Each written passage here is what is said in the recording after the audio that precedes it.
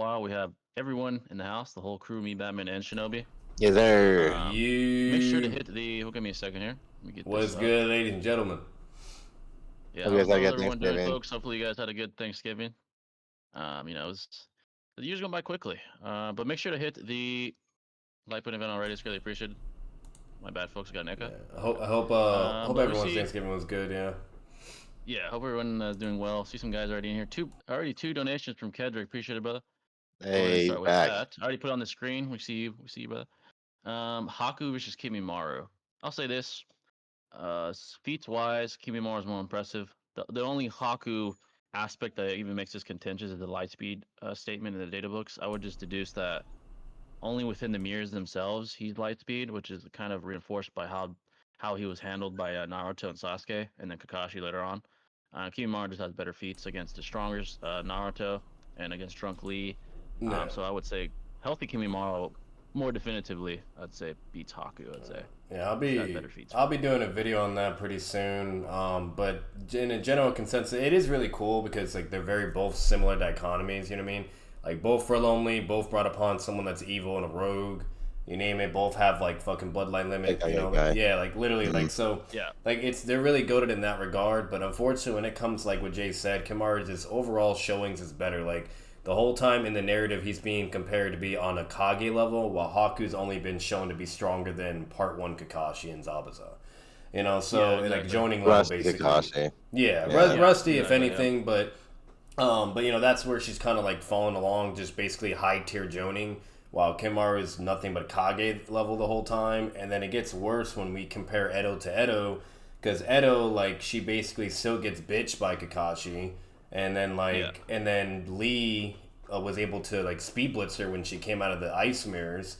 I'm sorry, but that's kind of sad. And then Sai was able to react and block her attacks, but he still gets bitched by her. But that's all we have for Haku in the war. And then in the fucking with Kimmaru, the motherfucker's fighting a Shadow Clone KCM. Like that's just way better overall, in my opinion. And we know the KCM when clones. he's healthy. Yeah, we know. Yeah, when he's healthy. Yeah, not sick. We know the KCM clones are at least Kage level because they're over here one-shotting the Mizukage, like, out of the 5 Kage, like the mummy dude.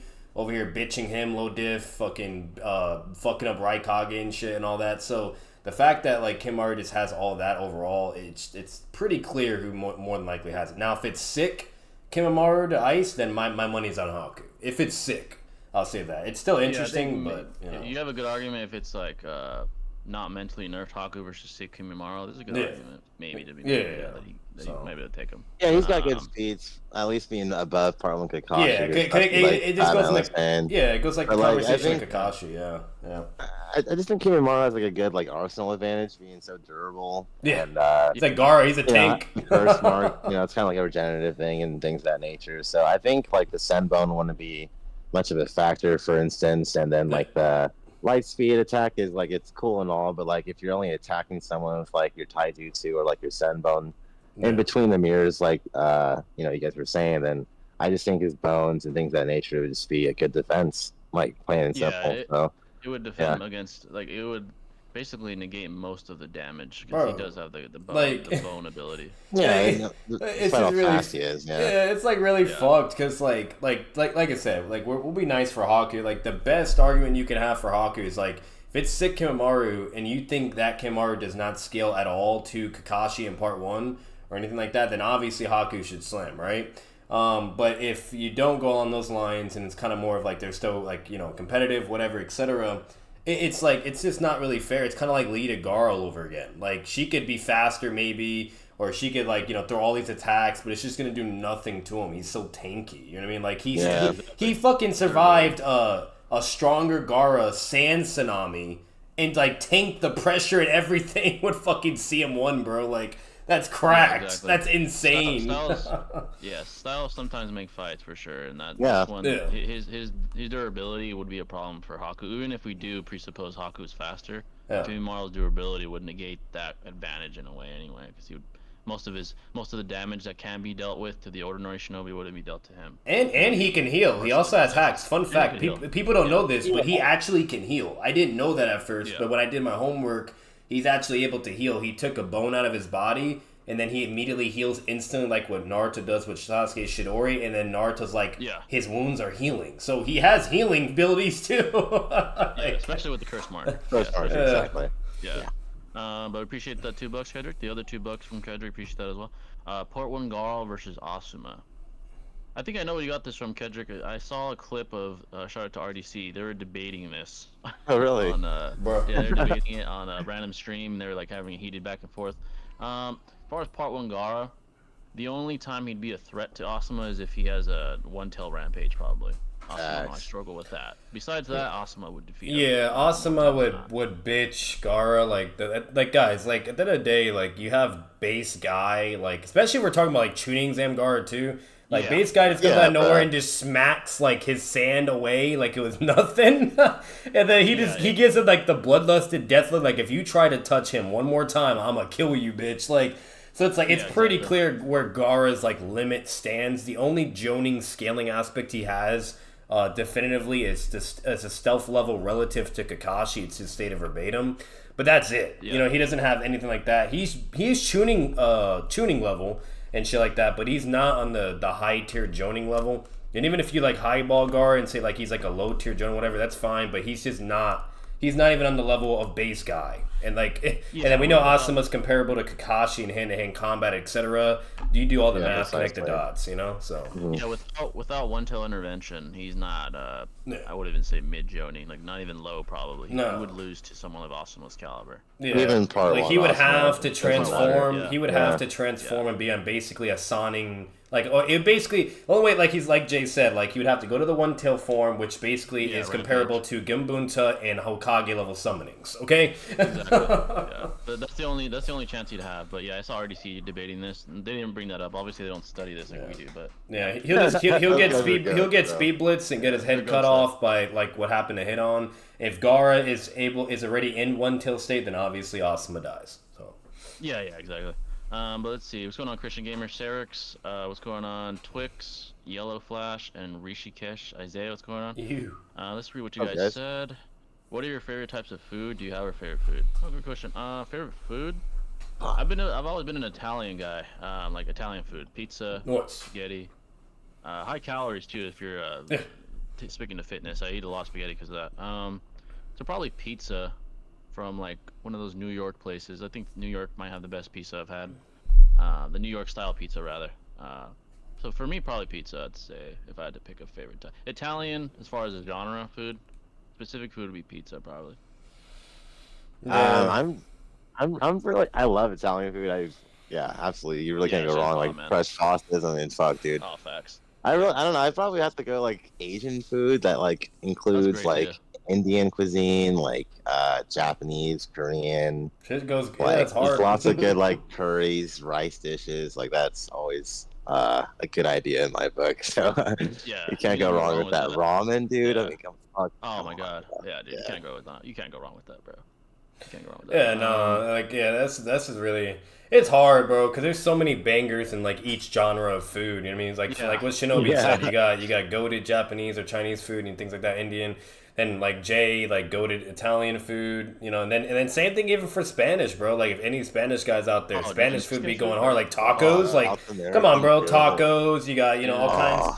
You got rice and beans, like so. No matter what, it's really really fucking hard. But if I had to choose, just coming from my childhood and how I was raised, whatever, it's a combination mixture between Italian and Spanish food. But if I was even forced to pick between those two, I'd probably say like it's really really hard because I like what's weird is like I eat more Italian food than Spanish, but at the same time, if I had to pick like out of everything, no matter what, I would probably still say Spanish. I love tacos and rice and beans. I love that shit. Yeah, exactly. So, me personally, growing up, I ate a lot of spaghetti. And then now, because I'm trying to get like fitness wise, I eat a lot of fucking spaghetti. Actually, a cheat hack that I learned from a fitness guy is use olive oil and put it on the spaghetti. Just a couple of tablespoons of olive oil is already like 100 plus calories, and if you use several tablespoons, then you're talking probably over 1,000 calories of a meal. God damn. So that's a cheat that I do. It actually doesn't taste that bad with the spaghetti.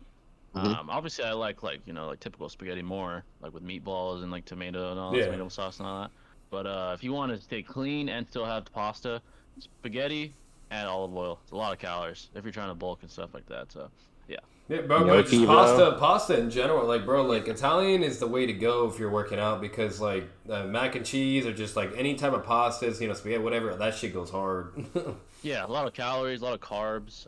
Just very Lots of carb. high, like yeah, Yeah. very densely, like dense amount of calories. So yeah, you can't go wrong with that. And mac and cheese, bro, like, Um, bro, who doesn't like mac and cheese? Like, oh damn, dude, like especially if it's should homemade.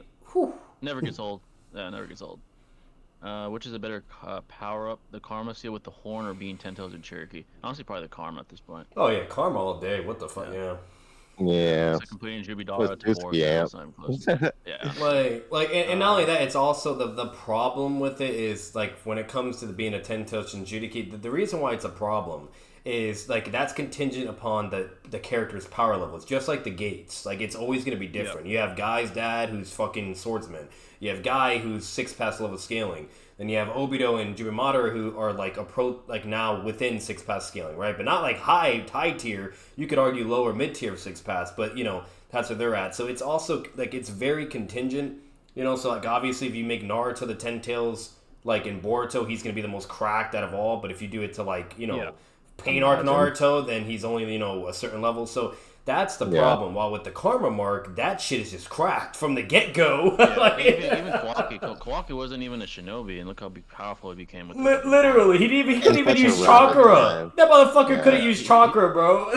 He was just a regular kid that got found by Jigen, and after his own father sold him for like however much money, which is pathetic. But yeah, he wasn't even a shinobi. He was just a kid that Jigen saw as the proper vessel, and now look how powerful he is. He's extremely Bro, when powerful. when they said verbatim that motherfucker was not using chakra the entire time and only using the karma and was fighting that outer guy or whatever, like Yeah, that was slammed him. insane. I was like, no fucking way. And he was fully fatigued when he was doing that too. Like extremely Exactly. fatigued. So Yeah, already at that point, that was him without even any shinobi training. Period. He was just yeah. already And that then strong. Konohamaru, who was like at full power, Boruto, Sadara, and Misaki, they were all there, and they couldn't even fuck with the heavily fatigued Kawaki with Karma Mark. Like they couldn't do Karma's shit. just a legitimate, observably, it's a legitimate, extremely significant amp. No matter who you are. Yeah, and that's the problem with the Karma Mark, because the reason why the source of power is from the alien itself. So like, no matter what, you immediately scale to them basically. Like when Boruto goes into his it's shit, insane. he's Momoshiki. When The it's only the only amp the only amp comparable would probably be Baryon mode. yeah, Honestly. facts. Yeah. Yeah. With the And current knowledge of the shit. we've also seen like the 10 tails be also the variate in powers as well. Like the exactly. one Obito had, for example, in comparison to one that like Yeah. Mater did or something. So it's like there's a lot of variables that can exist for the That's 10 why it's tails just not by good. itself as well. Yeah. Yeah, it's like not made equally for from case to case. That's Like, what bro, it seems imagine if you like, gave that shit to like kids soccer, bro. Like, bro, she'd probably be like Sonic God. tier. Yeah. With the current Damn. knowledge you have of the series, what do you think is the context of the flash forward of Boruto and Kawaki fighting on top of the Hokage faces in the first episode of Boruto? That's a good question. So currently, with the current knowledge, by the way, folks, feel free to ask about the new chapter. So it's been out for several days. Spoiler alert for those who haven't read it. But as far as that flashback, I do believe they're going to engage in battle. I do believe Kawaki has something up his sleeve as far as his abilities, and Boruto. Neither one of them have used the karma since the plot twist. Yeah. For you guys that are not aware, actually, scratch that. Boruto has. I believe Kawaki has against one of the Tento clones, but Boruto has not used the karma yet, and we already seen what he's capable of without the karma in base ragdoll code. That's extremely impressive, considering Ko with no limiters above Jigen, who whips Naruto and Sasuke. No by the way. Sage mode, no karma. Yeah. Stage mode, karma, fine regime. But as far as that, I do believe Konoha is going to be a casualty of war. I think the Tento clones will continue to come. I would even predict that these sentient Tento clones that we see in the new chapter are going to come to Konoha as well. And I do believe that the fight that will ensue there will destroy Konoha. And I believe Boruto and Kawaki will be the last people standing. And that's when we'll get to the flash forward point in the narrative where it's going to be a battle of ideologies. I call it clash of ideologies. Kawaki trying to eliminate the Otsutsuki his own way, while Boruto's defending his father's honor and Sasuke's honor with the shinobi way of old. I do believe that's probably what's going to happen, most likely. Yeah, you basically got Code's bitch ass, Boruto being the shinobi, and then Kawaki being Kawaki. Exactly. Just stubborn. Kedrick again. Appreciate it, Kedrick. $2 from Kedrick that deserves one of these. Where we at? Here we are. Appreciate that, brother. Kishimoto versus Toriyama. Oh, that's a great question. As far as an Yeah. author, huh? That's a tough question. I think they're better depending on the aspect. They're better in certain aspects of it being an author. I think Kishimoto's better at writing emotionally appealing Yeah, story wise, narratives. Yeah, yeah. Toriyama's probably Undoubtedly. better. He's With better the at action, illustrating yeah, conflict. Yeah, action, I think he's better. conflict, and I would even you could even argue it's like very contentious with like the character development because let's be real, Goku and Vegeta Yeah, and all of them, character they all development. have like goated character Yeah, zation. like overall, the Naruto verse is better well written as far as character development. But Toriyama, Facts. with the characters he does emphasize, they're up there with the best of Naruto, like Exactly. Vegeta, Yeah. You Goku. could argue Yeah, Kishimoto got a lot of influence from Toriyama in the first place, yeah. so You can even to argue begin with. that yeah, exactly. You can even argue he got influence from Toriyama himself, implying that he is in some aspects a superior writer. So Kishimoto is the better emotionally appealing author. I would say Toriyama is the better aesthetically pleasing author as far as making conflict. That's what I would say. It depends on the Yeah. aspect we're discussing. Yeah, they're Both both goats. yeah, Yeah. both goats. Great, one of the great, but they're both some of the greatest authors we've ever seen. So, Evil Sasuke has my favorite villain design in Boruto. Oh yeah, so feel free to ask about that, folks. I discussed that in my review if you haven't seen it, but I'll answer it here too now that that video is out. If you guys want to ask me here. Facts. Part one Guardian swapping hands with an Akatsuki member. Facts. Like Asuma did. Yep. What's going Yeah. on, Rishikesh? The two best characters are on the thumbnail today. Yep, I had to get out, the OGs, man. Naruto and Sasuke are on the Yeah. thumbnail today. Let's be real though, Kasame was the only one that was a Joning level though, like at fucking during the Akatsuki at that Part time. Yeah. Yeah. Yeah. No, like if he went into like his fused state, maybe he would then be like way above even Kakashi and Asuma. But like in just base with the sword, like come on, like that's pretty bad if you're scrapping with only Asuma. You know what I mean? Like Yeah, exactly. I think It seems Kakashi there was a too. retcon. Yeah, it seems like there was a retcon. Bro, it's insane to think about how strong current base Boruto is and how strong he still can be. Dude, he hasn't even used karma yet, man. He hasn't done nothing yet. He Or only is used one. Dogon? When's Yeah, he that hasn't gonna used come? nothing. Yeah, Yeah. exactly. Like, imagine how powerful it'll become once he actually takes the gloves off. But yeah, like He- imagine he's going full. Like imagine he does the Jogan, Karma, Sage Mode all together. Like what do you do? Yeah. he ragdolled someone stronger than Jigen. That's in base, which is fucking crazy. That's insane. So he's going to be quite the threat, man. He's one of the strongest in the verse. The only guys I have above him probably Damon and Ida themselves, and obviously Shibai. The only guys I have But above let's him be in the real. verse. What do you Naruto. expect? What do you Yeah. expect Barely when Naruto, you have probably. And Minato as probably the main Ishiki. character now? You know what I Yeah. mean? You got Minato as the main Yeah. character now, basically when it's Boruto. Literally. So what do you Yeah, Flying expect? Raijin, I really enjoyed the Flying Raijin. It's kind of paying homage to Minato and Yep. the legendary lore that he has. I really enjoyed that. And I'm I all up really for that enjoyed shit, bro. Because now it's like that. Like the moment he got Flying Raijin, like you could argue Minato like before too, but now that he has that, like it's you basically got Minato as the main character now, and it's just so cool. Yeah, I don't exactly. know. Question from Kedrick. Appreciate about it. Oh shit. Appreciate I'm the a little donation, conflicted brother. on Boruto getting Flying Rising, to be honest. I felt like Yeah. Yeah, that I was kind of said the same. Minato's thing, you know what I mean? Like, and I guess Tobirama, of course. Like, when you think Minato, it's like Flying Rising off rip, you know? I kind of I Exactly. appreciated that Naruto didn't get that. He had his own identity with Kurama, things of that nature. So it's like, I just hope it's like not like a widely used tool in Boruto's arsenal per se. Like, it's cool that he has it, but I don't know. I felt like I feel like Boruto mainly did that just in case if he needs to do like interdimensional travel, travel. or if Yeah, he just yeah. needs like an instantaneous, But he has the or just karma, to deal with though. things. Yeah, he does have karma. That is Yeah. true, which normally allows him to do that too. But he's probably going along the lines to where, like, I think where it's like what it's more than likely going to do. Maybe I could be wrong, but like as a foreshadow is. He wants to go along the lines where he doesn't have to use karma and just to use his own power, and to where he doesn't want to Yeah. rely on karma. It's kind of like the similar dichotomy between Naruto with the Nine Tails at first.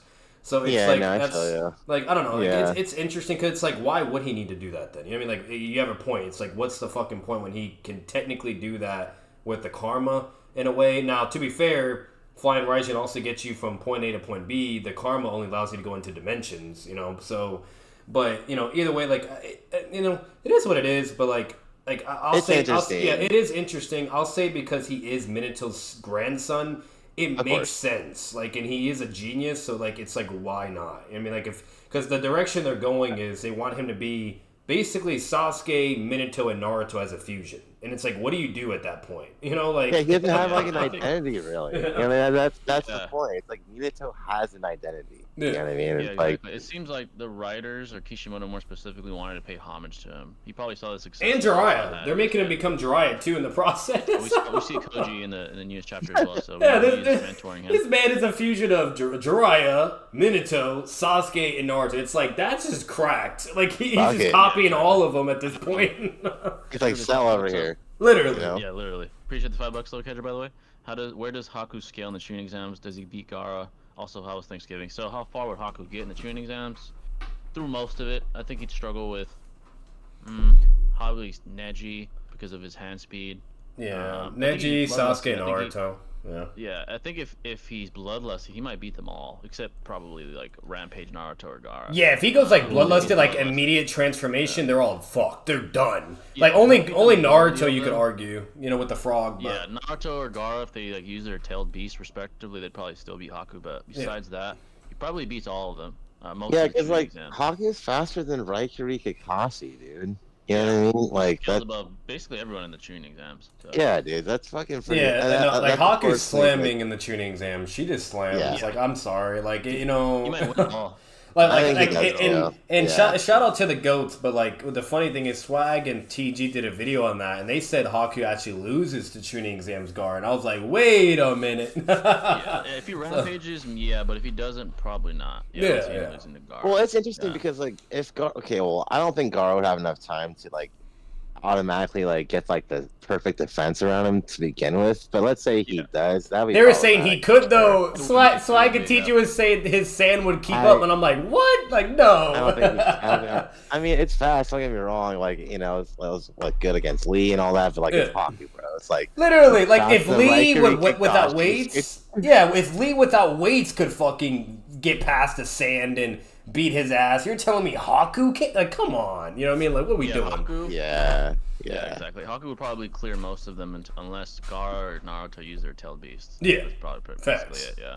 Facts. How was Thanksgiving? Thanksgiving was good. I was actually grinding on Thanksgiving for most of the day, a script for video, but it was good. Turkey. Watched some NFL. NFL Thanksgiving.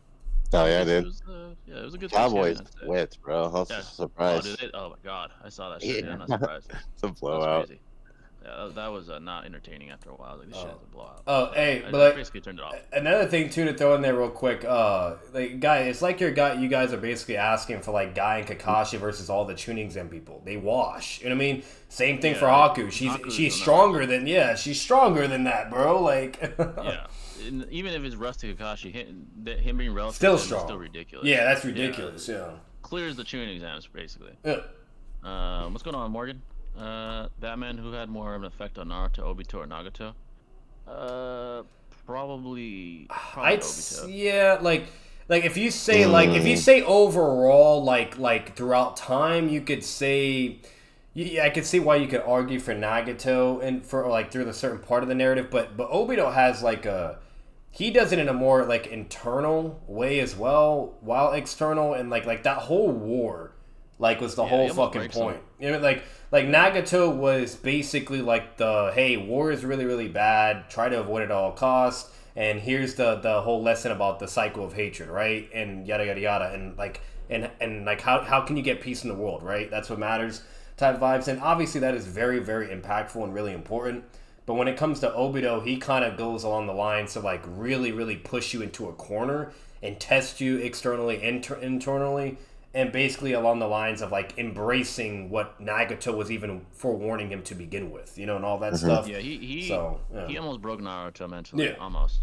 No, Hinata had to slap his ass. Yeah, literally. I think he was trying to prove himself right and trying to prove Naruto's ideology wrong because his ideology paralleled Obito's former ideology before Madara's manipulation. And he would have seceded The reason why he too. wanted to If he break didn't have his friends, he would have seceded. I'm just being honest. Yeah, Like Naruto probably. was finally breaking after Neji died, and what's it called? And like he was he was done. Like I've never seen Naruto that like defeated. Oh, yeah, dude. Because we saw Pain defeat him in a way where but he was still talking his shit, right? He was still talking in a way and like saying, fuck you, I'm going to kill you, whatever, blah, blah. You know what I mean? But then he was quiet when Pain said, what's your answer? And he's like, I don't have an answer. And even for that moment, it was like, damn, like we've never seen Naruto just be fucking quiet, right?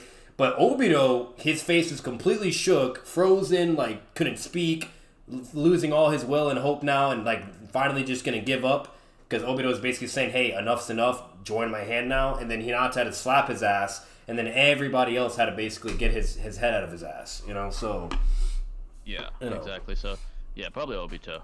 Two bucks from Kendrick again, appreciate it, brother.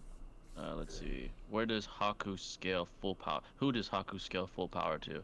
I would say at his best, he would give probably someone of Asuma's caliber a run for his money, possibly defeat him. Kakashi and Guy, maybe in base, he'd give him a run for their money. I think once they get serious, like Guy with Gates or Kakashi with a Shrine, they'd probably beat him. Yeah, that's when he was. Kabuto would be interesting too. Kabuto would be an interesting fight. Yeah, that's another one. That would be an interesting battle as well, with him being stated to be. Like Haku probably loses to like Prime Kakashi, obviously Guy with the Gates. Guy, like if you're comparing like Guy, so like, cause like the problem is like with Haku is like we have statements where he's stronger than Part 1 Rusty Kakashi, but that's it, right? And you know that's all we really have. So it's like sure, maybe he, she probably clears Rusty Kakashi. But when it comes to like Guy, like even Guy in base, like he was way faster than Rusty Kakashi. It was blatantly stated and shown. So it's like, it's gonna get really, really hard for her to go up against Gates Guy. Even base Guy would probably be more challenging.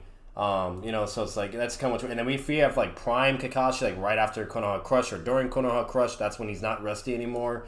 He's probably beating her up too because of Shidori and whatnot and the Sharingan. So no matter what, like she's strong. Yeah. She can be competitive, but she can't beat them at their full.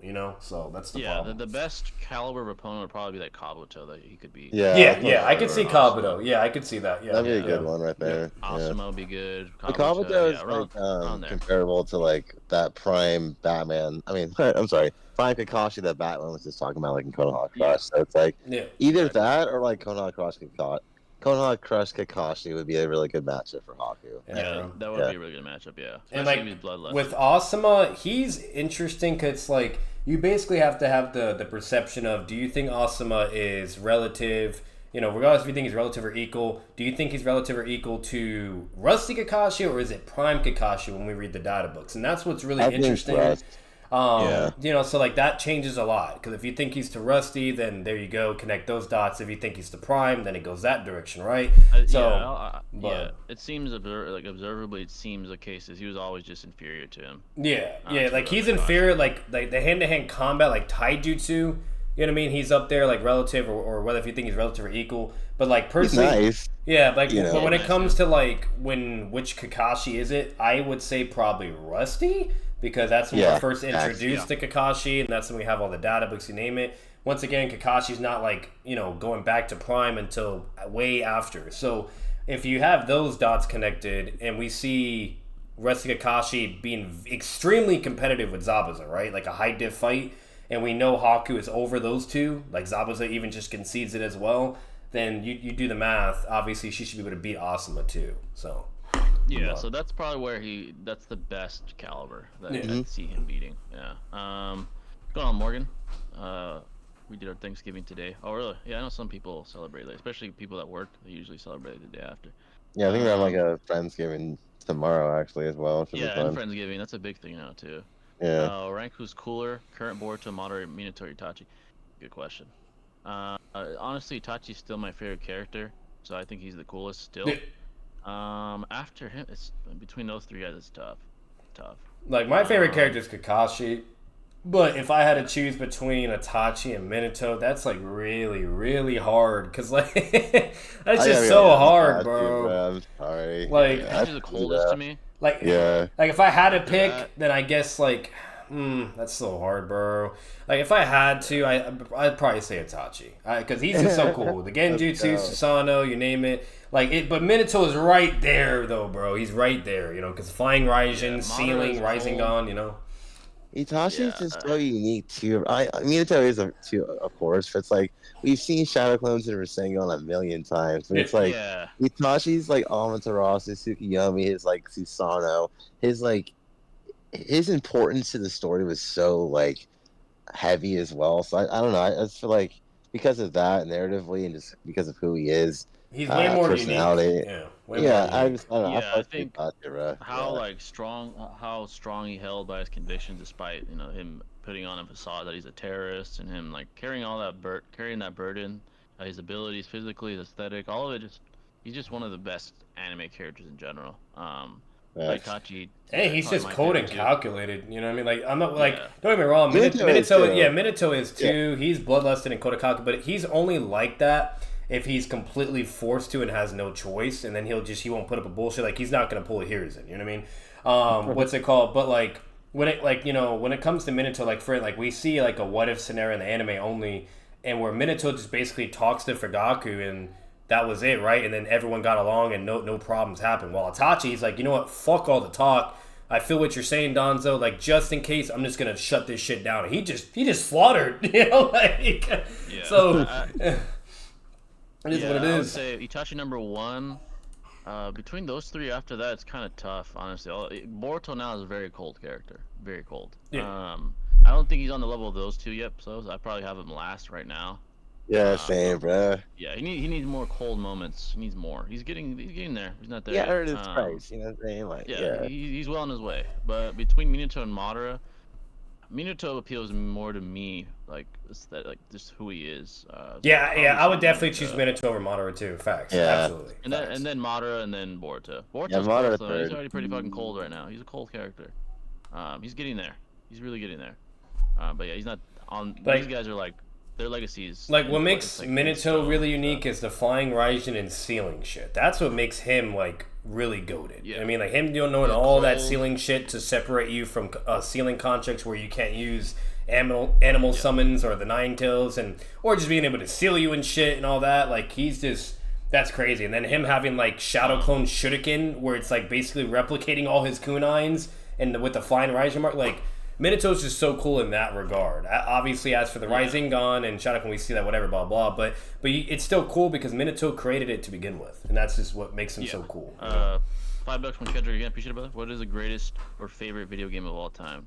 So the greatest video game of all time. Say Spider-Man or Good Batman, question, to be man. honest. Yeah. Yeah, But it's still hard because like. It's still hard because there's so many. You got like the PS5 exclusives and fours. Yeah, like bro, you got like The Last of Us. You got the fucking Uncharted series. Yeah, you got all kinds of shit, bro. My favorite, it's tough, man. That's a tough all question. time, dog. You serious? Yeah. That's hard. That's really hard, yeah. Greatest of all time. Like as far like removing my bias, it might be like GTA San Andreas just because of how revolutionary it was for its time. I feel Maybe that. one of those, or Batman Arkham City revolutionized superhero games. Yeah, she was just peak. Yeah, as far as my all-time favorite for me, damn, that's a tough question. There's several up there. Spider-Man Like for 2, me, it's Batman between Arkham City. Spider-Man, Batman Arkham, or it's between Commando Star Wars game where you're basically a Spartan but in Star Wars. Hulk Ultimate Destruction, which is also on the Xbox. Then you have the fucking PlayStation games like The Last of Us. Like it's like all those goated, great, incredible. Like even Resident Evil, like all that shit it's up there. But if I had to choose out of every single fucking one, then I'd probably say Batman. Like that's just me. Like the Batman Arkham game, I could like literally, if every game went to shit and I still had Batman, I could play that forever and ever. So. Yeah, I think I would say Star Wars Battlefront 2, not the new one, but the one on PS2. That was an amazing game for its time. If I was a kid, I would probably say like I spent so many hours playing the Pokemon games, dude. It was fucking ridiculous. Oh, yeah. Those are like, good too. yeah, Yeah. Pretty, like Emerald and revolutionary. those were fucking sick back in the day. And then like GTA and like COD were like yeah, you can't go wrong with GTA, man. COD 2. Yeah. I think I these are, spent the most hours on those kind of games. Like for sure. I'll Yeah. alter the question though, because like in like overall, like that's just really really hard, and you just got to pick one. But what about a game that you could like a game that you could be able to play all the time of how much like that's how much you loved it. Like Probably- then that should reduce your selection now. Yeah, probably could play over and over. Probably G. or just to GTA kill 5. time, you know. So Yeah, GTA 5. I mean, you can play that forever, but Yeah, it's facts. Nah, I don't know, man. That's a hard one. 'Cause I really like shit like fucking Skyrim or like Witcher 3. Those games are fucking amazing. oh yes, too, they're yeah. so Yeah, those are goated. great Yeah, I games. forgot about those. Yeah. Yeah, Yeah, dude, So those good. games are That's a good good. question though. Too Yeah. much from Kendrick again. Appreciate it. Joker versus Green Goblin in a fight and as characters. Joker, Well, yeah. if we're using their like mainstream iterations, Green Goblin has more of an arsenal. Joker is just, I think Joker would outsmart him, break Yeah. him. But obviously one on one without any prep time, the Green Goblin would blow him up probably. Yeah, he's like superior in strength as well. So. Yeah, and he has like relativity to Spidey, in most iterations at least. Yeah. Joker, he's an okay hand-to-hand combatant, but he's nowhere near the level of Spider-Man. No, yeah, it's displayed over and over that Joker, like he's not like that with hand-to-hand combat. Like he's decent, but his main weapon is his insanity and intelligence. That's what makes him. If it was prep time, Joker. Yeah, Joker. Yeah, Green like- Goblin has like bipolar disorder. He has Norman trying to fight off the basically the super serum, and you have Green Goblin trying to overtake his convictions. He has like this mental struggle. Joker would, if he knows anything about Green Goblin with prep time, he's going to exploit that. He'll probably have like fucking images of his son, like this weird shit to break him, and he'd beat him that way. Yeah. One-on-one, though, Green Joker, Goblin- yeah. he beat his strongest opponent. I think it was like his alcoholism or something. Yeah. Yeah, like bro, Joker- like if it was written, I could definitely see Joker coming on top, like as a story, and that's just due to prep time and intellect, whatever, and blah blah. He's basically evil Batman, but Yeah, you know, now, but if it's just them thrown in a room, like, all right, go at it. Obviously, Green Goblin, you know. Green Goblin would pummel him. Yeah, the only Joker that's shown to like be ridiculous is the Batman Who Laughs. He would fuck up Green Goblin hand to hand too. He would just fuck his ass up. Oh yeah, that he was was not stomped at that fair. point. He was like enhanced. Sage Kabuto versus the 5 Kage. Sage Kabuto. Stage Kabuto. Yeah. Yeah. Speed scaling is above all 5 of them, even the Ray Kage. His abilities could blind them at that point. They're all fucked. There's all kinds of things you could do. Yeah. I mean, the best shit, chance. Alexa with $50. Oh shit, bro! What a question. Holy Like- shit. Hey, yeah, are you Hey. single? No comment. No comment. Oh shit. Y'all are hella funny, bro. I gotta protect that information. No comment. Hey, like at the end of the day, confidential? like even and the problem is like even if you argue like the Raikage, Suzukage amp shit, like even if Kabuto gets like fucking tagged, he has healing regen. That's the fucking problem. Like the motherfucker's exactly. cracked. Even if you do tag him. Yeah. He can just You almost liquefy if you need- tag him. Yeah, bro. he can liquefy. So he gets his arsenal. He has the obviously the Sage ability. Sensory where you could dodge an arrow point blank. Genjutsu. Yeah. Genjutsu. Yeah, he's fucking broken, dude. But definitely deserve one of these, Alexa. Appreciate the $50. That's, yeah, that's a W right there. Question I can't answer. You know, it's confidential. So confidential and Hey, yo. no comment. Sorry about that. That's hella funny, bro. Yeah, that's Batman. Who's more compelling to you, Itachi or Madara? Itachi Me? all day, every Itachi. day. Yeah. Yeah. All day. Yeah, Like like- Madara, don't be wrong, he has his moments, but Itachi, he just hits different in many, many aspects. Yeah, he has more appeal. Like Yeah. overall, I'd say long-term appeal. Yeah. he has Shadow more- Kage, sacrifice, love for your family and brother. You know what I mean? Like he's a goat in so many regards, dude. And very, Yeah, and, if it and was also like the Itachi lesser and evil Sakura- type, you know, vibes. Yeah. Itachi and Sakura. Yeah. That'd be Yeah. a closer one for sure. Yeah, Yeah. exactly. Yeah. Pain versus 5 Kage Summit Sasuke. Pain. Hey. Power Pain. Yeah, Pain Yeah. will slime his ass. Let's see. Whose That's just ideology do you disrespectful to would Pain. Damn. That's not even a. Not, like Naruto. Like the craziest thing is, I know Even there's sick like Pain, Naruto bro. content creators that actually do believe 5 Kage Summon Sasuke slams Pain, which is insane. But it's just crazy when people even bring that up. 'Cause it's like, bro, like, damn. Yeah, Pain would slam him. Even full power for sure. Yeah. Shinra Tensei goes I through the think fucking Sasano and bitches him. Yeah, he gets bitched up. He's gonna get slapped up by that. I think Kabuto wins too. Yeah, I agree. Yeah. Oh, for sure. Let's see. What are y'all favorite TV shows? Not counting anime. Mine would have to be Breaking Bad. That's a great one. Sons of Anarchy. I need to watch that actually. And I just finished Yeah, one. SOA. Those last 3 seasons were wild. SOA. Sons of Anarchy. I think that's what. Oh, okay. Okay. Top 3. Breaking Bad's up there, bro. I'm sorry. It's one of the greatest shows I've ever seen in my life. It's that No good. doubt. I'm not even glazing. It's that good. So Breaking Bad. Let's see. What else? I really enjoyed Narcos a lot, man. That shit was really fucking good. Oh, dude, that shit was good. I'm not gonna lie. Narcos is pretty fucking good, especially the first one with Escobar. Escobar, yeah. Yeah, that shit was fire. So many good shows out there, to be honest. Absolutely, right now, I bro. might, due to recency bias, I might put the boys up there, but that's only because recency bias. Same, yeah, recency That shit's bias. Yeah, the fucking fire, boys. Yeah, shit is fucking fire. And probably Narcos. I'm trying to think of a really, really good show I've seen though, besides Narcos. Recently. Ozark was good that I saw recently too.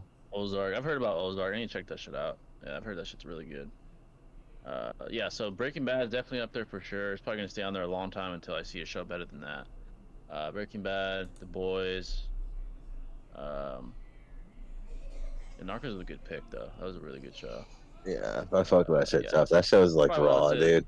dude. That shit is raw. Like Escobar, you see the shit that like the power he had in fucking Colombia is insane. I'm not gonna lie. It's like he almost became a political figure. That's how powerful he became. Like, Yeah, that insane. shit was lit. The Chapo one was really good too in Mexico. Yeah, I don't know if you Well, guys ever that saw was the pretty good. 100 show, but that was pretty cool. I've seen the I've seen some 100. of it. Yeah, Yeah. Yeah, absolutely. It was good pretty at first, but like I think the ending Then it was kind starts of like like to die cool, off, yeah. Yeah. Same here. Like I didn't even finish it because yeah, it started to die off. So I just. 3%. If you guys have seen that on Netflix, that's a pretty damn good show. Oh, too. my bad. yeah. Fucking Last of Us. I love that show. That shit was heat. Oh yeah, that's just. Oh yeah, for It sure. was good. Like, Yeah. like, Like, and the and game I, was like better, it wasn't a but the copy game and was fire. paste either. Like the story Yeah, it wasn't in copy a and paste. sense, but like it was different. It was actually way more realistic than the game. The Yeah. game, he's like a god, but in the show, he's just a normal guy. You know what I mean? Like, and the same applies. A lot of realism. I really like The and, Walking yeah, Dead. and the zombies were just Oh, cracked Walking in that Dead's shit. good, yeah. The zombies were Yeah. cracked in that, bro. Fucking clickers, yeah, bro. Fuck. Like fucking. Or the big one, like that, like the super fucking soldier bullets. big one. Yeah, he would. Yeah, that guy tanked fucking machine bullet. That fucking thing tanked machine bullets, like machine gun bullets, bro. Just bounce it off like he's the Hulk. You're a juggernaut, dude. He's Jeez. fucking like literally like Juggernaut, man. I'm fucking caught. I don't know. Like when I saw the Last of Us show, I was very, very impressed. It was way different than I thought it was gonna be. Way more realistic too, and it just shows how fucking at the end of the day they made the humans balanced and real, while the zombies are fucking cracked. You have hordes, and then you have for sure. fucking like a super soldier, big ass tank that can't die. Literally, like in the fucking game, when you're Joel in the game, you're fucking god. You're Oh like yeah, you slamming slamming all of them. Yeah, you're slamming the hordes, you're That's slamming the kinda big cool. boys. Yeah. In The Walking Dead, they're all Yeah. the same. It's just fucking generic as zombies. You know? Yeah, So, generic, slow ass. Walking Dead was That's because another the thing story I and the saw. characters. That's what made I it like go. Speaking of Yeah. RDC, Yeah, that's a good Yes. story, definitely. yeah. Speaking of RDC, a good conversation they had is what zombies would they rather live with? I think it was like either the I Am Legend zombies, Walking World Dead War all Z day. zombies, Walking Dead. Walking Dead zombies, and then I think they said fucking it was Walking Dead, World War Z, I Am Legend, and The Last of Us. I'd probably say The Walking Dead. Yeah, there's Walking Dude, yeah, that's Walking not Dead. Yeah, The no, Last of yeah. Us. Are The you Last of kidding? Us, you're No. fucking fuck done. no. Yeah, you're done. Yeah, no. No, I'm good. You're fucked, bro. Like, and Dude, I then Am Legend, dude, those things are fucking cracked. yeah. Fuck no. Dude, they have dogs. They have fucking like Bro. they train their dogs to be. Yeah, zombies. they're smart as fuck. They literally have Yeah. superhuman strength where they can break through plexiglass, okay? Fuck no. Like, fold cars instantaneous, super fucking fast. Like, fuck that. They're actually like sentient almost. Like the main dude, the main zombie at the end was Yeah. like, pissed at fucking Will Smith. Yeah. That's great. Fuck that dude. Yeah, no, He's like He's in the like- books, they're vampires, but in the movie, Yeah, they're they're zombies. vampires. They're this Yeah. enhanced zombies. So it's like, at the end of the day, like, like, if you want to survive, Walking Dead all day, every day. Well, Yeah, bro. Walking Dead is by far the easiest. Like, by I think far. the worst Which thing you have is to pretty worry about is them climbing. Walking Dead. Yeah, that's the thing. 'Cause I they think start that's pretty climbing much shit it. like that. Yeah. Exactly.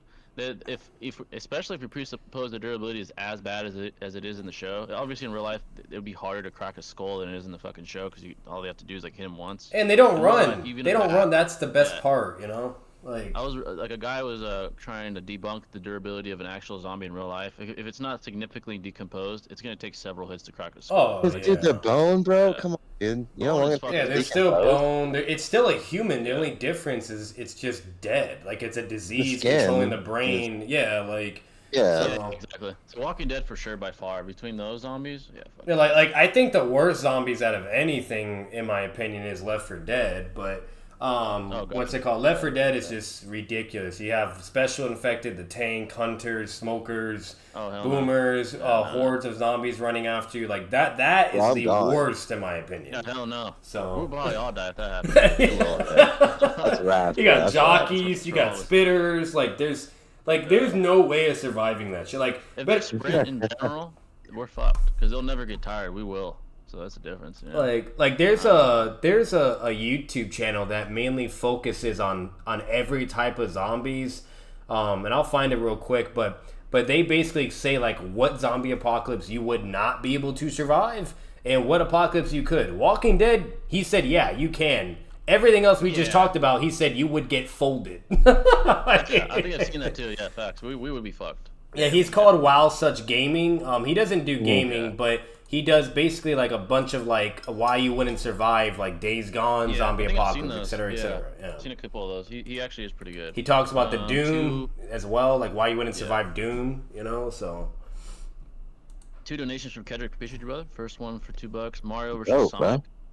I think it depends on the iteration, obviously. I think Mario, even mainstream-wise, is more cracked than Sonic. I think the most cracked versions of Sonic probably would be Mario. I'm not too familiar, but I know Mario in general usually scales higher with the feats that he accomplishes, which involves like more magic and stuff like that. Probably Mario, in most cases, I'd say.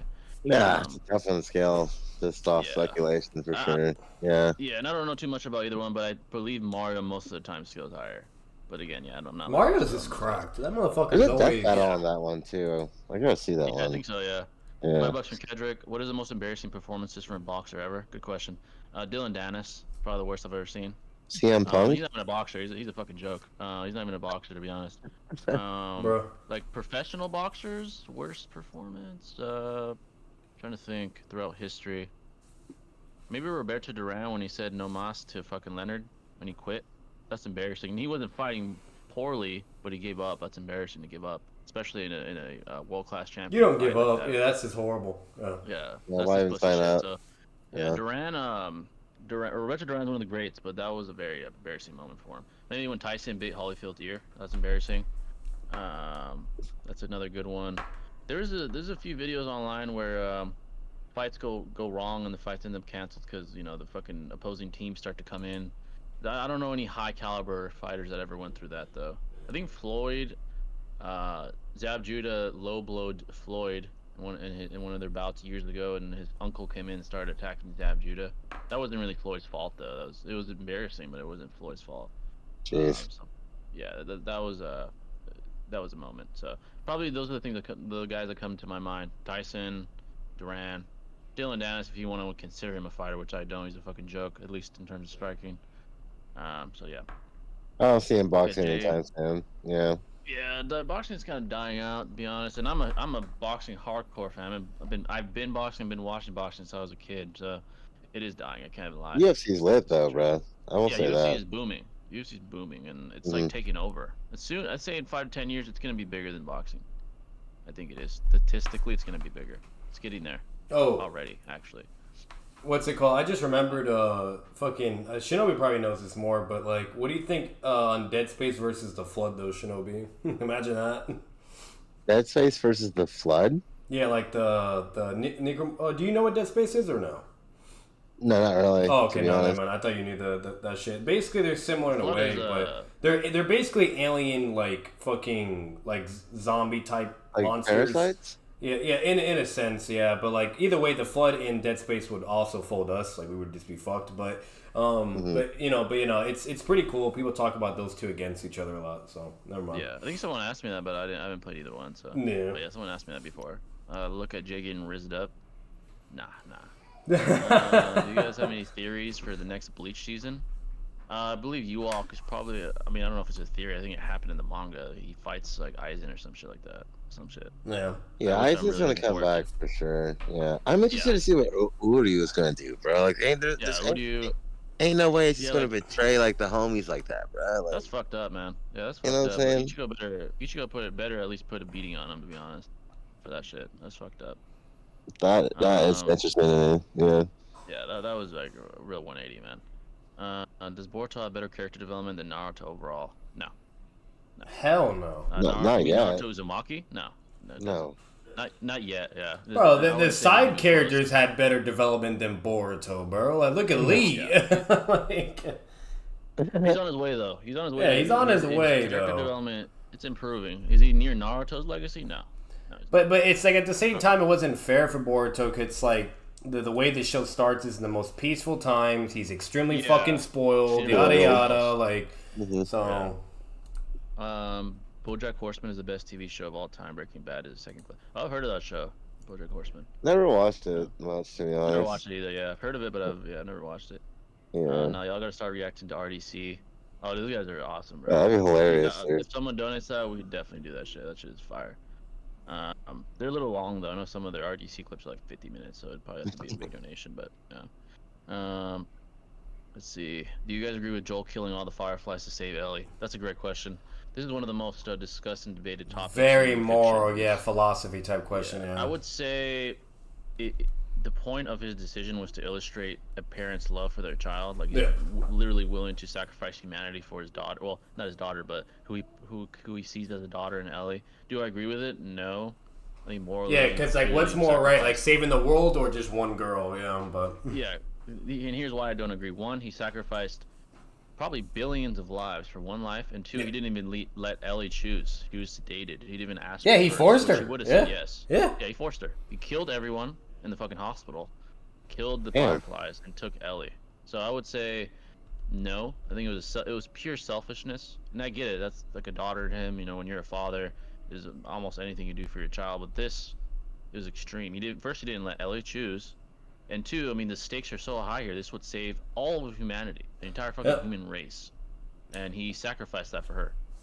But it is interesting, Jay, though, because it does show the incredible mystery like aspect of humanity, of how far we will go for how much we can love. You know what I mean? To where even if like if the whole world would go extinct or still remain as an apocalyptic, shithole, that's how far he's willing to go and how much he loved her. Yeah, That's just crazy. Yeah. That's fucking crazy. What's ironic is he's only sending her back to the fucking hell environment that they're in. True, exactly. Apocalypse over here. Yeah. He's like, oh, I saved you, but guess what? We're back in apocalypse. Let's be real. If that was Itachi, when Itachi's been in how many of those similar type of situations, he's choosing the world over one person all day, every day. Come on. Unless if it was Sasuke, I could see Itachi pulling a Joel, though. I could see that, maybe. Yeah, Probably. If it's young Itachi. Yeah. Like a young Itachi. Like, for example, if Danzo had him, like, to do something to save, he might. No, yeah, Itachi, he would save the whole world, and because that's just how he was the whole time. Like when the boat analogy, then the Chia incident, you name it. So yeah, but no. Yeah, $2 from Kendrick again. Appreciate it, bud. Appreciate all the donations. By the way, brother, killing it today. Let me put it on the screen real quick. Give me a second, folks. Yeah, but no, that's a very interesting question though, because I've actually talked to a lot of people about it. So like the majority will say save the world, but you'd be very surprised. There's a good amount of percentage of people saying I would have done the same thing. So. Especially fathers. I bet you if you ask a father with a daughter, they're probably gonna say I'll save her instead. Yeah.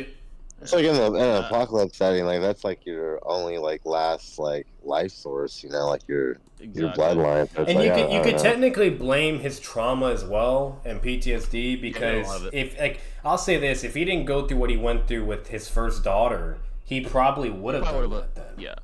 Especially if he still had his daughter, he probably would have. Yeah. Kendrick with $2, full power Itachi versus half a Kurama. So half a Kurama, we have to specify what we mean by that. If we mean like KCM Naruto full potential with Kurama, half of it, then Naruto, because then we're talking like KCM 2 stage mode Naruto. But if it's just Kurama himself, half of him, Itachi could just get Itachi. Yeah, for sure. So it depends what we mean specifically. If it's just Kurama himself, all he has to do is what Madara did or what Obito did, and that's pretty much it. Thanks. Yeah. So yeah, it depends what you mean. Let's see. Dead Space mentioned. Yeah, I've heard of that game before. Dead Space. Yeah, same here. Yeah. Pain versus Mayorga from JJK. Good question. Good question. So, I think Pain would speed blitz Mayorga before he could even adapt. I think that's what would happen. Speed blitz him and probably eliminate him. Or Chubaku Tensei. To get rid of the curse of the tool, whatever you want to call him, before he could even do anything. He's way faster. Yeah, he's That's like probably light what would speed. He's happen. like a light timer. Yeah, so. Yeah, exactly. Which is unheard of even currently in JJK, at least to my knowledge. And I've been keeping up with it, so light Yeah. speed is like just not even in reach for most people. Mach 3 is fucking impressive to most of the verse, let alone light speed. Yeah, exactly, bro. Yeah. Just exponentially more. Yeah. Exactly. The OST that played during Obito's death is the best OST in Naruto. It's a really good. In general, Naruto has great OSTs. Some of the best in anime history. Oh, absolutely. Yeah. Imagine Stormfront and Kanye in a room together. Oh my god. Stormfront was just weird, and the boys. She was a weird character. She was a powerful character though. But yeah, I see what you mean now that I've watched it. That would be crazy. Who was more sadistic and brutal towards Vegeta, Frieza, or Cell? Frieza. Frieza hated Saiyans in general, still does. Cell just wanted to test himself more than Yeah, anything. Frieza just had a fear of the lore initially, and then when it became a reality, he just like fucking hated life. You know what I mean? Exactly. Like, Yeah, he had he like made malicious intent. Yeah. he made his own nightmare manifest in front of him by doing what he did. It's kind of ironic, Literally, he but basically it's ironic. Yeah, exactly. It's ironic because he did create what he was avoiding, like the myths that he would hear about the Super Saiyan. He ended up creating that monster because of what his actions. It hmm was counterproductive of what he did, and he paid the price for it. You know, Goku whipped his ass on Namek and like destroyed half his body. He had to come back as Mecha Frieza. So Like, it imagine is kind of ironic. being the like at fault for creating the most strongest protagonist from that point. Yeah, it's hilarious. It is true because it's ironic that he was trying to avoid that at all costs and he ended up fucking causing it. So. exactly, bro. Yeah. Motherfucker got played. Yeah, facts, literally. Which of the season of The Boys was the best in your opinion? That's a good question. I honestly probably the last one. I really enjoyed the newest one, season 3, because Yeah, of all definitely the fighting, last, which is so unique, and like, because normally it's always the first season's always the GOAT, right? And then it kind of gets like worse and worse or whatever, or kind of mid at least, you know? Nah, like, bro, it just got better and better, and then the third was definitely by far the best, yeah. Yeah, Soldier Boy is my favorite character, by the way.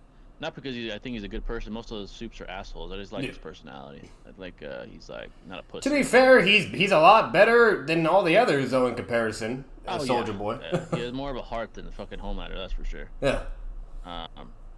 Let's see. People got to stop trying to wank Soldier Boy. He's not Homelander level. Yeah, it's even stated that he's not. Yeah, it's stated that he's that Homelander surpassed him. He could fly. Soldier Boy can't. Yeah, now Soldier Boy's relative, but he's not equal or stronger. Yeah. Yeah, Homelander 1-on-1, he would beat him most likely. Yeah. Which is annoying. We would hate to say that too, but yeah, it is stated Homelander is like the epitome of soups. Homelander, a better fight is Soldier Boy versus Maeve. I think 1-on-1, a Soldier Boy would kill Maeve, but that is a better fight. I see what you're saying. Maeve did very well at the end of season 3 against Homelander. Even against Homelander, she did okay. And to be fair, Homelander was holding back. Like, he wasn't trying to kill her. He was just putting up with her shit. And Homelander doesn't train. Maeve was training for months. Apparently, she said she was training to fight Homelander, and Homelander doesn't even train. But Soldier Boy would win against Maeve, though. Like, he's not going to be holding back. He's not going to be putting up. Like, if he can go blow for blow with a bloodlusted Homelander, right? Come on, bro. Oh, jeez.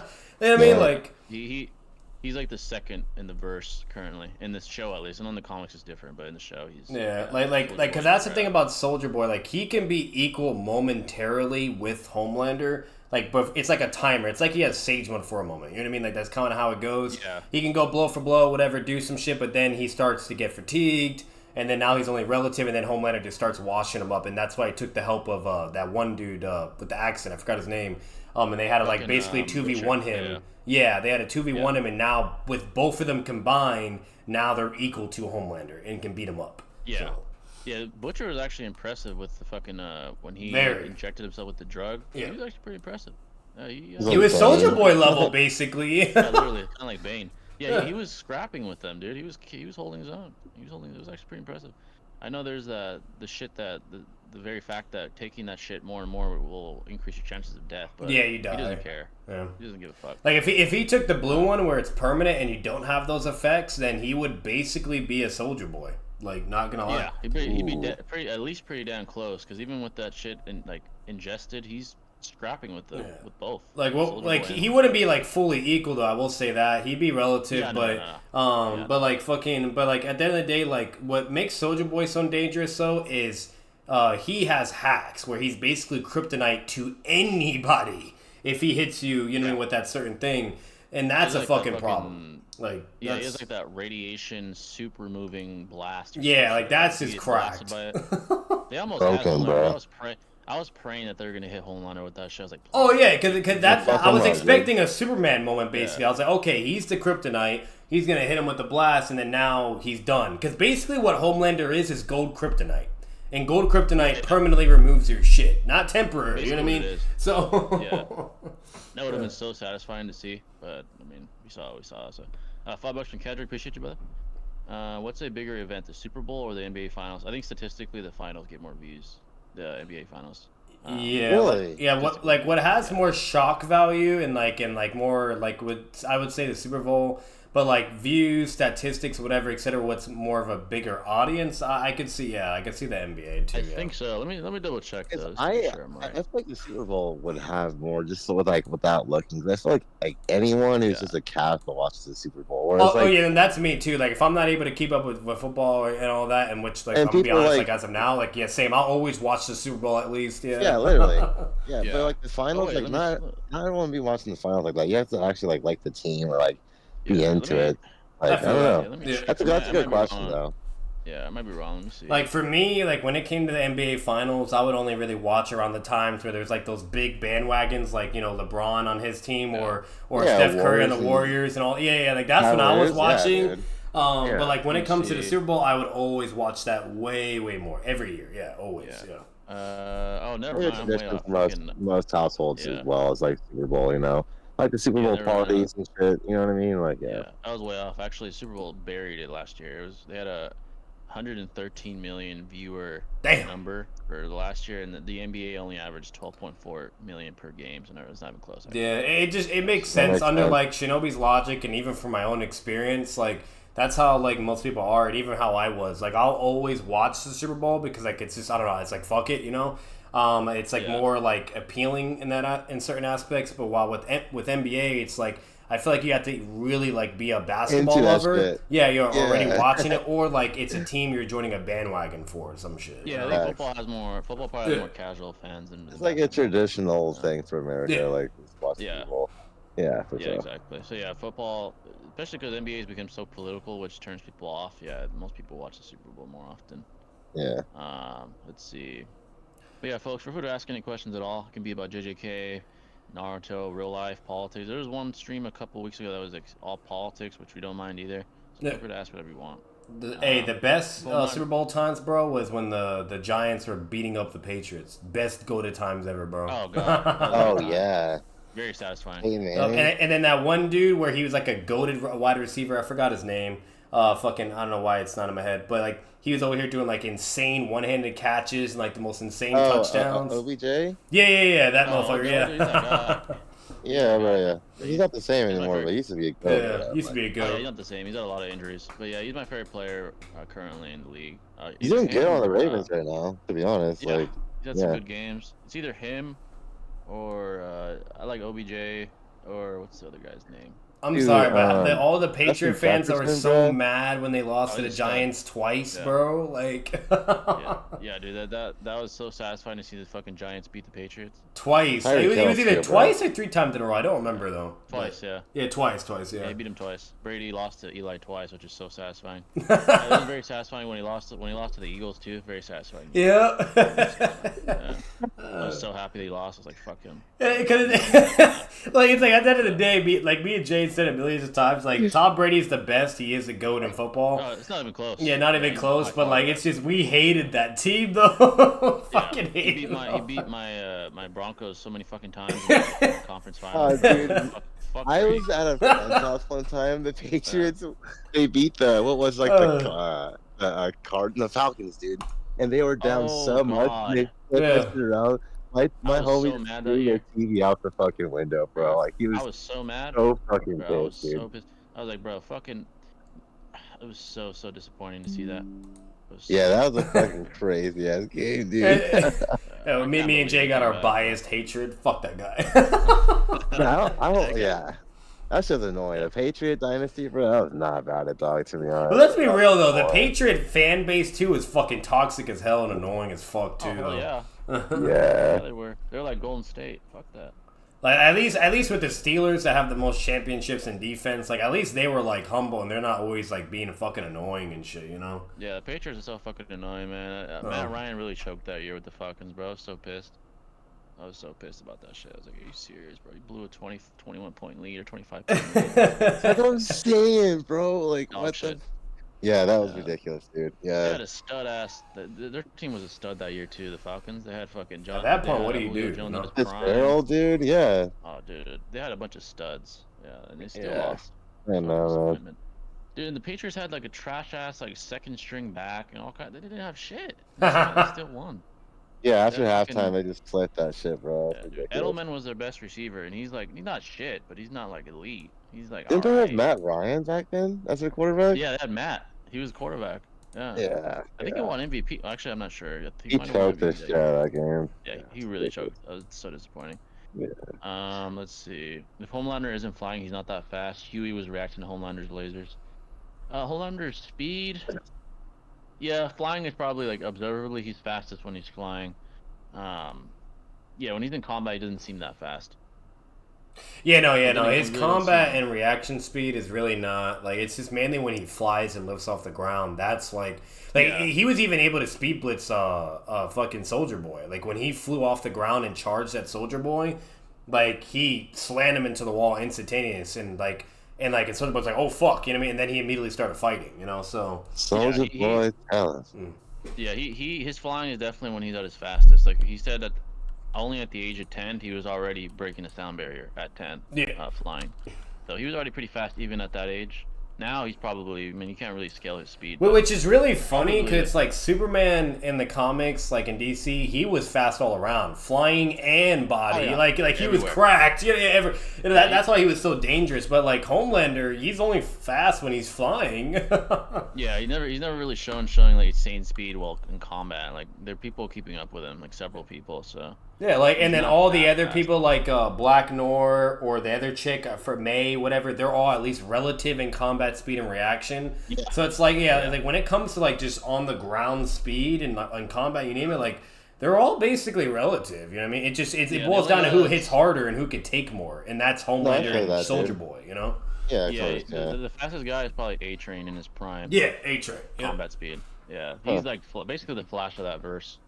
Basically. Yeah, the only problem with until- fucking A-Train is like his bitch ass, like he could be fast, like faster, like, you know, obviously combat, reaction, and travel, Yeah. but like his problem is like his punches still don't do shit. You know what I mean? Like, he's Oh, hell no. like Yeah. at least Really with the hurt him, Flash, at least with him, he could go around the earth like multiple times and then be able to hit harder than Superman or do like the Nova punch. You know what I mean? The infinite Yeah, mass like that punch. infinite you know? mass. Yeah, infinite like mass. at least he was cracked. This guy, he's just Yeah. fucking trash.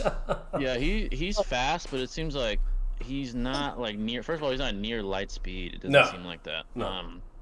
I heard a statistic. He was going like 1,000 miles per hour. That's really not that fast in comparison to like fucking Superman or Flash. who get, Exactly. like, boundless speed, but Like don't get me wrong. Yeah, like this- if everyone's on the ground, he's definitely outrunning them. You know what I mean? Soldier Boy, Homelander, yeah. you name it. Yeah. But if Homelander's flying, oh fucking, it's not even a competition at that nah, point. he'll probably catch him. Yeah, he probably would Even the Hitler chick, fucking like that bitch when she's flying, catch she him. would That just bitch like is- that bitch slam is him. powerful, man. Oh yeah, she was no joke. She was crazy. Like, Hey, and she had dude. like the Dark Sidious shit.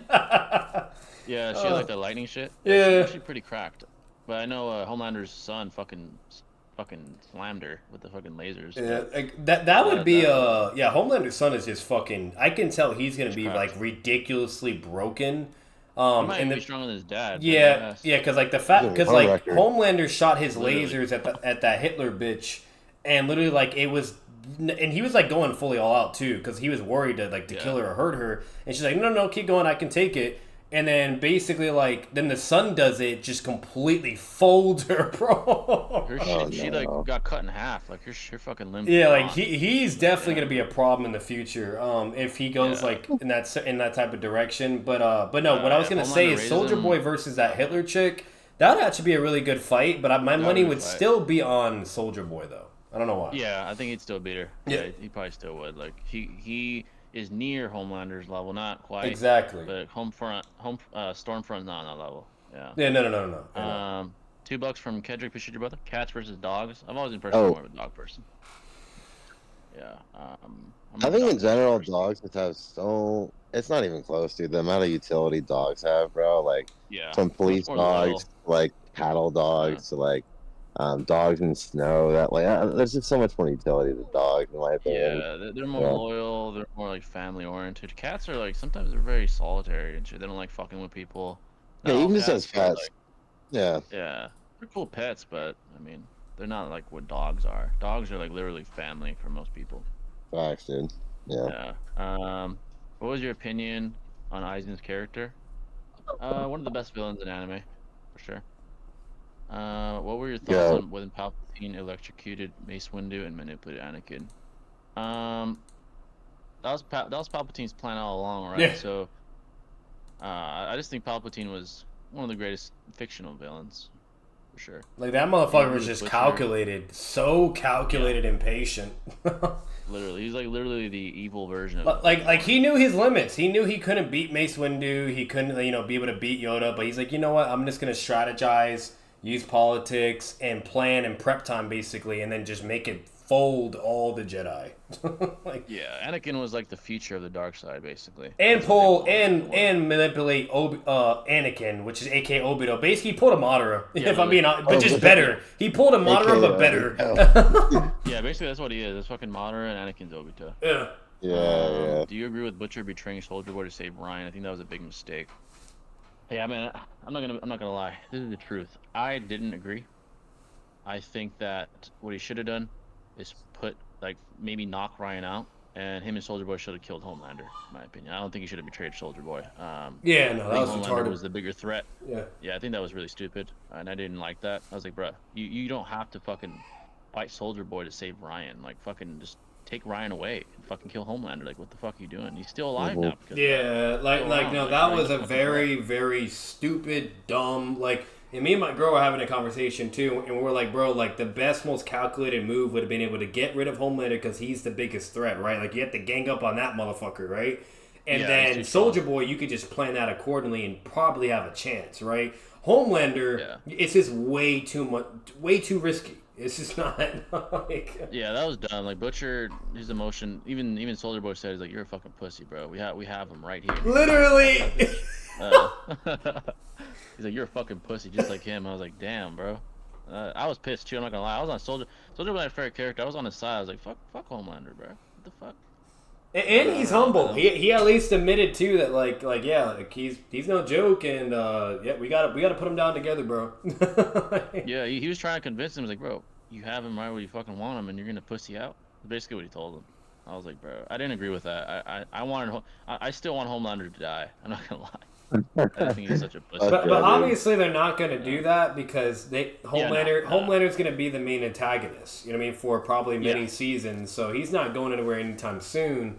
Basically the way I see where it's going is when Homelander's time does come, either his son is the one that beats Homelander, or the son is what takes Homelander's place and is like the next big bad. That's kind of how I see the show more than likely going. The son but I don't has know. the most potential. His son has the most potential to maybe beat his. He's not old enough yet, but maybe when he's old enough, he might be able to defeat his father. Yeah, because he's the organic. That's the problem. Like, Homelander was like the fucking artificial way of doing it. The son is like the only organic, legit superhero. So yeah, facts. He's like the only one. Fucking so I do see him being having the most potential defeating his father. Laser Beam itself says it. You know. Yeah, Soldier Boy's not dead in the show. At least he's like they fucking incarcerated him or something. Yeah, they captured him again. Yeah, he's basically like impossible to kill. It seems like, yeah, it's probably his son has the best odds. I'd say.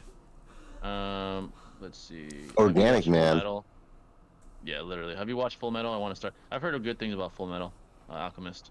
Heard some Yeah, good Brotherhood things. and Haven't the seen original it. are really good. They're a good started anime to get into Yeah. for sure. Yeah, I solid. missed y'all stream when y'all talked about Attack on Titan's ending. What were y'all thoughts on Aaron's character? This is what I say about Aaron. People misconstrue who the writers intended him to be. People see him as like, obviously early on he was, strong, filled with conviction, headstrong, the ideal character and the ideal representation of heroism. But because he didn't represent that at the end, they think he's inconsistent, he's a fraud. No, he's simply a casualty at war. I think that was the author's intent to show that war could break even the best of minds, like the strongest of minds can break. Aaron broke. He even admitted it at the end of the Attack on Titan finale. He said, "I broke. I couldn't do this anymore. I found that the only way I thought was to end the suffering is by killing everybody." So honestly, I think Aaron, Classic. yeah, I think he's a well-written character. I think that the very fact that he is inconsistent makes him human. He's not fucking Superman. He's not Batman who never breaks, never wavers. He's human, and I think the finale was well done. I think it was it was very well done, and I was pleased by it. I don't see why people shit on Aaron and call him a fraud or whatever. He's human. He's human. Most people in that situation would break too. If fucking Titans were devouring your friends before your very eyes every day, most of us would break also. So I mean, yeah, I think it was well done, and overall the finale was well done. Animation was amazing, by the way. Like as far as the anime, I bet, dude. yeah, really fucking good. Honestly, I don't know who's the main character of the boys. It's probably Huey, but but the show's more focused on Butcher and Homelander. Yeah, which that's a good thing, by the way. There's no guy that really steals the show. There's a little bit of Homelander, a little bit of Huey, a little bit of Butcher.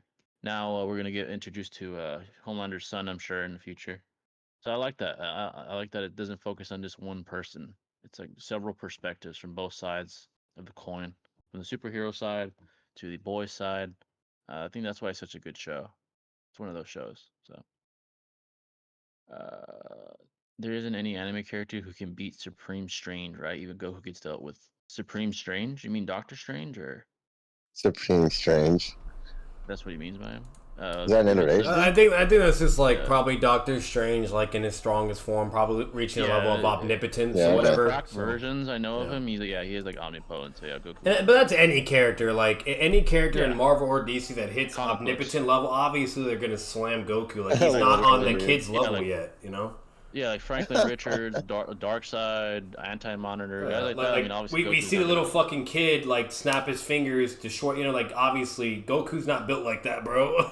Yeah, no, that's like Xeno. Yeah, Xeno, literally. Literally. Yeah. Like, someone like that would have to fight him. Like Franklin Richards or fucking Anti Monitor or the one above all guys like that. They don't stand a fucking chance against that. So No. I like shows that have no main character. It makes you feel anybody can be the guy at any moment.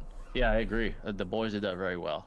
No one was really stealing the show for too long, which I really enjoyed that. Yeah, as long as you had finesse and you had like, or even just strategy or whatever, blah blah, and you were at least remotely relative, then like anybody was in danger at that point. You know what I mean? So like, and we see that with May to Homelander. Like she clearly had enough AP to injure Homelander by stabbing him in the fucking ear. You know, so literally. yeah. So it's like but at the end of the day, like when it comes to like a 1v1, then no, like it's pretty fucking clear who's what and yada yada. You know, but. Yeah, the top guy is Homelander. Like there's a reason why they need these contingency plans to fuck with him. Like they can't, none of them really can go one on one with the guy.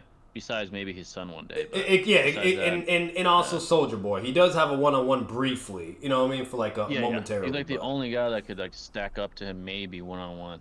Yeah. Soldier Boy. Like he's the guy. He was the guy before Homelander. Which is extremely impressive because nobody else could do that. Nobody. Yeah, nobody. It seems like no one in the fucking on Earth could do that. They even said that they've tried to kill Homelander with several military weapons. They can't kill him. Yeah, like Soldier Boy was the only one. Like you gotta give the feat is there where he could go momentarily for about a minute or two, and then he started gassing out, and then he couldn't hang anymore. So it's like yeah.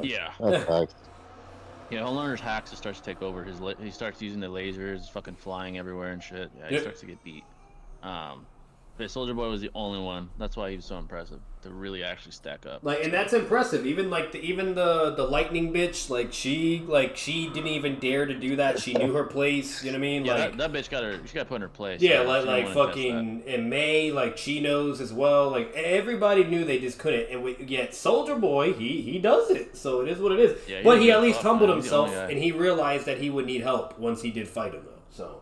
Yeah, after he fought him the first time, he got like almost died. He's like, oh fuck, dude, this guy's fucking powerful. Yeah, he's about that action for sure. Yeah, he's about that action for sure. If Obito, Madara, Danzo, and Orochimaru were charged for all their crimes, who would have the larger sentence?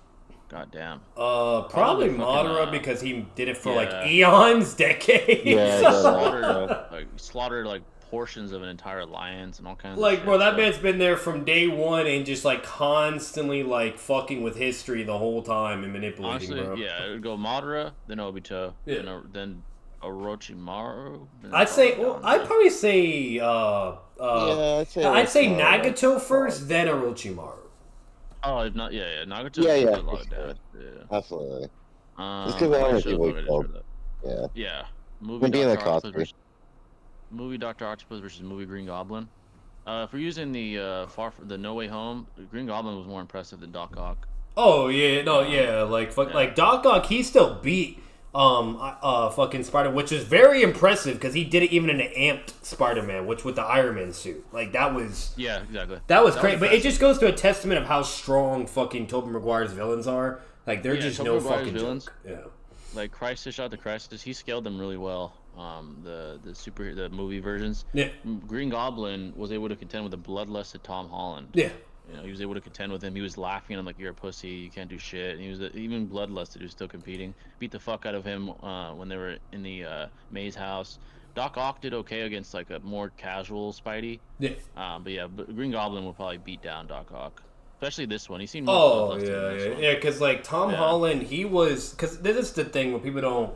So Tom Holland always, and this is every Spider-Man, they always hold back. You know what I mean? They're always Yeah. pulling their punches. So like when he's fighting Doc Ock, he lost, but that was because he's holding back. Okay. Now Yeah, if he he was was gonna kill bloodlusted him, like yeah. he did against Green Goblin, then no. Like Doc Ock's definitely probably getting washed the fuck up. You know what I mean? Like Yeah, so. exactly. Yeah, it's just that simple. Like, and then Tobey Maguire, he's an example too. Like, he was going blow for blow, and he was holding back, starts losing, and then the moment Green Goblin says, "I'm going to kill Mary Jane" as well. By the way, he gets bloodlusted, gets really pissed off, and starts beating his ass. So it's like when Spider-Man gets Yeah. enraged and bloodlusted and not holding back anymore, they're on a whole other tier. You know what I mean? And people don't Yeah, realize exactly. that, but That's why, that's why they say Toby's the strongest, because when he fought Green Goblin in Spider-Man 1, he beat up fucking Green Goblin when he got bloodlusted. he made him beg for mercy, bro. Green Goblin, Yeah, like he he made was him beg, beating like- Green Goblin's ass so bad. He was like, Call "Stop, that, stop!" Yeah. He's like, Yeah. stop, Peter. And when he fought Tom, he didn't even take him serious. He's Nope. like, "You're a fucking pussy." Like, he didn't give a shit. you Yeah, know? he was Toby- fighting him in the end while he's bloodlusted, and like he's still Yeah. tanking his blows, going blow for blow, whatever, yada yada. And then eventually Tom does like start getting the the upper advantage, Yeah. whatever. But it took a lot, and like he was still very competitive, you know. So it's like Yeah, you he was compare still that to competitive. Toby, it's like, come on. Yeah, Toby, that was after Toby took a beating. Like, took a fucking beating from fucking Green Goblin. He fucking beat his ass. Yeah. Like, made him beg for his life. He's the only guy that really did that to him. Yeah, no, not Toby probably Tom. the strongest Toby Spidey. did. Yeah, so. Yeah, he's that guy, so. And if anything, Green Goblin also wanted Tom to kill him. He wanted him to cross that line. That was the whole test. It was kind of like a Joker to Batman Yeah, he was trying to moment. break him. Yeah, like he was trying to break him, and so that was another thing as well. Like it wasn't like he was trying to beat him in a fight or prove a point, whatever. He literally just started letting Tom like going over and over, like bloodlusted and taking all those hits, and then waiting for him to do the final blow, and then that's when they stop him, and like while he's enraged and pissed, Toby is able to just casually like restrain his full power. Like Which he is just, insane. he just grabs the Yeah. attack and he's like, "Son, what are we doing?" Yeah, he literally stopped bloodlusted fucking Tom from stabbing Literally Green Goblin. stunned Dude, him. you need to chill, bro. Literally. Yeah, So how it's do you do like it's like if you're gonna sit here and try to argue with Green Goblin and Toby loses to Tom, like you're being dishonest. But Yeah, no, Toby's the guy. In the movie verse, he's the guy. even Green Goblin, like that motherfucker is cracked. He's cracked as fuck, man. Like I'll Fucking never movie forget the just showed scene up, where man. like where Tom's holding back fighting against Green Goblin, but then getting bitched the entire time in the condo. Oh my God. And then when he starts hitting his face over and over, and mind you, like he realized his holding back power is not doing shit, so he's hitting as hard as he can, and it's doing nothing, and he's just laughing. Yeah, he fucking beat the fuck out of him in the condo. That's just embarrassing. It was so bad. Not even Toby got his ass beat that bad ever. They got slammed through multiple floors, WWE style. He literally fucking like power bombing his ass. Like, damn, bro, holy shit, that was crazy. Wasn't Homelander afraid to fight him at first? Yeah, because Homelander's a pussy. Like, not power wise, but character wise, he's a mentally, mental, he's a bitch. Yeah, he's a bitch. He's a cuck. So at first he was scared. And there was a lot of lore. There was a lot of lore for Soldier Boy. So when he's hearing about all of that, like he was starting to like be like, "Oh shit, there's a guy that actually could probably be able to beat me, and I'm not the top anymore." Yeah. Like that's why he was panicking. Yeah, he was panicking. He's a bitch. But and Soldier Boy was talking his shit when they spoke on the phone. Like he's immediately like talking shit, like I'm gonna fucking kill whatever, blah blah. And so that even like put more icing on the cake, where he's like, "Oh shit, this guy is probably the real deal." So he was just freaking out. Yeah, he was shooting himself, and then when they fought, then he's like, "Oh, okay, I could take him." Yeah, exactly. But fucking he's a pussy, man. He really is. He's just a bitch. He sounds like a bitch. I don't like him, man. I hope he dies. Like, that's like Madara like contemplating his own power against like the 5 Kage or like the lore of Naruto or like maybe even like Obito or Kappa. Like you would never see that. Like he's just a bitch. Yeah, bro. It's like pussies like that. Like Aizen, imagine Aizen bitching out. He's not a pussy. Homelander's just a bitch. Like that's the thing about him. He's kind of like, I don't know. It's just annoying. But I'll say this though, Jen. I'm pretty sure you caught on to it. Whenever Homelander is losing, or if there's even remotely any threat to him, whether if it's like reputation, social status, or a fight, whatever. Yeah. You could tell like he gets extremely like ego fragile. Like he's very sensitive on that. Really bad. Very sensitive. Yeah, I remember when A-Train fucking said like under his breath, he said "fuck you," and he has super hearing. He's like, "What the fuck did you say to me?" I was like, "Oh shit." Oh gosh. Yeah, he's one of those, man. Super hearing, he hears everything. You can't really hide from him because he hears everything, he sees everything. He's just fucking cracked, bro. Maybe he's a knockoff Superman, man. Yeah. Yeah, literally knockoff Superman.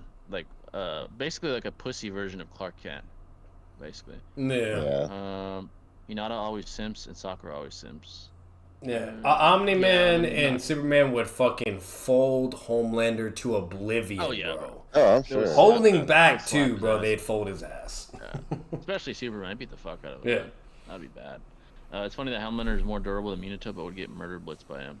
More durable than Minato? I don't know about that. I mean, but yeah, no. So, cause here's the problem. Like with Minato, like the guy can tank like fucking full like Biju bombs and shit, you name it, the whole nine, like fucking crazy explosions and all that. And even if you also include like the Sage mode, Edo like durability moment with Jubi Madara, but either way, like if I actually had a gauge who had better durability, I would actually be more on Minato's side. So because Homelander, he gets stabbed by a fucking pencil. Don't get me wrong, like it's a superhuman bitch, like she is enhanced. But you're talking about these metas that are like basically building level and shit. You know what I mean? Yeah. Like Homelander, you could say he's like city level if he's using like his laser beams, but they're mainly building level people. While Minato, there be you know what I mean? Come on, like the drama could destroy mountains. You name it exactly. Like carve mountain. I think I was saying I would fuck Homelander's ass up. Yeah. Oh yeah. Like even Jiraiya's Rising Gun was said to be able to at least carve a mountain. That would hurt Homelander. Yeah, that would hurt him. Yeah. So it's like I don't know about all that one, and you have to have enough durability to withstand your attacks as well. You name it, yada yada. So it basically goes to the point where like Homelander, he's durable, but not like Naruto durable. That's just not true. City level? That's like not impressive. Yeah, that's like maxi city level. Yeah. Now if we get more feats from Homelander, where let's say, I don't know, maybe he's getting flown and thrown into mountains and shit, whatever, then sure, obviously now we're, there you go. But from what we've seen so far, whatever, he's not. No. Yeah, Homelander is home level. Yeah, he's never been shown to like fucking crack mountains or anything like that. No. Nothing cracked like that. If he does that next season or some shit, maybe, but right now. Yeah, cause fucking like in the Invincible show, like Omni-Man, not even doing his full power, just holding back, he punches Mark so hard to where the force goes to his body and the ground, and it just completely shatters the entire mountain. Like Homelander, when he's over here punching whatever, or when they're all punching, like it's either like windows are being broken, things like that, or buildings are falling, but not fucking like the entire city or mountains being destroyed. Yeah, you never do see that. Yeah, not in the boys. Yeah, so how would you rank these MCs? Yuji, Eren, Naruto, Ichigo, and Boruto. Oh god, that's tough. Naruto's probably still number one. I would say probably because of bias to me. Then Eren, he is that good of an MC. Ichigo and Boruto. Ichigo's still better than Boruto. Then Boruto might be a better MC than Yuji though. Honestly. Yeah, I agree. I agree. Boruto's better than Yuji. From JJK. Yeah. I think Yuji's gonna get his time to shine now, like Gojo's did, but like Yuji, I'm sorry, but he's been given the fucking side character treatment, the whole narrative. Yeah, more than Gojo. Yeah. Gojo's the main character. Yeah, everyone cares more about him than fucking Yuji, to be honest. So yeah, Yuji's probably at the bottom of the list. It's funny that Homelander's more. Oh, I just read that. Do you think the current world military would destroy the Rumbling? Yeah, they would nuke the fuck out of it. Yeah, oh, bro, with how many nukes we have, like hydrogen, like nukes, like, bro. If they get in the ocean, they can get torpedoed by like our naval military. There's a bunch of shit they would do that Rumbling. They could stop it, for sure. Would it be easy? No. Yeah, I just searched. Worst case, they nuke. The explosive yield of a tactical nuclear weapon today ranges anywhere from below 1 KT to above 1 KT. The high end surpassed the yield of a little boy and fat man by up to 5 times. Yeah, even lowballing, even in World War, during the World War, they're nuking cities already. Imagine what they could do today. Imagine, those are atomic bombs, by the way. They're not even nuclear like today. Warheads. So yeah, they would nuke the fuck out. Worst case, they would like quarantine the area and nuke the fuck out of the area the Rumbling's at, and they would obliterate all of them. So yeah, we'd be able to stop that. In the Attack on Titan verse, they don't have technology of today in the real world. They don't have that level of technology. They have like missiles and stuff. Yeah. They don't have nuclear warheads and fighter jets and torpedoes and submarines. They don't have any of that. So yeah, we would the Titans wouldn't last long.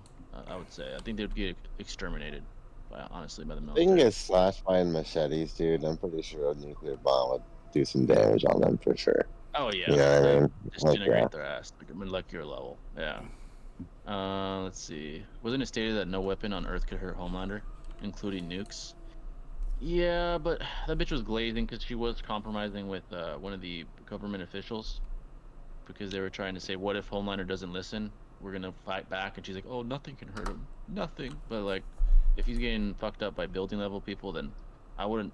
Maybe it wouldn't kill him, but I think it definitely do some damage. Like so, the reason why nukes are not effective against Homelander is because he can fly. That's the fucking problem.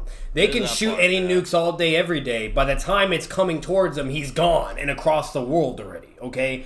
Or so nukes are just that. The problem is like they're just not a viable option. You would literally have to somehow have him restrained and hold down. And then they shoot every fucking nuke, and then there you go. He's more than likely dead and gone. But you can't do that because he could just fucking fly, and he's too fast. Yeah, imagine you shoot a nuke and it misses him, and he just like destroy a whole like city or something for no reason. If Soldier Boy and those guys can make him bleed, the nuke's gonna hurt him.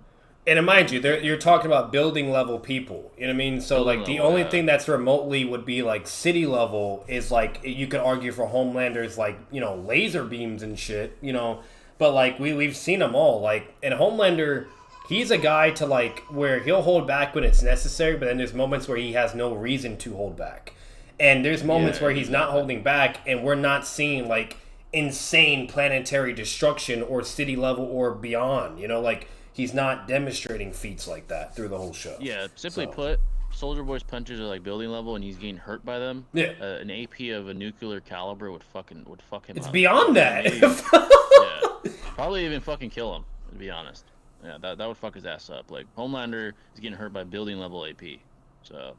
Yeah, he's getting fucked up by a nuke. And then not only that, we even see in character, Homelander's on the ground. He's about to get hit by something that, is kryptonite and like a nuclear beam, like radiation, literally. Radiation beam from Soldier Boy. It's literally radiation, nuclear. And what does he do? He flies up and leaves and runs away. Yeah, he leaves. He doesn't Oh even wow, what a stay on it. bitch. So a radiation Yeah, like nuclear Kamehameha was about to kill his ass, okay? And what does he do? He flies away. So it's the same Yeah, shit with the exactly. nuclear warheads. He would just fly and that's it. You know, but I see what you're Yeah, saying with exactly. that statement. If you want to try to like highball him or like paint a narrative where now, you know, then sure, but They were never, yeah. Realistically, they wouldn't be able to catch him. Yeah. Like, they try to nuke him, he would just fly. Like it's gonna yeah, be the hard to feats hit him. contradict that durability statement. Yeah, the durability itself, and she was glazing because she was trying to get compromising power with the person she was talking to. She was glazing because they were trying Shout out to to a lot argue of that. them. Yeah, she was trying to get a bill passed through Congress that allows soups to be in the military, and she was trying to convince them like, oh, if you betray him, you can't stop him. Like trying to invoke fear. That's part of the reason why she said that. And I don't then, think it's Yeah. literal. and not only that, what good does that even do? Like, you shoot a missile, a nuclear missile, now you just like destroyed a whole area that you can't even like inhabit for Yeah. years upon years, while he just fucking flew away. You know what I mean? Or like even worse, you try to do it to your own city, you kill like millions of people, and then he's just flew away. So it's like it's just not productive. Like, Yeah, exactly. It's $5 from Kedra. Appreciate it, brother. and Every most military base shows on and Earth. animes too, Jay, as well. When you have a character like that's on the level of like Superman, whatever, blah blah, they flat out just immediately will state right away if they can take nuclear weapons and shit. Like Superman, it said immediately in the DCEU and in the comics, like nukes are nothing to him. It does nothing. You know what I mean? Like, and Yeah, it's and that's like- even That's showing all these ridiculous. other shows and animes. Like they'll like immediately cardboard. flat out say that. So. Yeah, Superman, one of the comic books, he says the world is like cardboard to me. I just have to be careful. Like Yeah. everything's fucking cardboard to him. Like it's a fucking. Is. He's living like in a styrofoam room. That's how powerful he is. It's fucking crazy. He's that powerful. $5 from Kedrick. Every military base on Earth with the Shinobi Alliance. I'll say this. This is how bad it would be. Naruto could send. I would say he doesn't even need many clones. He could send about 10. And before our neurotransmitters even transmit what's going on, we'd all be dead. Literally, dude. Because light speed, we can't even perceive it, Yep. let alone combat it. And he's around that level, possibly even beyond it. So we would get fucked up. He'd literally exterminate the Earth in a matter of seconds. So yeah, it'd be terrible. We would have no fucking chance. Naruto alone, let alone the whole Shinobi Alliance, we'd get absolutely demolished. Yeah. So yeah, it'd be hell on Earth. We wouldn't be able to shoot off the nukes. We'd be dead before we could even push the button. I love that. Literally, bro. Therapy has Yeah, it'd be terrible. That would be hell. Let's see. Part 1 Gar versus Hedon. Hedon. Hit on No, it no, slams, bro. bro. That man's going against fucking Shippuden Kakashi, bro. Like, Yeah, as soon as he gets a cut off, if he even gets one cut off, it's over. and he would cut right Cut through off, Gar bro. like butter because once again we see base part 1 guy, and then you see like a way stronger Kakashi in the Kakazu arc going blow for blow with both of them, right? Like so, like he would literally just run up, speed blitz, cut him, dead. Yeah, Yeah, dead ass. he'd be dead. Let's see. What else you guys are saying? Feel free to ask anything, by the way, folks. The only problem the world military would have is Eren himself. They would have to get inside Eren's head to kill him. Armin tried to nuke Eren and took no damage. To be fair, though, the Colossal Titan's explosion ability is nowhere near the level of a nuclear bomb in real life. Like it's in the verse of Attack on Titan, the Colossal Titan explosion is powerful, but it's nowhere near the fucking power of a nuclear weapon of today's caliber. Like a fucking nuclear weapon today would probably level several cities. So I think if one couldn't do it, several would, at the very least. When You it think comes it's to like Aaron. comparable to like a C3 or a C4 maybe? Like more so? Or... Yeah, a colossal explosion, Titan explosions, probably like city block. Yeah, Okay. if I'm being extremely generous, like small city. If I'm being generous, Alright. a colossal Titan explosion, but nuclear bomb of today's Yeah, caliber, yeah. and yeah, that's beyond that. Not to mention the radiation as well. Facts. Yeah. How much of an amp does a Renegon give you? It seems quite substantial. If you look at Warrock, White Mass Obito, Madara, Nagato, it's pretty substantial, I'd say. If you can Even handle lightning, it. yeah, if you can handle it, yeah. You have to like Obito could only handle one, so yeah. Hmm. Even the lightning timers and showing alliance might be enough. Dude, yeah, we get fucked up by probably just tuning, bro. Like we wouldn't stand a chance. We're getting fucked up. There's not We're just enough not time to fast enough. react. Yeah. Yeah, At all. not even that.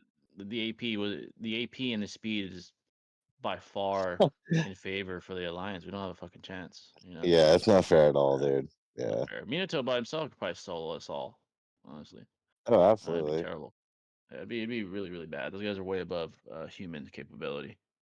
But yeah, folks, any questions at all? Appreciate all the donations, by the way, Kedrick. You got this screen nearly full with donations. Oh yeah, Appreciate it, brother. brother. And Alexa as well with her big one. But yeah, folks, any questions at all? What power up would you give Toriyama to actually compete with Minato? That's a good question. Power up. Hmm. Power up Maybe stage KCM. I mode. mean, Sage mode would be Okay. good. Yeah, that'd be good too. Sage mode would be a good one. He might actually close the gap. Maybe even Yeah. surpass Minato. Stage mode would Um, help him a lot in that for sure. yeah, Sage mode, maybe the gates or something like that. Something like that where it amps your overall ability would close that Ooh, gap. Gates would be Yeah, sick, bro. Yeah. yeah, especially the gates. Yeah, Hiruzen versus Tobirama. Who you got? Hiruzen stated Hiruzen surpassed his predecessor Well, too. yeah, he's fine. At his best. Yeah, Yeah, prime. Yeah, yeah. But if he's old, then Tobirama might have a chance at that point. But if I it's agree. prime Hiruzen, yeah. Um, but yeah, Hiruzen. It's stated in the data books. Yeah, he Because surpasses I him. would say Prime Toblerone is stronger than like Part One Orochimaru. You know what I mean? For Yeah, yeah, instance. yeah. And So, stronger than Old Man Hiruzen. Yeah, yeah. that's different. Yeah. I would say Colossal Titan Explosion is probably more comparable to Data or C3, if anything. Yeah, it's like C3. around that Okay, level. Yeah, gotcha. that's a decent size explosion. Decent. Yeah. Yeah, it's like the one Um, that blew up the Sand Village, pretty much. yeah, Yeah, basically. Yeah. small city. Yeah. Um, yeah. There's a plot hole that I thought of in Naruto. Black Setsu really was Kage as well. Why isn't that he isn't strong at all? I think he's just a representation of her will, not a representation of herself. That's why he was never powerful. And if you think about it rationally, there would be no plot if he was that powerful. If he's as powerful as Kage, there'd be no plot, and he would do whatever the fuck he wants. He would even need Madara. He would just solo the whole verse. So yeah, that's why. Naruto one episode one Naruto versus the Seven. From the boys. Honestly, if Naruto doesn't have Kurama, I think the Seven will kill him. He's not that powerful in episode one. So yeah, without Kurama's intervention, Homelander would beat him down. Episode Homelander, one. yeah, no, he's really weak at that point. Maybe if you give him the amp, like part one Naruto in general, if you give him the amp that he used against Mizuki, maybe then he might be able to stand up against the Seven. Okay. But if it's just him without like amps and he's still like a little kid, not much experience, he's getting fucked up. Yeah, Homelander's gonna fuck him up, and Maeve's gonna fuck him up. Yeah, he'll die to their hand. They're not that Yeah. weak. They're not losing a fucking kid Naruto. Yeah, like he can't even do a clone at that Yeah, he point, can't do a dude. fucking clone. So yeah, he's getting fucked up. Yeah. But then once you're talking about end of Naruto, he might beat the Seven. He might beat them because he has a Rasengan and stuff like that. Especially if he's amped by the Kurama, he probably would beat the Seven. Edo Madara versus the five Hokage, excluding Hashirama and Naruto. So you mean Tobirama, Minato, Tsunade, Hiruzen, Kakashi? and Kakashi? If we remove the strongest versions of Kakashi and keep it to Shippuden, then Madara would beat all of them. Probably. Yeah, undoubtedly, But dude. if we include like fucking DMS Kakashi, he's getting slammed. Facts. Or even Boruto Kakashi might beat Madara. Or If novel we could, Kakashi. yeah, Yeah. Naoto Kakashi would beat Madara too. But yeah, Madara is very dominant for the majority of the verse. Not everyone, obviously. In Boruto, he's really not that dominant, but in Naruto, he's one of the most dominant. And Shippuden though, for sure. Yeah, Yeah, Shippuden is absolutely. one of the most dominant like entities in the whole verse. So even against people of Minato's caliber, he's just super dominant. So let's see. But yeah, folks, any questions at all? Feel free to switch it up with IRL. So whatever you guys want to ask.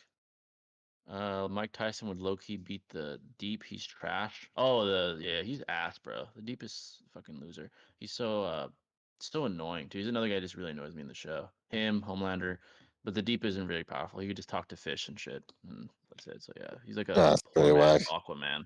Yeah, Yeah. basically a poor man's Aquaman. He's like Aquaman without the physical enhancements. He could talk to fish and he does weird shit with fish, and yeah, he's a weirdo. Mike Tyson probably would beat his ass 1-on-1 in altercation. Probably would beat his ass. I'm not gonna lie. He's fodder. Uh, let's see. But yeah, folks, any questions at all? Can be IRL, politics, conspiracies, anime, the boys, anything at all. Feel free to ask. We've had some very versatile conversations throughout the history of this podcast, from Yes, sir. politics to conspiracies to all kinds of stuff. Honestly, Definitely feel have. free to ask. Yeah. If Kage had a proper build-up, she would have been a potentially great villain. That's why Ishiki is so good. I agree. She did have potential to be a great villain, and with Ishiki, they did it right. So I agree with you there. I do believe she could have had that sort of aura about her, but like you said, she wasn't built up properly. So, we got most of us think she's retarded. She's powerful, obviously, but she's retarded. Yeah, I don't she really just could fuck have with her. had better development for sure, but it is what it is. Yeah, it is Yeah. what it is. It was kind of they dropped the ball on her. I'd say as far as the narrative. Um, the deep is the Yamcha of the boys. Facts, dude. He literally is Yamcha. Oh Lord, Yeah, literally is what he is in that verse. I that's mean, hilarious. Minato and Toriyama's hacks can be annoying with heroes and constantly spamming Madara. No DM is Kakashi because he slams. I mean, their flying Raijin would be annoying for him, but his reaction time is above theirs though. So once they do teleport to him, they actually have to hit him. That's the problem, and he's faster than both of them as far as reactionary speed. Exactly. Once they come out of the flying rising, you can just react to them. You know. Yeah, and that's gonna be a problem for them, especially if he starts using wood clothes and stuff. I mean, they're fighting. He could equal the odds like he did with the Kage, or even have the ratio of 5-1. Have fucking 5 wood clones against each Hokage. They're fucked. So With with all Susanoo, Susanos. yeah, Yeah. exactly. With Susanoo, they're fucked. I'm curious, what conspiracies do you or Shinobi think are actually true? Conspiracies. The pyramids. I think I highly doubt to an extent that it was just purely human effort. Agreed I think, completely. yeah, I Yeah. think more than likely just based off, what we know of architectural achievement and the level of advanced intellect at that point in time, that there was probably like extraterrestrial intervention or supernatural intervention, whatever you want to believe. That I believe more than not at this point. The pyramids. As far as modern day conspiracies, I think the JFK one is interesting, to be that one's honest. interesting. Yeah, for one crazy psycho to have access to his head from some building seems very unlikely. The president of the free world is that exposed? It just doesn't seem right. And then like the Uh, way he died afterwards is kind of sus. You know what I mean? By Jack exactly. They just like Ruby. framed some like crazy looking guy as the killer. It seems very like a very calculated attack. It doesn't seem like some crazy guy could pull that off. Seems like a Extraterrestrials, of course. I like the one with yeah like Bob extraterrestrials. Yeah. Lazar. You guys haven't seen that interview with Joe Rogan? I highly Oh, I need to check. recommend I think I've checking it seen some out. of it. I gotta finish it. Yeah. But yeah, just the whole like it's like basically Area 51 and like secret bases like having privy access to technology that like essentially like divvies into like gravitational like exploitation, which is like a rational way of like explaining how alien crafts move the way they do and et cetera, et Yeah. cetera. I think it's quite interesting, but long story short, I definitely think there is extraterrestrials in our universe besides, just us. There's other sentient beings, if you will. So Yeah, I I don't know. agree. I think even statistically, if there are literally billions of planets with billions of galaxies with billions of planets within them, statistically, the odds that we're the only living sentient beings in the entire universe is highly unlikely. I do think there's extraterrestrial life. Even the Pentagon put out theories, and the Pentagon, I would say, is more than a valid source Yeah. recently. So I do believe, yeah, there's extraterrestrial life. And if they are as advanced as the Pentagon is theorizing, then we're primitive compared to them. I mean, if they're able to transport across the cosmos in such speed, then we're primitive compared to them. And yeah, they probably the way they deduce things is probably on a whole nother level. If they're really that advanced. But in general, I do believe there's extraterrestrial life, though. In general, um, so yeah, that's what I would say. I agree. Also, I think there is extraterrestrial life. There's a lot of Let's like conspiracies out there that just they need more like credibility for me to really yeah, like actually start giving it a half-hearted chance because I just feel like a lot of stuff's thrown at a wall to see if it sticks. You know what I I mean? It's agree. like Yeah, a whole I do like agree. Like, cognitive dissonance with folks. Seems to yeah, enwrap them in these ideologies, but for me, I need more of a logical foundation. You know? I agree. Yeah, there's a lot of like the creative conspiracy, the New World Order type conspiracy, or like George Soros is tying the strings behind New World governments, crazy shit like that. There's no validity to even imply credibility to any of those crazy political, politically, emotionally charged conspiracies. So those types I don't really like follow. Let's say I do need more like evidence Yeah. also. So yeah. Jay, you should watch Gen V. Oh, I've heard of Gen V. It's the boy spinoff that takes place after season 3 finale. That's what I heard. I heard that Huh. it's in between season 3 and season 4, which is coming out, I believe, next year. I might check that out. I might check it That's out. lit.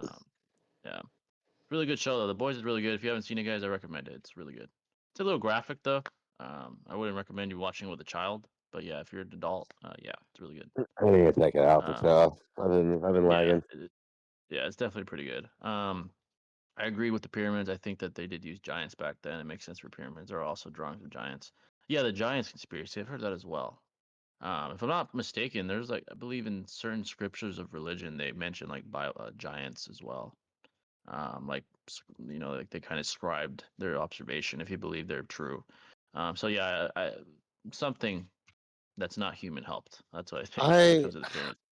I've heard theories that it wasn't necessarily like giants, but it was more so like being able to like move objects with like your consciousness. As fucking weird as it may sound, but like Yeah, there's no rational explanation of like how these monuments were built in such a geometrical precision way without any like real architects that know what we know today.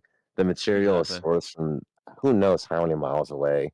I mean, like it just it's so fascinating, and the fact that like it's been attributed to towards like a certain time in history has been disproved because of the like erosion that has taken place on like the Sphinx, for example, with like massive rainfalls that didn't exist in that Sub-Saharan desert for like like many thousand years before it was actually estimated to have been built. So I just think there's a lot of like interesting like technology. There's like even like their statues, like they're like chiseled out with like precision tools. But it's like if they're like predicted to be in a certain time era, then they're like rudimentary tools couldn't have like constructed these monuments to begin with, sans for Yeah, statues. So I don't know, man. It's super fascinating. I just think there's a lot more to what is known still, and I think that for me is it's very fascinating because there is like yeah. validity. You know what I mean?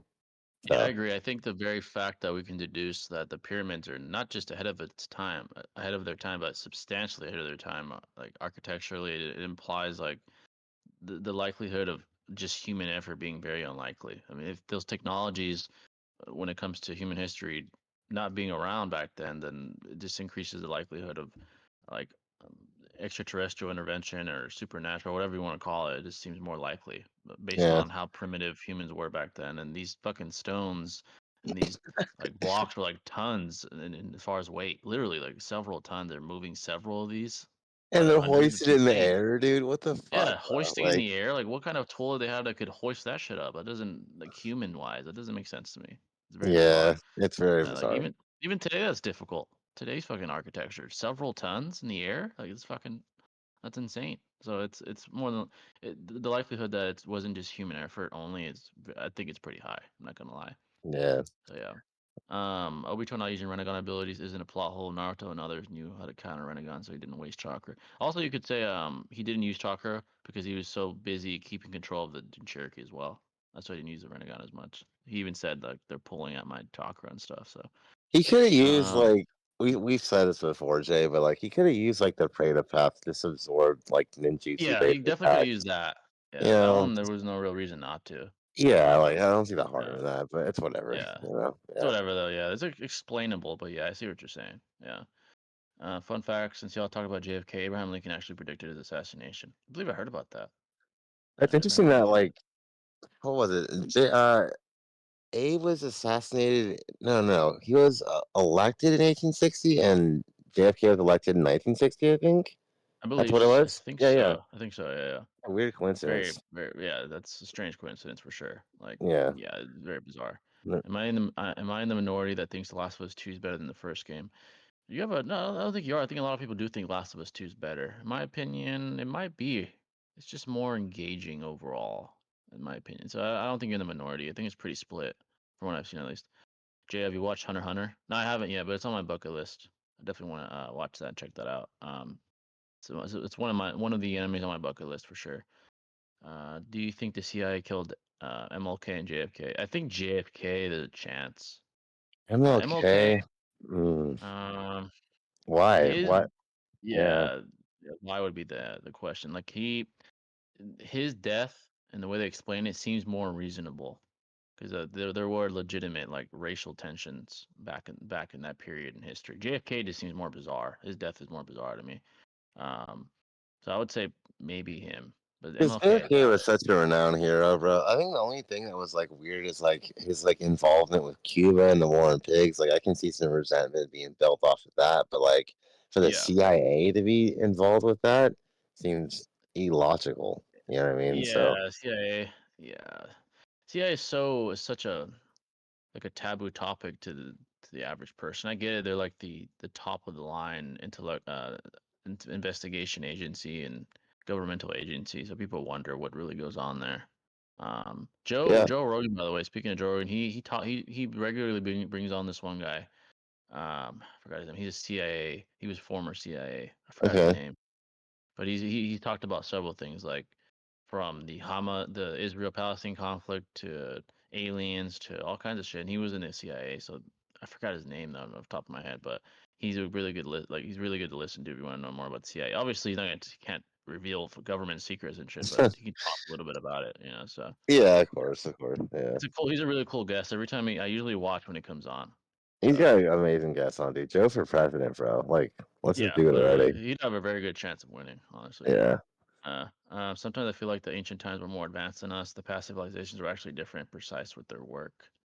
More advanced, I don't know, but I do believe there's, as far as the past, they emphasize things more than we do today, just because now there's more fields of discipline than there were back then. Obviously, we're in the virtual age as well. So yeah, Uh, it's interesting because, like, like even with like cartography, like mapping out the world, like there's like yeah, Antarctica is like mapped out in like 1490. Like, how is that even fucking possible? So it's yeah. like That's insane. it Yeah, illustrates that like there was some kind of like international communication that wasn't the way that we see it as today. And I don't know yeah, how exactly, but like it's fascinating the ambiguity behind it for sure. I wouldn't yeah. say more advanced, but like they had different methodologies, Yeah. I think which at that they time was advanced. Exactly. I think their methodologies are certainly different because they lack the advantages we have today, like basically instant communication. They didn't have that Yeah.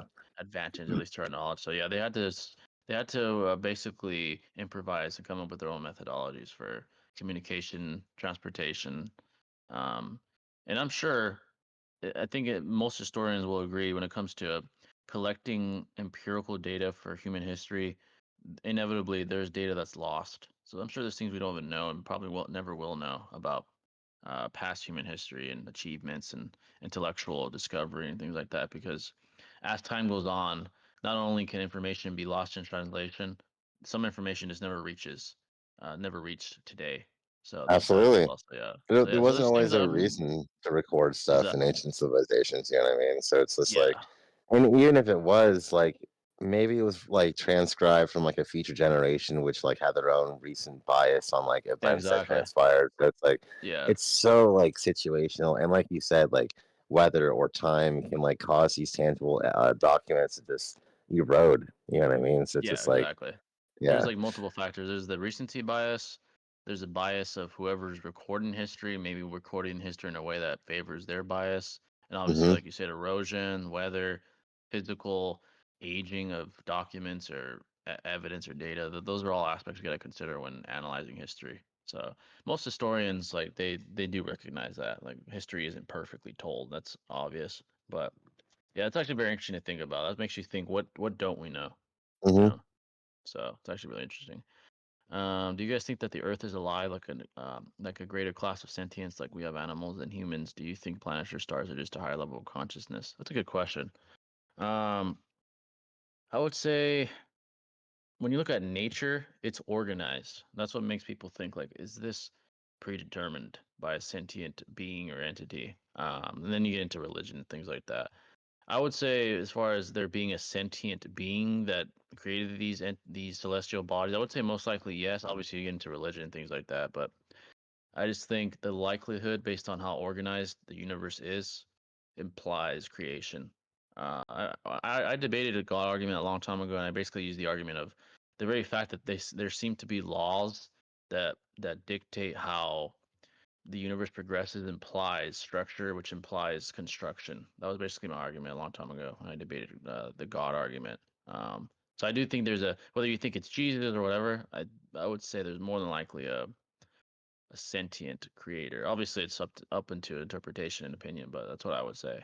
So yeah, Yeah, I think it's I think it's a very interesting question. yeah, Like basically, like you're implying there's like a hierarchy of like consciousness between like celestial bodies or like individual species, like human beings or animal, for instance, right? But if I had to like paraphrase it, I would say it like this. Basically, I think there's like one one collective consciousness, right? And I yeah, think each variant vessel has like their own way of adaptation towards that consciousness. So like the Earth is just like a celestial body, obviously, that has its own embodiment of nature, which is a universal consciousness, if you will. Now, I wouldn't say it has a consciousness like a human does per se. Like I said, we have our own adaptation of consciousness, but I think it's more so of like a magnetic field that like animals and humans alike can tap into to like achieve a higher consciousness, if you will. So it's very interesting, and it really does tie into religion and like the whole like rationalization for like beginning of creation and things like that. So it's a yeah. very never-ending question that will probably take forever to really answer, but that's just the Oh beauty yeah, of life, I yeah. suppose. The reason why religion has been debated since the beginning of human consciousness is we're naturally curious and ask like where do we come from, and but when you start peeling the layers back, you start to see order. Like you start to see nature ordered in a very like exact way for it to operate. You know, Hmm. like hierarchical structures are all around us, from our own bodies, going from the cellular level up into to our to our organ level, up until our bone structure, to the animal kingdom having its own hierarchical structure, to the universe having its own hierarchical structure. This is structure everywhere, which implies like a constructor.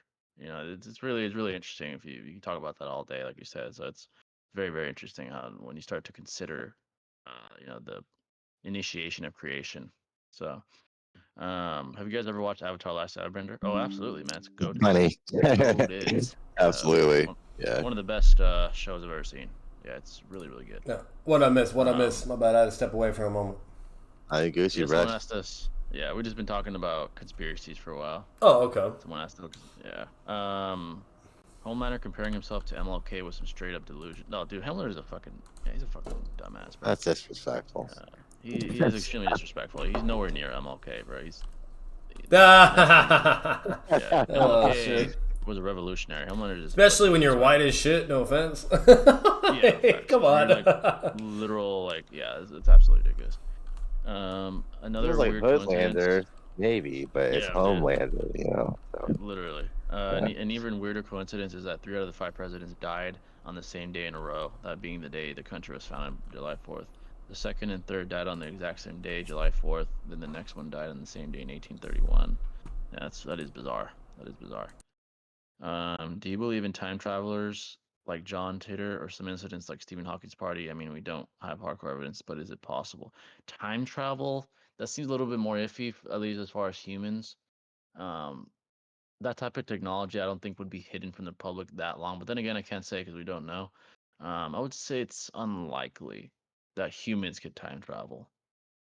Um, Um, yeah, I mean, but like it would just take such a huge innovation and like being able to like traverse faster than light. You know what I yeah, mean? exactly. Like to Yeah, have our vessel be able to withstand that type of acceleration, like that would just be God, dude, it would just like defy everything that we know about like biology and everything as we know it. Like it would take a yeah, lot of innovation. So yeah. yeah. That would seem to take an insane amount. That would of innovation that would literally defy laws that we have established or discovered. Like that's an insane feat in the real world. That's insane. So I doubt it. I'd say. Um, Why didn't Obito use the Preta Path if it's really truly didn't have enough chakra to use Rinnegan and just keep Naruto trapped? Yeah, exactly. That's the only ability I see they could have used, which would have made sense. But I mean, yeah. Yo, Batman, who's the worst debater that can beat Trash Fuzz? I think Batman's well, yeah. The worst fucking. Maybe Gil. You know, like Gil's stupid ass. He could probably do it. But I don't know. Like it's very contentious between those two. Um, but that's at least from what I know. I would at least say Gil. I could see Kabuki maybe doing it as well. But Yeah, Kabuki. Yeah. yeah. But by the way, folks, feel free to ask about debating stuff too. I mean, I'd say we have experience at this point, so we just want to ask about like how to debate or whatever. Feel free. Um, I agree with Jay the Great. It's very clear that the universe is not accidental. Everything has a structure. Yeah, exactly. Pretty much. That's my theory, basically. Dude, could you You, imagine if like insects had the level of like consciousness we do, bro? Like, oh God, I I, feel I, like or just or like even like a shark or something, dude. Like there would be no hierarchy, dude. If everything was the same in terms of adaptation and consciousness, like there would be no balance. You know what I mean? There would be no yeah, yin and yang. So it's just like, yeah, exactly. It's like the way it's ironic because the way hierarchical structures are set up, they are set up to maintain a larger hierarchical structure. It's kind of ironic when you think about it. Like yeah, these lower levels of structure kind of reinforce the larger structure that is the universe. It's kind of crazy. This all implies order in a way. It's really like interesting when you think about it. So, um, you receive 50 million right now, but you can never procreate. Would you take this deal? 50 mil to never have a kid? Uh, mm. I have siblings, so my bloodline could continue. So I guess so. If That's a I know tough my siblings question. could procreate, uh, probably. If I had no siblings, maybe not. I do want to continue the Like bloodline. I'll say I this, don't like know, I'll man. probably I'm take apprehensive. I'll probably take Yeah. the 50 mil, and the only reason is because like you could have kids You in already different. have a kid. Yeah, like yeah, true, but you could also have kids in different ways though. You know what I mean? You could adopt one. Oh You yeah, could yeah, yeah. also like have your wife, like Adopt one of your one, family, whatever the fucking word it is. I forgot what it's called, but that's it. inseminate. Yeah, you could do that. Like there's you don't. It doesn't have to be you, so you could still have a kid in your life or just a baby and go from there. But You like I'm taking the Yeah. 50 mil, bro. yeah, like but like at the end of the, like I get it's a hard one. I feel what Shinobi's saying because like it's just that is a certain level of importance in your life. It's something that most people do Yeah. want eventually. That's kind of So sacred. yeah, Yeah. yeah, exactly. So it's Yeah. like it's really interesting. The way I see it though is like you kind of like if I'm weighing my options right, and I'm like like would I rather have way more free will and freedom over having the experiences and development or whatever, except with my own like blood. It's like it's really really interesting. That's really hard. Like what I'll say as of now, because of me obviously being a father today, like and as of now, no. You know what I mean? That's just that's mainly from me Yeah. appealing to my emotions and obvious bias. But if I was like if I didn't have anything, and I'm like whatever, then I would probably take it. Yeah, I'd probably do it. Yeah. But Me, like being fair to like objectively, I'm using my own bias as well because I don't have kids. I would say if my bloodline can continue, if it's not through me, then yeah, I'll take it. yeah, If I have siblings that could procreate, then I'm good. Like Yeah, I was like 10 continue years after ago. them. I'd probably be like hella foolish and be like, hell yeah, dude. But now, you know what I'm saying? But like now Yeah. it's just like, I don't know. Like who knows what the future may entail of. And I want to like have that be a possibility if I have the option to, you know. Yeah. If I had no siblings, I'd probably say no though. Yeah. I probably would want to, even for the 50 mil. So, That's a good question um, though. Yeah. yeah, that is a really good question actually. Who is more nihilist, Ulquiorra or Obito? Obito. Ulquiorra is just a follower. Yeah. Yeah, Uh, exactly. he wasn't really not nihilistic, I'd say. Second release, Ulquiorra versus Ten Tails Obito. I think Ulquiorra probably take it. Ooh. Honestly, I think he's not near planet level, but I think he scales higher than Obito. That's a tough fight though, but That's a tough one, bro. Honestly. yeah, Yeah. it's a tough fight. Yeah, I probably would lean towards Ulquiorra, but yeah, that's actually it's tough to scale and compare I mean those like can two. he use the Rinnegan abilities and like the lance or whatever he uses or like Oh his like yeah, his Cero bombs. I don't know, it'd be an interesting battle for sure. yeah. Definitely. I think the scaling's pretty Current relative. Aizen versus Ten Tails Madara. Honestly, if I probably lean towards Aizen.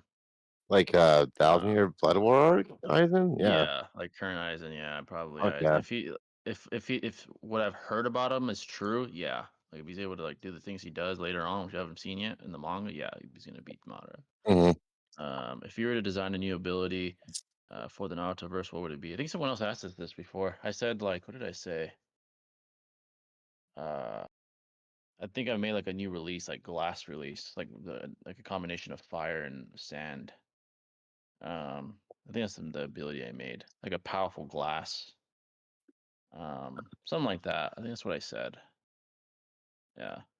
It'd be cool to have like an ability where like if you hit someone with like a jutsu, then like you instantly restore like your own chakra supplies. Oh yeah, that'd be cool. It kind of And reminds like me of and JJK, like you yeah, also can like see like their like unique ability. You know what I mean? yeah. It kind of reminds me of this one JJK character who has a jackpot curse technique where if he hits a jackpot, and the more jackpots he hits, the more likely he is to defeat you. Yeah, something like that would be cool. Huh. And in Arcaverse, I mean, yeah. Let's be real. Obito didn't use the running up because Kishimoto knew he would have been way too overpowered. Yeah, let's be Alright. honest. Yeah, I mean, Yeah, yeah. thanks. Guys. I didn't. You receive 1 million, but you're colorblind for the rest of your life. Would you take this deal? No, 1 million ain't shit. No, no, no, I wouldn't do that. Be colorblind? Well, No, I'm straight, dog. fuck that. Yeah. 1 million, dude. Today and even in the West, you'll run out of one. If you're done with it, you can run out of it quickly. That ain't shit. Yeah. No, not that's not worth my vision. Yeah, no. I don't buy the whole argument of Naruto already seeing the abilities because even though Naruto had fought Pain, he still got completely folded by Nagato and B, and Guy knew Naruto B knew fought Pain. I don't buy the whole argument of Naruto already seeing the abilities. You mean when he fought Pain, the Pain arc? I mean, he didn't see the abilities, but he had intel thanks to Katsuya. Yeah, literally. Yeah, but but like you said, he still got folded. It just wasn't on his level.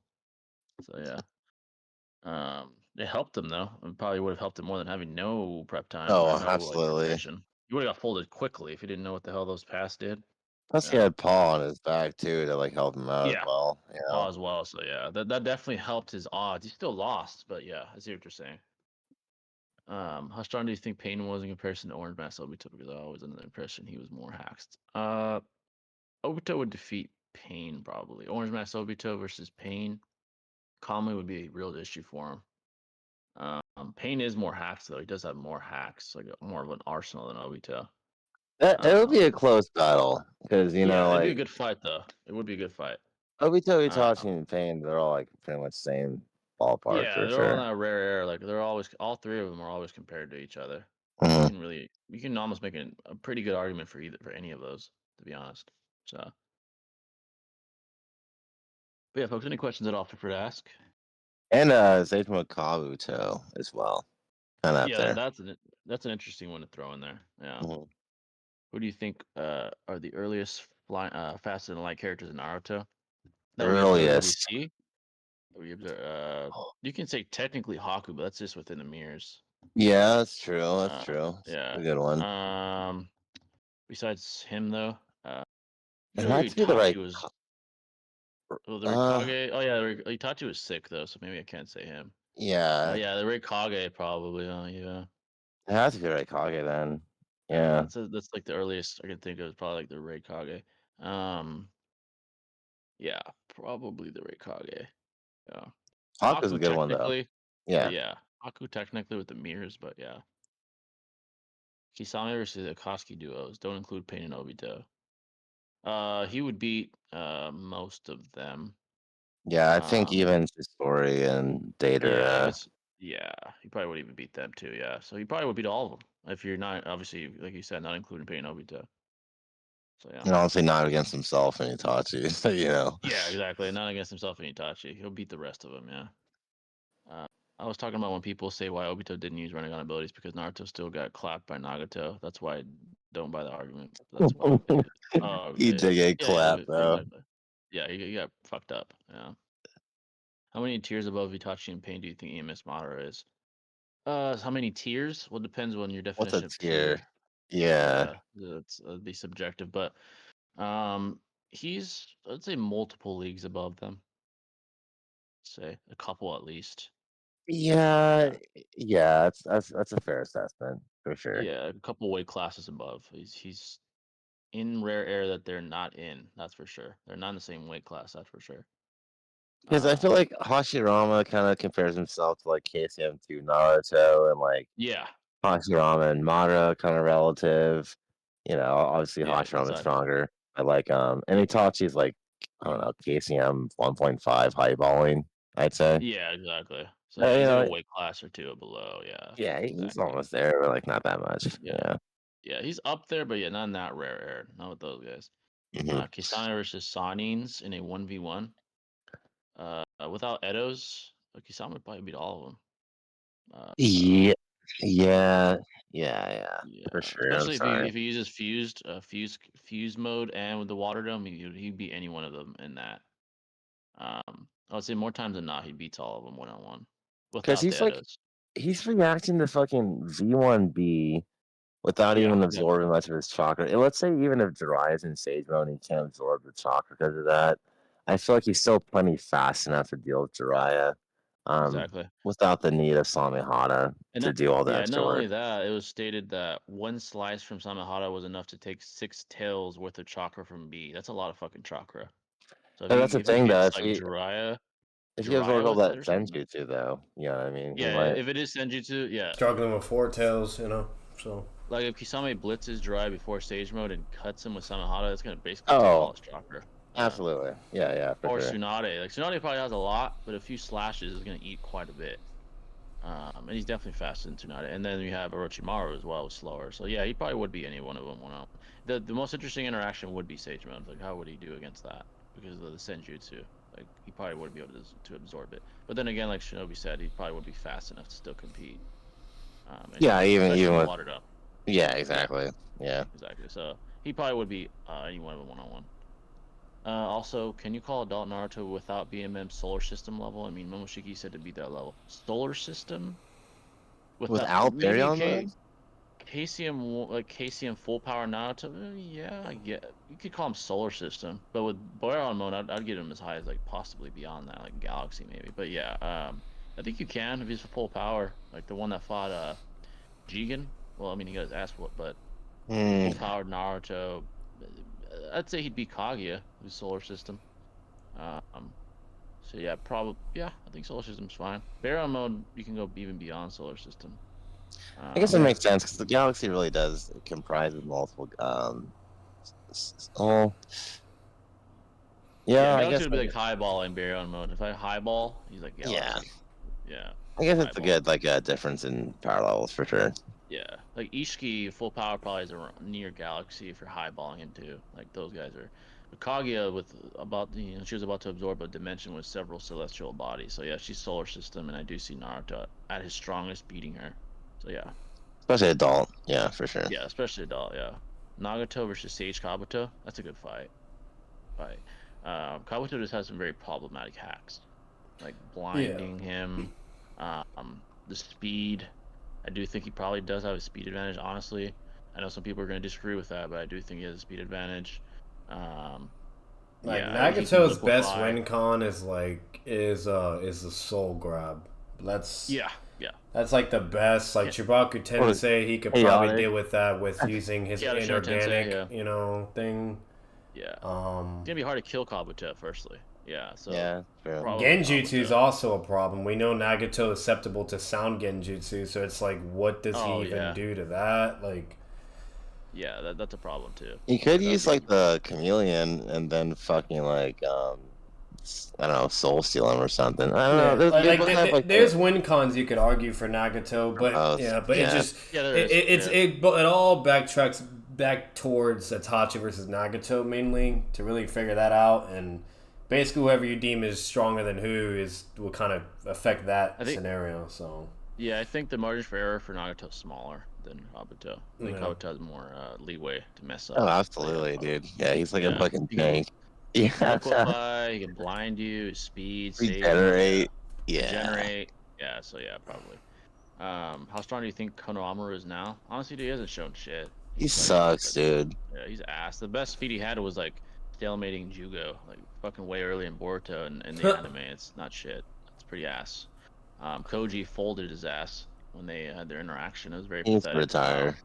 Yeah. Yeah, he's really not that. He's really not that powerful, man. I'm sorry. Here's turning in his grave right now. That's all I could say. And Asuma. Awesome. It's like, bruh. Bro, I'm sorry, but Kawaki pulled up, used a certain amount of power with his karma, and and he couldn't do anything, bro. He's like, oh my god, you know what I mean? Like, and he's like even fatigued as shit, and you name it. So yeah, it's pretty pathetic. Like, he's really not powerful at all. $5 for Kedra. Appreciate you, brother. You got this screen nearly filled up. Appreciate I'm gonna go today, bro. But a fun fact though, backtracking to the boy shit when they were like talking about like whether if Homelander could deal with nukes and shit, whatever, blah blah. Like our strongest nuke that we have to like this day is like it's 50 megatons, which is basically 3,333 like bombs of the first bomb we ever threw. So it's like times that more, and it's so powerful that the plane that dropped it like was almost destroyed in the process, even though it's like a ridiculous amount of distance away. It shattered windows across states. The shockwave circled around Earth 3 times. Like, and it's just one bomb, bro. Like, it's fucking ridiculous. That's like continental level ass fucking nuke. Literally, bro. Like, what the fuck? Wow. $5 from Kedrick. Appreciate you, brother. Hot take. I still think Minato can still be prime heroes, and I don't think it's a hot take. I think that's, well, if you're talking about pre-retcon, then yeah, it might be a hot take because he's apparently stronger than all the target. But post, yeah, I agree. Minato would beat him. Yeah, so Homelander's not surviving that shit. Oh fuck, like no. I don't give a fuck. Especially with radiation poisoning. Like, what does he do, bro? Yeah, no, he's not surviving that shit. I don't know. Yeah, we pretty much saw like a younger Hiruzen during the Ninetales invasion and how like he revered Minato as like the savior of the day, pretty much. Yeah, he was literally pleading for his presence. Like, where is he? We need him. Like, implying inferiority already. And that's came close. I would say relatively close to his prime. That's being like the least generous. Like, I can see like Prime Hiruzen being even more like faster than even Tobirama, just based off like statements and stuff. Yeah. Well, but bro, he is faster. Like, old Hiruzen as an Edo was fucking faster than his bitch ass, bro. Like, to be fair, the Edo technically like amps him in a way. Yeah, because now, it's not the stamina and shit. So technically, that would be like a prime Hiruzen as well. But like the Edo Hiruzen and definitely like younger Hiruzen would definitely be fast. Like, he just shows it in the war arc. Like, Tobirama can't do shit to save Naruto. Uses water style. While remind you, he has flying Raijin and is literally known to be speed, right? Hiruzen comes out of nowhere and just fucks that shit up with just raw speed and everything, and then saves him. So, like, yeah, exactly. The 7 versus the Rumbling. Oh, dude, Homelander would fucking foderize the Rumbling. Dude, fucking laser eye all their heads off. Yeah, he just fly and laser them all. You know what he could do? He could fly through all of them, like fucking literally like a bullet through butter. Yeah. It wouldn't be Homelander by himself could fuck up the Rumbling. That wouldn't be a problem. Attack on Titan really doesn't scale that high, honestly. That's the thing. Yeah, unfortunately. So basically, the Rumbling gets fucked by the world military, but the nukes might still kill someone. Oh yeah, it definitely would. Like whoever's near the radius of those nukes would die. If it's not like from impact, it'd be the radiation. Like the nuke that I just told Jay about. Like, that shit is cracked. Like, it's shattering windows across states. Okay, like, you know, that's a big ass, like, imagine like all the windows blowing up like within Florida and then like a whole other state next to Florida. Like, that's ridiculous. Obviously, you have you know, it depends on like the shape of it and the distance, but that's the fact that it can travel among states and the shockwave is circling the Earth 3 times in a row. Like, that is just ridiculous. And then destroying a plane that's like super far as fuck from it, from the explosion of the force. Like, 50 megatons is a lot of force, bro. Yeah, that's a lot of fucking power, man. That's fucking, if you're low balling, that's island level. High balling, it's like country level, possibly continental. That's fucking insane. It's like Guy throwing a Hiradora, bro. Yeah.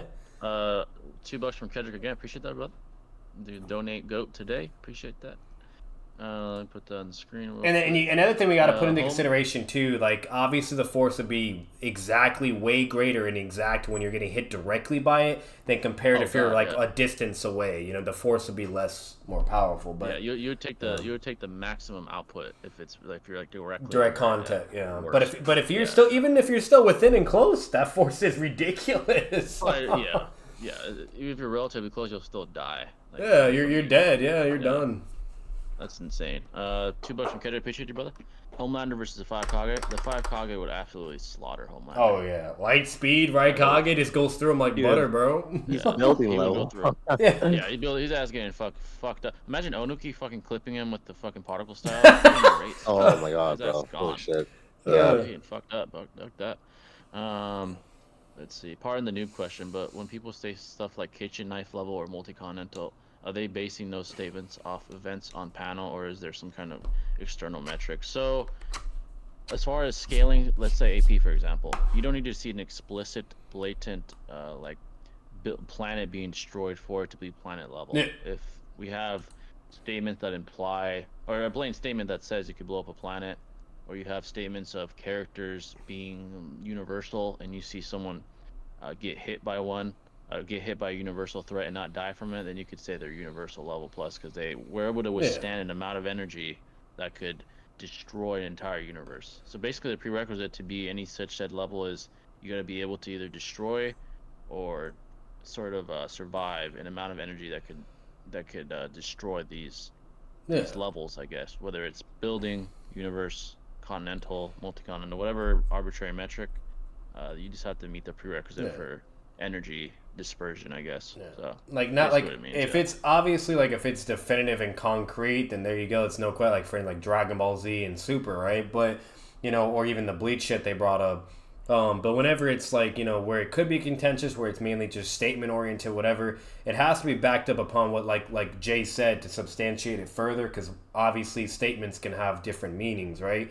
And Naruto takes the cake with that shit, where Tamari's universal level, blah, blah. And when we have tons of characters that are blatantly and clearly not these certain levels that they're saying them to be. So, that is something you have to be careful with. But as long as you can back it up and support it by something, then it can stick and you can more than likely make it work. At least with the possibility of things, right? But, that's just kind of like what you have to do. It has to be substantiated with statements and feats, or just blatant objective feats, Yeah, the most valid way to establish, would be blatant feats. Like, for example, Dragon Ball is extreme blatant, literal blowing up. But, yeah, the least credible is trying to calculate arbitrarily, like, the amount of joules that was utilized for an attack. Like, first of all, you got to presuppose that physics works the way it works in real life. Like, if you're trying to use that metric, first of all, you got to prove why they're equivalent. Secondly, you got to prove why your arbitrary metric system for that calculation is valid in the first place. Pixel scaling varies from pixel scaler to pixel scaler. There's no way to validate what pixel scaling is or what your arbitrary eyeball test is. Bullshit. Like, imagine trying to scale a fictional book or comic or, like, animated screen. Like, what? Like... or imagine saying Red Pill Choji is multi-continental. Like, literally. Yeah, it's like asking you'd have to ask Kishimoto himself, hey, how much distance was covered here in this specific panel? It's the only way to validate that bullshit.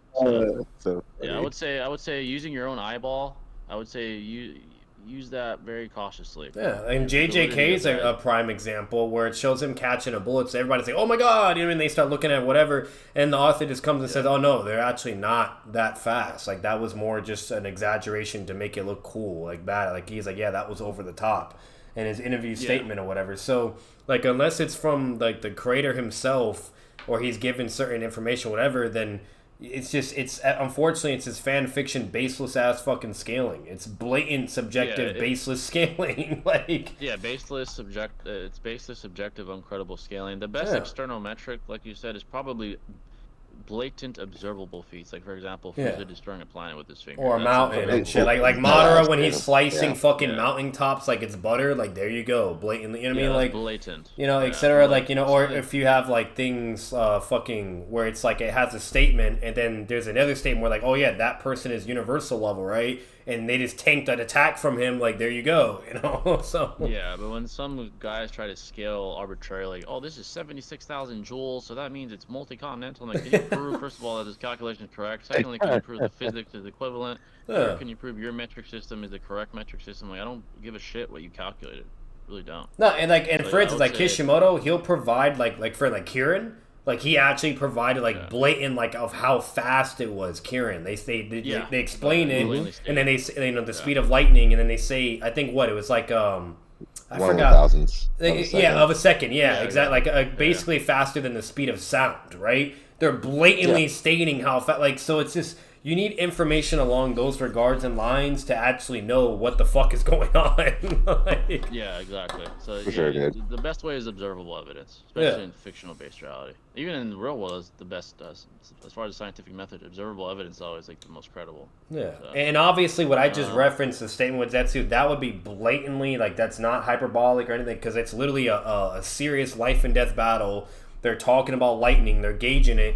You can even further Google how lightning is, whatever, yada yada. Like, there's an abundance of evidence to confirm that that's legitimate, compared to a statement where, like, oh, the Mangekyo allows you to see the fucking universe and have the power of, whatever, fucking just knowing all things, and that's clearly not the case, because Sasuke and the whole Chick clan didn't know shit about aliens, you know? So exactly. So let's see. By the way, folks, I'll make sure to remind you guys. Make sure to hit the like button if you haven't already. It's really appreciated. Really, really appreciate it. It helps us get up in the algorithm and it results in more productive streams with more people coming in. So make sure to hit the like button. Yeah. Let's see what you guys are saying. Which Hokage do you think would have handled the Uchiha matter better? Tobirama or Minato? yeah. If you mean the massacre, yeah. Minato. Oh yeah, Minato. 'cause Yeah. Tobirama's biased. Yeah, Tobirama still probably would have led to them getting slaughtered somehow. I could actually see that, but just maybe in a different way. But Minato, he would solve it. There would either be little bloodshed, but it would be solved, and the Uchiha are still there, or what's it called? It'd be perfectly fine of how it was shown in the filler anime. So exactly. I think Minato- Kakashi would be a Kakashi would be suitable great. candidate as well. Oh yeah, Even because of Hashirama. Obito. Yeah, because of Obito. Yeah. Very level-headed. Yeah, I agree. I think Kakashi Yeah, would do well. probably. Even Naruto. Naruto as well. And Naruto the as reason well. why everything goes great is because, like, and this is why, like, I love the anime version of it, because even though it's part of the Infinite Tsukuyomi and Tsunade's dream, like, I don't care. I know you can be like, oh, not canon, whatever. But it makes sense because it's backed up by the manga and what we see with the anime, too, where in the anime, Minato doesn't allow Danzo to do what the fuck he's doing. Like, he literally goes up to Danzo and basically is like, nah, this shit is not happening. Like, no. And then takes charge and then talks with Fugaku and everything de-escalates. That's what just happens in the anime. While in the anime and the manga, what here is in, he's just letting Danzo do whatever the fuck he wants. You know? Like, yeah, so, exactly. Let's see. I think Harrison was crazy in his prime, but I do think there's some jutsu that I could not handle. You don't see jutsu that can help him propel into that tier, but physically he's up there. Yeah. Do you agree with Ellie's decision to not kill Abby after everything? I'm not gonna lie, dude. I hated Abby. I think most of us did when she killed Joel. Fuck her. And I would have killed her. I'm not gonna lie. But do I disagree? No, I think Ellie. This is the ironic thing, and this is why I thought it was so beautifully written in The Last of Us 2. The reason why she didn't, I believe, is because she realized she was becoming the monster that she hated. The reason why she started to hate Joel before his death is because she found out the truth about what he did. And in a way, she was becoming that. She was starting to slaughter people and, like, become a fucking mad woman because of what happened to Joel. And in turn, ironically, she was becoming what she hated. And that's why she stopped herself at the end. And she said, you know what? I'm not going to become what Abby is. I'm not going to become what Joel was. I'm going to be the bigger person. So she spared her. And I agree. I think from a moral sense, it was the right decision. Obviously, from my bias, I wanted to kill that bitch. I'm not going to lie. I wanted to kill her. But, yeah, she made the right decision. So I do agree with her decision. That's why that game is so good. I think the reason why Neil Druckmann wrote it the way he did is because he knew people would hate that. I think that's the point. He wanted people to hate Abby, and he wanted people to hate what happened to Joel. That's the whole point. That's why I think it was Game of the Year. We're not supposed to love that decision. Obviously, who would? You know, that's the whole point. Yeah, that was the crazy part about it is like everyone loved it, whatever, but I heard like there was a massive critique over something that happens that was like a big spoiler when it first was coming through and everything. And then when I was talking to my brother about it, he's like, yeah, it was great, whatever, but there's one thing they did, and I was like, you know, he's like, that kind of like, I don't know how I feel, but it's whatever. Those type of vibes. And then, of course, I did my very, very best to not, you know, to try to get through without being spoiled, whatever, or to see what the fuck everyone's bitching about. And in the doubt of my mind, I had an idea what it probably was, but I was hoping I was wrong. But I wasn't wrong. And I'm not going to say it for at least for anyone that doesn't know yet. But either way, something major happens to where, you know, something really goes down that just no one really expected to happen so fast. And the fact that that's the case, it's just, you know, when it comes to any show or anime or whatever the fuck it is, movie, whatever, if there's someone you really, really like and they're just immediately taken out of the story, obviously people are going to have fucking problems. That's just what anything, of course, you can't avoid that. Yeah, you can't avoid that. So, let's see. What's up, Jay? I found your channel recently, and I gotta say, I like how you analyze people's situation narratives without very much bias. Much love to you. Appreciate you, brother. Yeah, we try to stay as objective as we can. Obviously, objectivity is there's no way to have 100% objectivity, but yeah, we try our best to Yeah, to of course. analyze things, people, entities, questions from the most objective we can. So Yeah, apparently me, Jay, and Shinobi are biased for Minato, even though we're not. Like, what's it called? Because Oh, yeah, here we go. that's a common misconception that goes around nowadays, to where for anyone that advocates for Minato, whether if it's objective evidence or just higher possibility subjective evidence, that if you just advocate for him in his favor, then therefore now you're just biased and Minato, like that shit. Like, there's just certain factions in Naruto or elements where no matter what, like, nobody's safe. You know what I mean? And we're not. We're not biased for Minato. We'd be the first ones to say when something's contentious or when he loses, whatever. You know, Facts. we do it all the fucking time. Like, so. Exactly, like fucking adult soccer would slam you into. Facts. Absolutely. You know what I mean?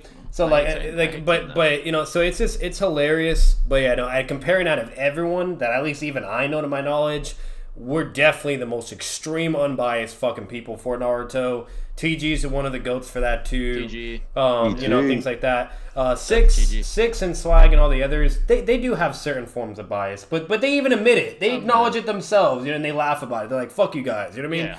So it's like, they're pretty, so analytical, yeah, but they're good for the most part too. And whenever they take it serious or make production videos, they'll actually not do that. But so overall, like, it just, you know, when it comes to the community, like, it's very rare to see that nowadays. Most people are very biased or very, like, weird on things, or just try to be different. Where if they feel it as if they go a different direction what's normally said, or try to go something more unique, whatever, blah, blah, like, for instance, like Coxie versus fucking Pain, yada, yada, to where they can get more clout from it, or shock value, or whatever, yada, yada, and then they'll go along those route of scaling. And no matter what, it's just blatant dishonesty or ignorance, or they're just purposely doing it, but, you know, and that's the problem with Naruto nowadays. That's why you have all the Tobirama shit, the Kakuzu shit, etc., etc., you know? Exactly. So, what's up, everyone? What's going on? What's going on now? Thanks for coming in, brother. Let's see. Forget the military. Forget air in the military would kill more than 20% of humans by nukes. They wouldn't even need nukes, man. I think if about 20 to 30 F-50 fighter jets would fucking level. Yeah, they wouldn't even need nukes. They just get air support and just fucking slam everyone. That's it. Yeah, it'd be like fucking World War II. Get some B-52 bombers in the air, drop those on fucking rumblings. Like the only people that would survive that type of scenario is obviously rich people that just go in their bunkers and shit. Yeah. But they would be taken out because they would just send troops on ground to find the rest, right? And then they would just kill them all that way. And it basically be like the Star Wars, where you have like the, you know, like the fucking resistance against the Empire type vibes. But in the end, if we're being realistic, the Empire's not losing this time. They would win. Oh, fuck no. Yeah. So, yeah, exactly. If the Colossal Titans had a mind control, would it be even more deadly? Like, if they could defend themselves? Oh shit! You mean if they're like sentient? That would be really bad. Fuck, dude. Then it starts spreading everywhere. They're like, oh, I'll split up. Let's split up. You go here and I go here. Like, it'd be horrible.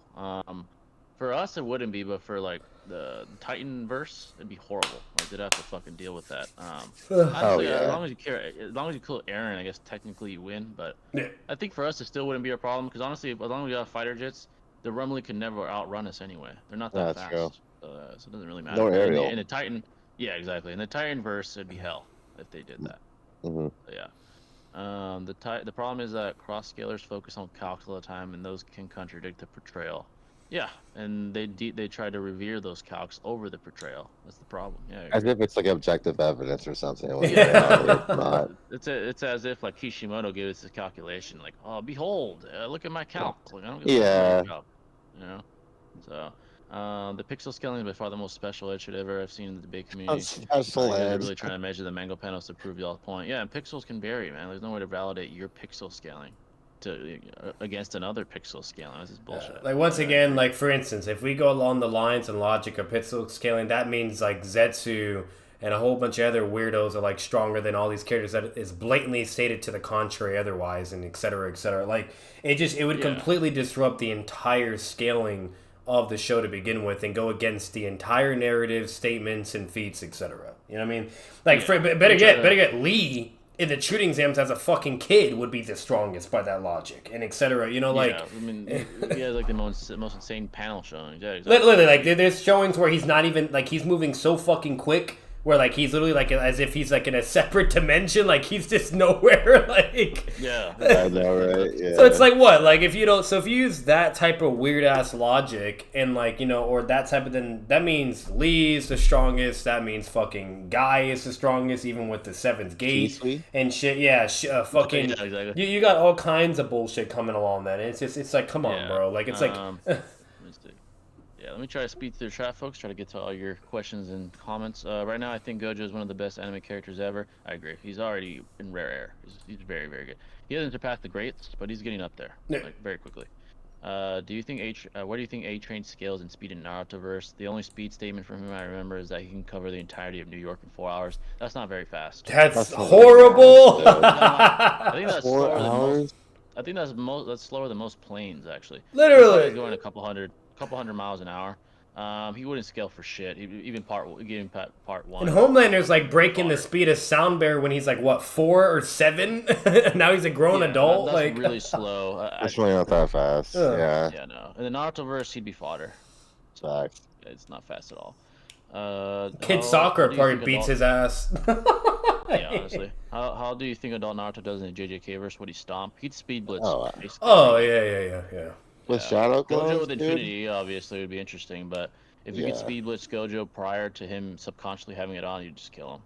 So yeah, Sukuna would get speed blitzed. He's just too fast.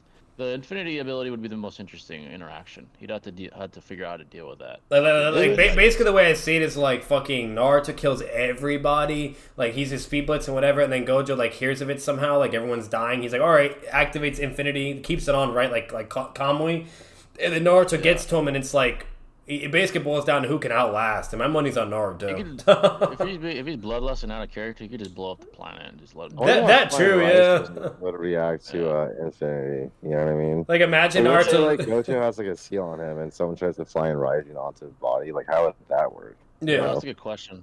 Yeah, that is a good question.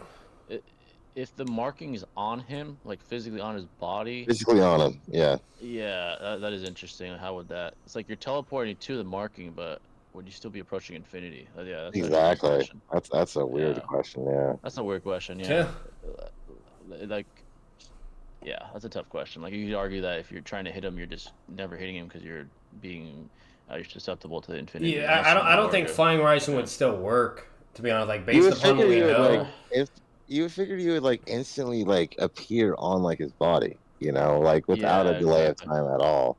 As if there was like zero time that because like at all. the way I see it is like You know? he'd instantly appear, but then like he's still way like further away. Like the moment he's like right there, because like I don't know, like it's interesting. It's weird. It's weird. Yeah, it's a strange question. Yeah, you have to be able to like to bypass what Six calls a simulation of infinity. That's a good way of putting it.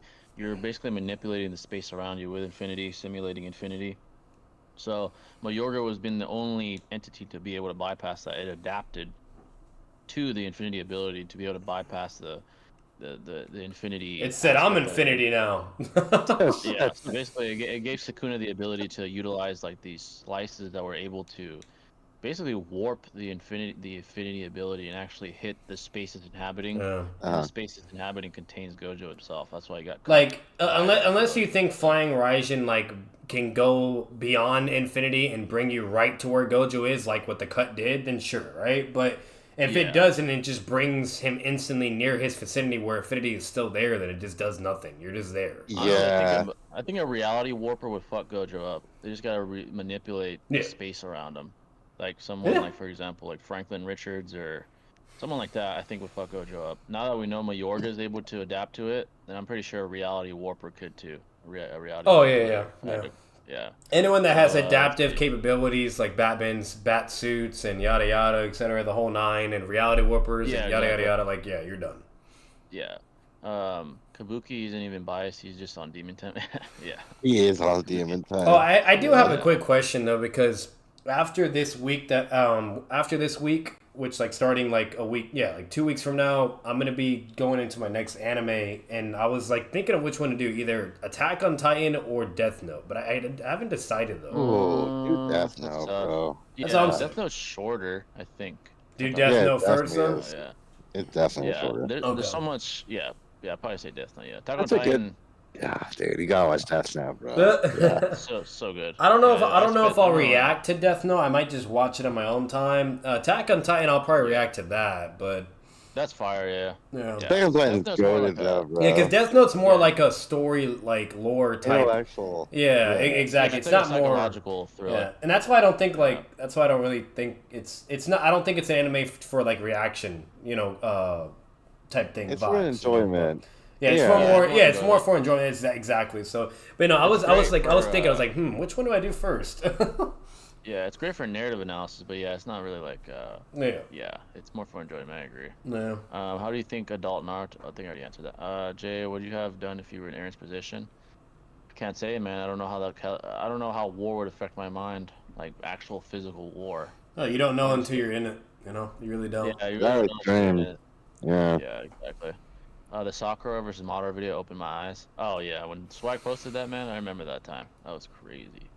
I'll give an example for you guys. I knew a person that like acted all tough or whatever, blah blah. He would fight whatever he had to, or he would say how he'd be in a situation. Next, the guy gets into a fight, gets his ass beat, and then he's literally sobbing and begging and crying on the ground, like please stop, or just doing shit I would never even imagine him ever to act or say. Like you just don't know what you would do until you're put upon situations, and that's how you're unfortunately going to be able to properly gauge your reaction to things. Why do you think the scientific method exists for a reason? Yeah, exactly. Like, There's this so- one quote from, I forgot who said it, but they're like, fatigue makes cowards of us all. Like once you're fatigued and broken, that's when yeah. you really find out. Yeah. That's when you really find out your character.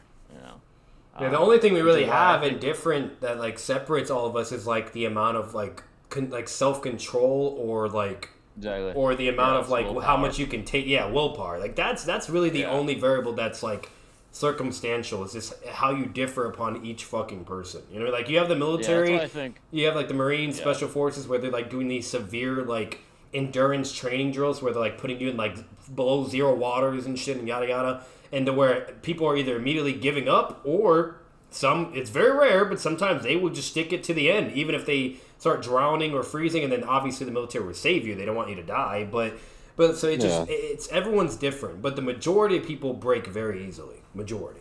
Yeah, especially in first world modern world countries where first world conditions are all around us. We don't even have to deal with actual survival concerns because we could just fucking go on Amazon and order whatever the fuck we want, and it'll be there the next day. So it's because of that.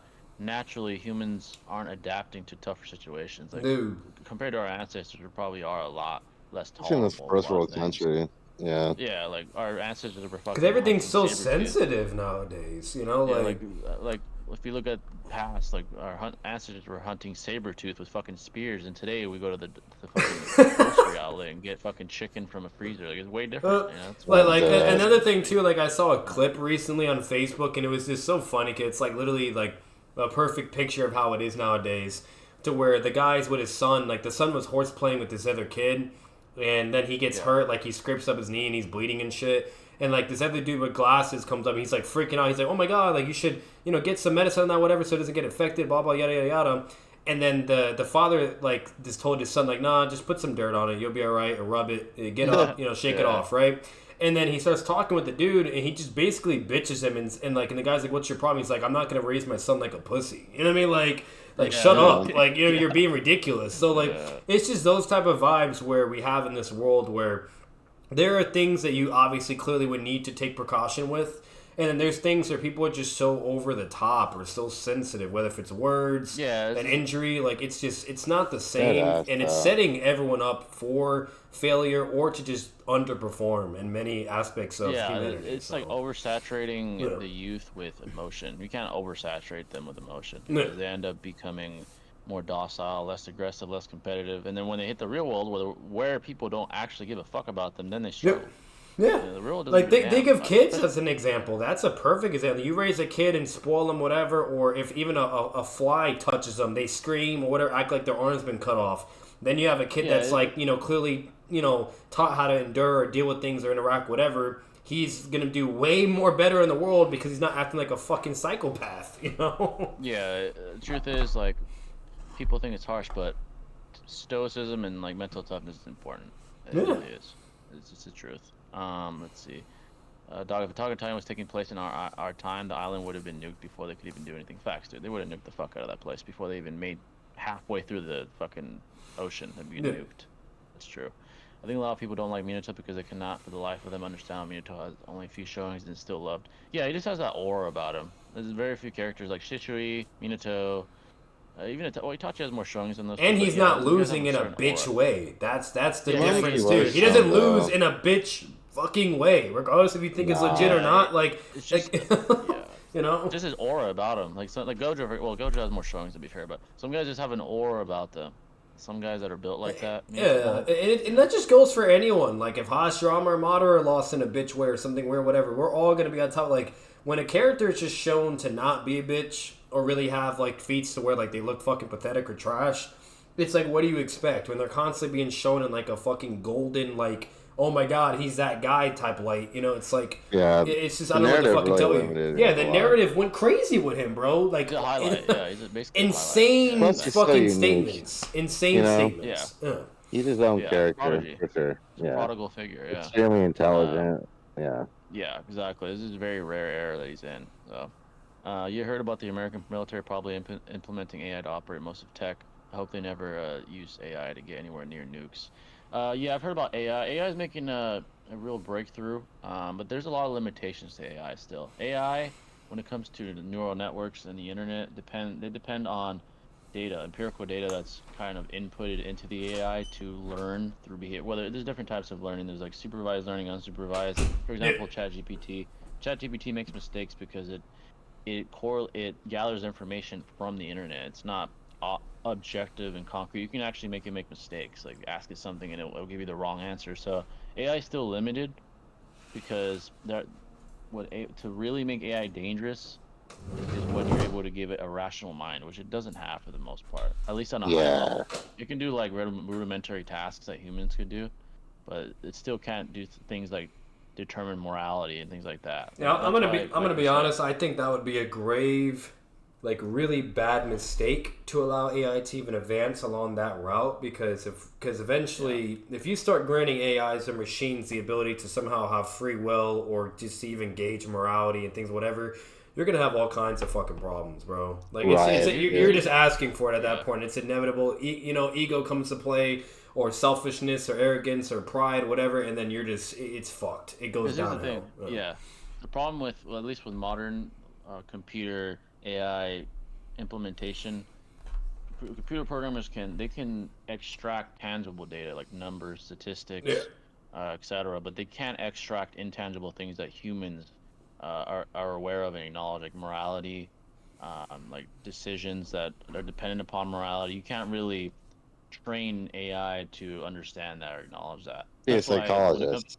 Exactly. Yeah, exactly. Like psychology, like things like that, aspects that are intangible. Those concepts can't be absorbed currently, at least by AI. That's why, for example, an AI police force would be a problem because how would AI determine morality? It would use statistics. It would use if I kill this guy, 10 people will be saved, and it automatically conclude to kill. But we've even seen shows and movies like how that would be too, and it's a very realistic like aspect of how it would really go. Like there'd be a point where sure, like maybe in a statistic like stance, like it would make sense for it to do, but overall, was it absolutely necessary? And would it actually change anything? No, and it's just more of a cold, calculated like brutality moment, and then you just did something that was fucked that no human would ever do. So it's not like like where you're choosing between thousands of lives, and shit. So it's just it's very problematic because it takes away the decisiveness you need from a human being, and that's something we're only capable of, Yeah, only humans are able to grasp these intangible concepts. Obviously, computer programmers don't know how to implement that into actual AI with training data. Training data is limited.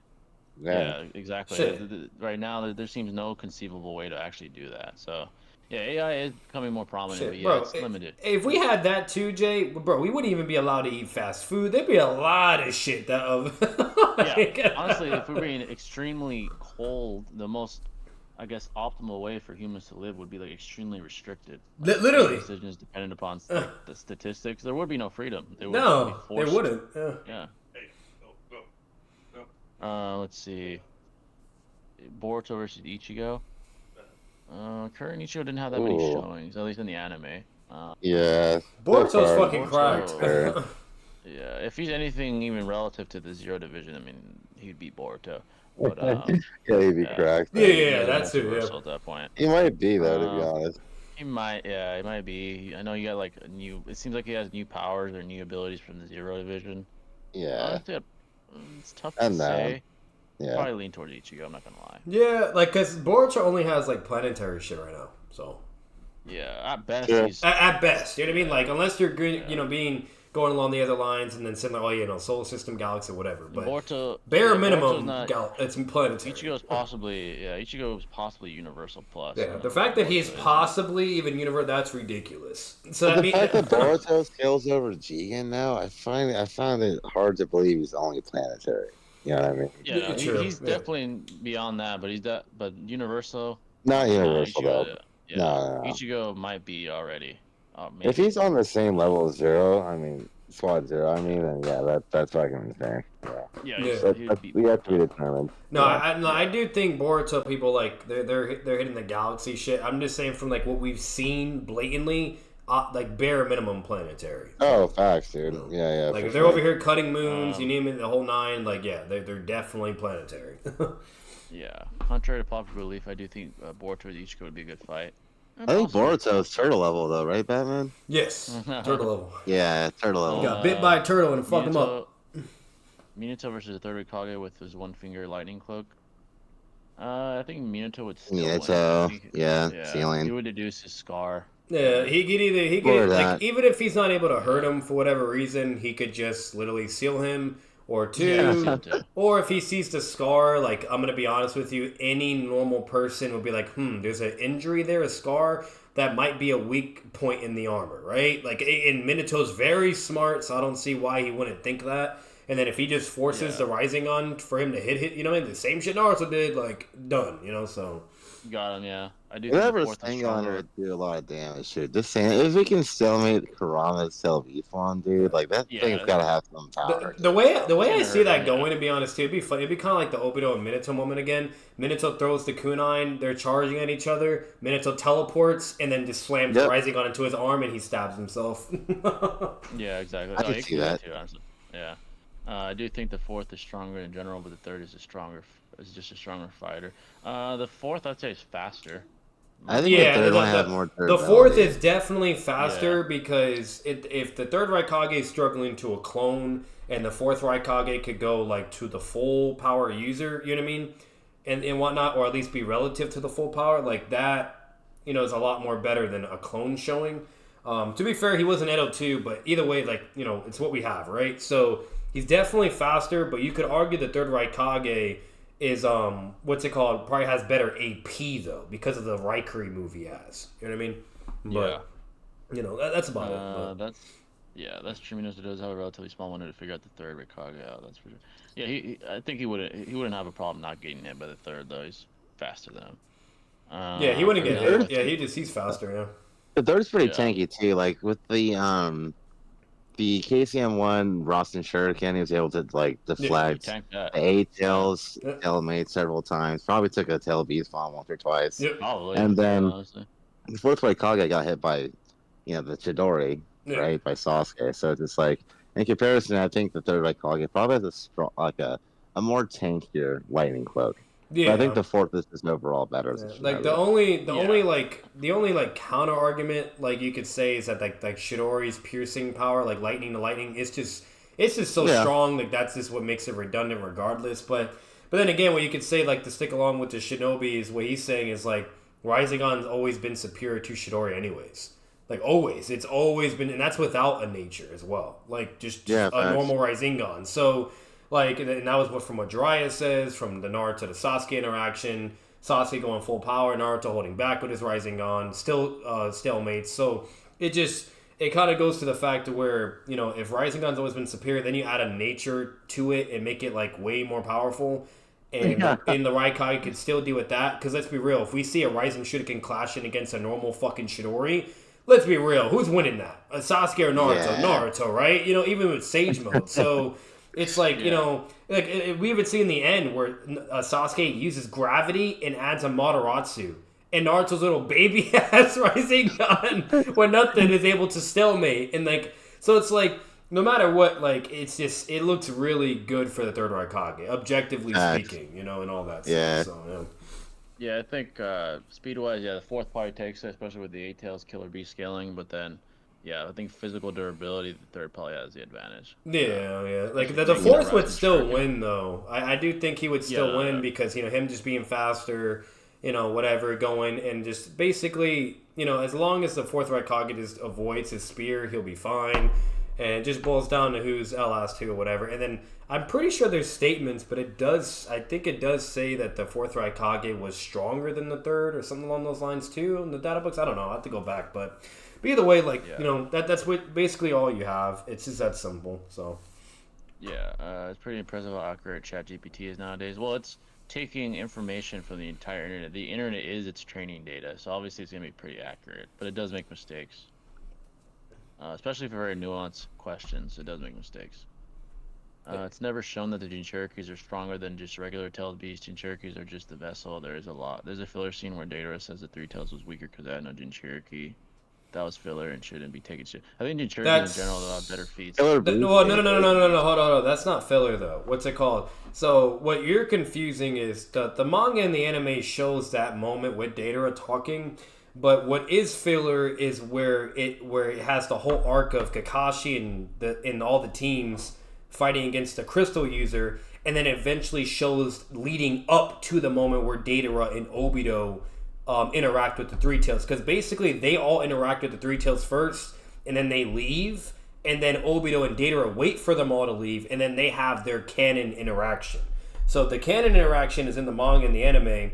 The whole filler shit with all of them interacting with the Three Tails, that's the filler. I'm just putting that out there. Bro. Yeah. So either way, the Jinchurikis have better feats than the tailed beasts do. It's very obvious. No.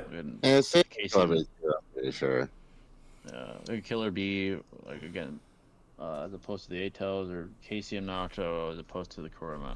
It's just kind of like, I'm gonna be honest with you. It's just blatantly implied and shown like. The whole point of being a Jinchuriki is to be an upgrade version of the Tail Beast, because you're basically combining the ninja's power, the Tail Beast's power, and allowing to tap into it and control it and focus its power, basically, right? You know what I mean? Instead of it just being all around or just being utilized in a certain capacity. And when we see Killer Bee as a perfect Jinchuriki, that's a perfect example of how fucking strong he can get. We see Naruto with KCM2. The list goes on and on. You see even Obito as Jubito, the 10-tailed Jinchuriki. So... I don't know what to fucking tell you. So, now, if you're like Naruto, though, that's an exception, though, because Naruto was just an idiot. He couldn't control his shit as a Jinchuriki, so the 9 tails was actually stronger than him. It was the other way around, But I think Orochimaru from Part 1 is the best pure villain in Naruto. He was a very good villain in Part 1. Yeah, very he was. Bro, I like Minato as a genius, but I don't see him being able to figure out the third, not touching Minato, though, so it doesn't really matter. He'll figure it out. I think he would, man. The scar's pretty apparent.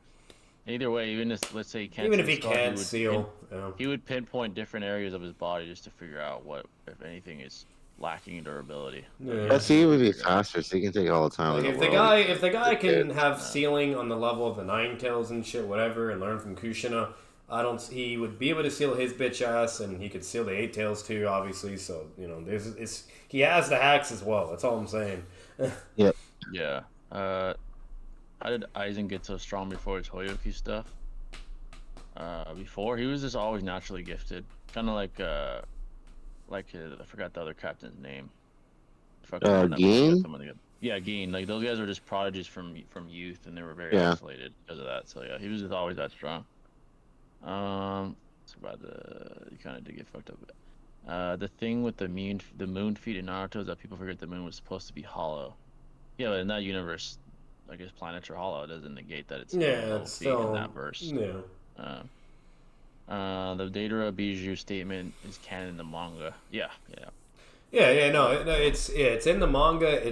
It's also in the main the main canon anime story. It's in that too. That what he was confusing is just the whole filler arc that happens that leads up to that moment, and so he was just counting that as filler as well, and that's not true at all. It's literally in the manga. So yeah, I feel that non-Kurama Bijou having human level intelligence was a retcon due to the data statement. A retcon? What do you mean that they didn't have human intelligence prior? Yeah. Alright, here's what I say. If Yeah. if Minato was to replace Naruto in that spot where he's fighting the Edo Third Hokage and Doda is glassing the Hokage in front of Minato, I think Minato would win. Yeah, he would. Well, especially if it's Edo Minato, you know, Oh yeah. at that time. Yeah, for sure. Onuki can fly in as particle style. Maybe the third is too fast, but at worst it's a tie. The third Onuki versus the third. Yeah, the third would win because we see this is my gauge of it. If we see same KCM clone beating Inoki's the second Hokage, right? Not second Hokage, second Mizukage, which is equal to Inoki, and then we see the third Hokage being able to combat against him and go whatever. I could see the third Hokage beating Inoki because of that, but that's based upon their exchanges. Yeah, if he's not flying right away, he's gonna get blitzed. Yeah, facts. Yeah. And even while flying, they're Naruto, they're able to dodge Naruto's original attacks from KCM clone, but then Naruto just does a springboard move and bounces back and then hits him and still blitzes him.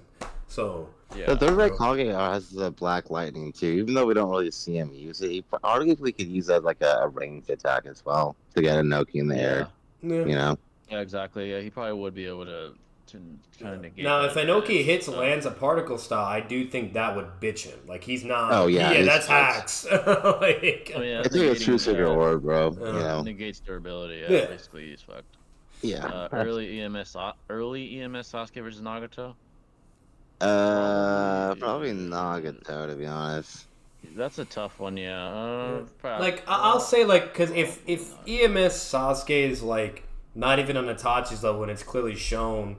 And and EMS Sasuke is being shown to be in a similar level of KCM Naruto, then you could basically say maybe Nagato gives him the same treatment he did to B and Naruto, there's no difference in them, but because even though the Naruto when he starts interacting with early EMS Sasuke, even though that one's slightly stronger technically, because he's been fighting whatever you name it, but it's just no matter what, it's just in simplicity, it's still the same KCM Naruto we see throughout, until he's hitting 1.5 where his cloak is changing slightly and that's more now he's more stronger, then that's the obvious where it's different. But yeah, no, he probably gets bitched by Nagato more than likely. So, unless he gets the same progression he gets in the war where he jumps massively to where he has perfect Susanoo and shit, you know what I mean, then obviously Nagato's probably being fucked at that point, so yeah. Personally, I think Light was worse than Aizen because he never respected anyone. Aizen at least respected a few individuals. Yeah, but the only reason he's the only one that had a death note. I mean, and Aizen had to deal with guys like Yamamoto and stuff. So, yeah. If we're talking about prodigies in Bleach, funny enough, Toshiro is one, but loses a lot. Yeah, the Toshiro, even Sensui said during the Rancor arc that in about 100 years he's gonna surpass Sensui. So yeah, he is a prodigy.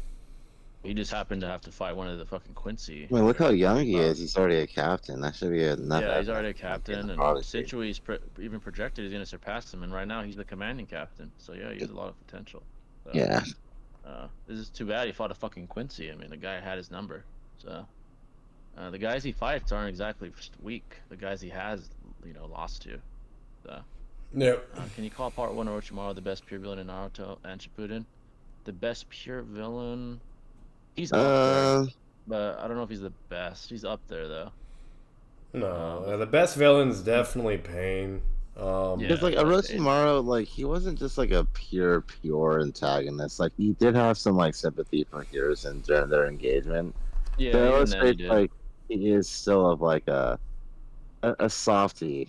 You know what I mean? People like Hedon or Part 1 Gara, they're just fucking sadistic. maniacal, beasts of nature. Those guys are actual villains. The ones that took the cards for villainary was Madara, Pain, and Obito. Those were the big three that were just ridiculous. Itachi doesn't really count because he wasn't necessarily a villain. He was more of an anti-hero in a sense. You name it, etc. Now if you only gauge Part 1 only, then sure you could say Itachi then, right? But but either way, but if we just count it no matter what, then yeah, you could still say Itachi as well. But the best villains, no matter what, was hands down Pain, Obito, and Madara. Absolutely. Yeah. So. Datara states the Biju are weaker without a Jinchuriki due to being stupid animals, but they're shown to all have the human level intelligence by themselves during the war. Datara could just be wrong though, because the Three Tails wouldn't want to interact with them anyway.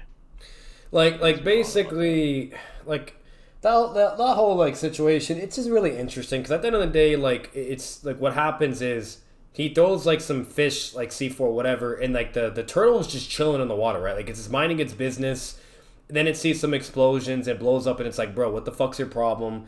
And then it's just looking at like these little fish things going all around him, and it's just looking at it. Like it's not even fighting, blows up, whatever, and then things continue on, and then it's just like defeated, right? And then Data was like, oh, it's weaker without a Jinchuriki, whatever, blah blah. So like if you go along those lines of logic and maybe say if it had a Jinchuriki, obviously the Jinchuriki is gonna be like, hey, let's not sit in the fucking water and just continue to be bombed, you know? But it's I don't know, it's interesting. So I feel Nagato is more of a rival to Sage Kabuto, and Sage Kabuto bitched EMS Sasuke with his first attack, so I'd probably feel inclined to pick Nagato. Yeah, I agree. I think Nagato would beat early EMS Sasuke. oh yeah, Sage Kabuto would have clapped Sasuke. If Itachi wasn't there, he would have got clapped. Yeah.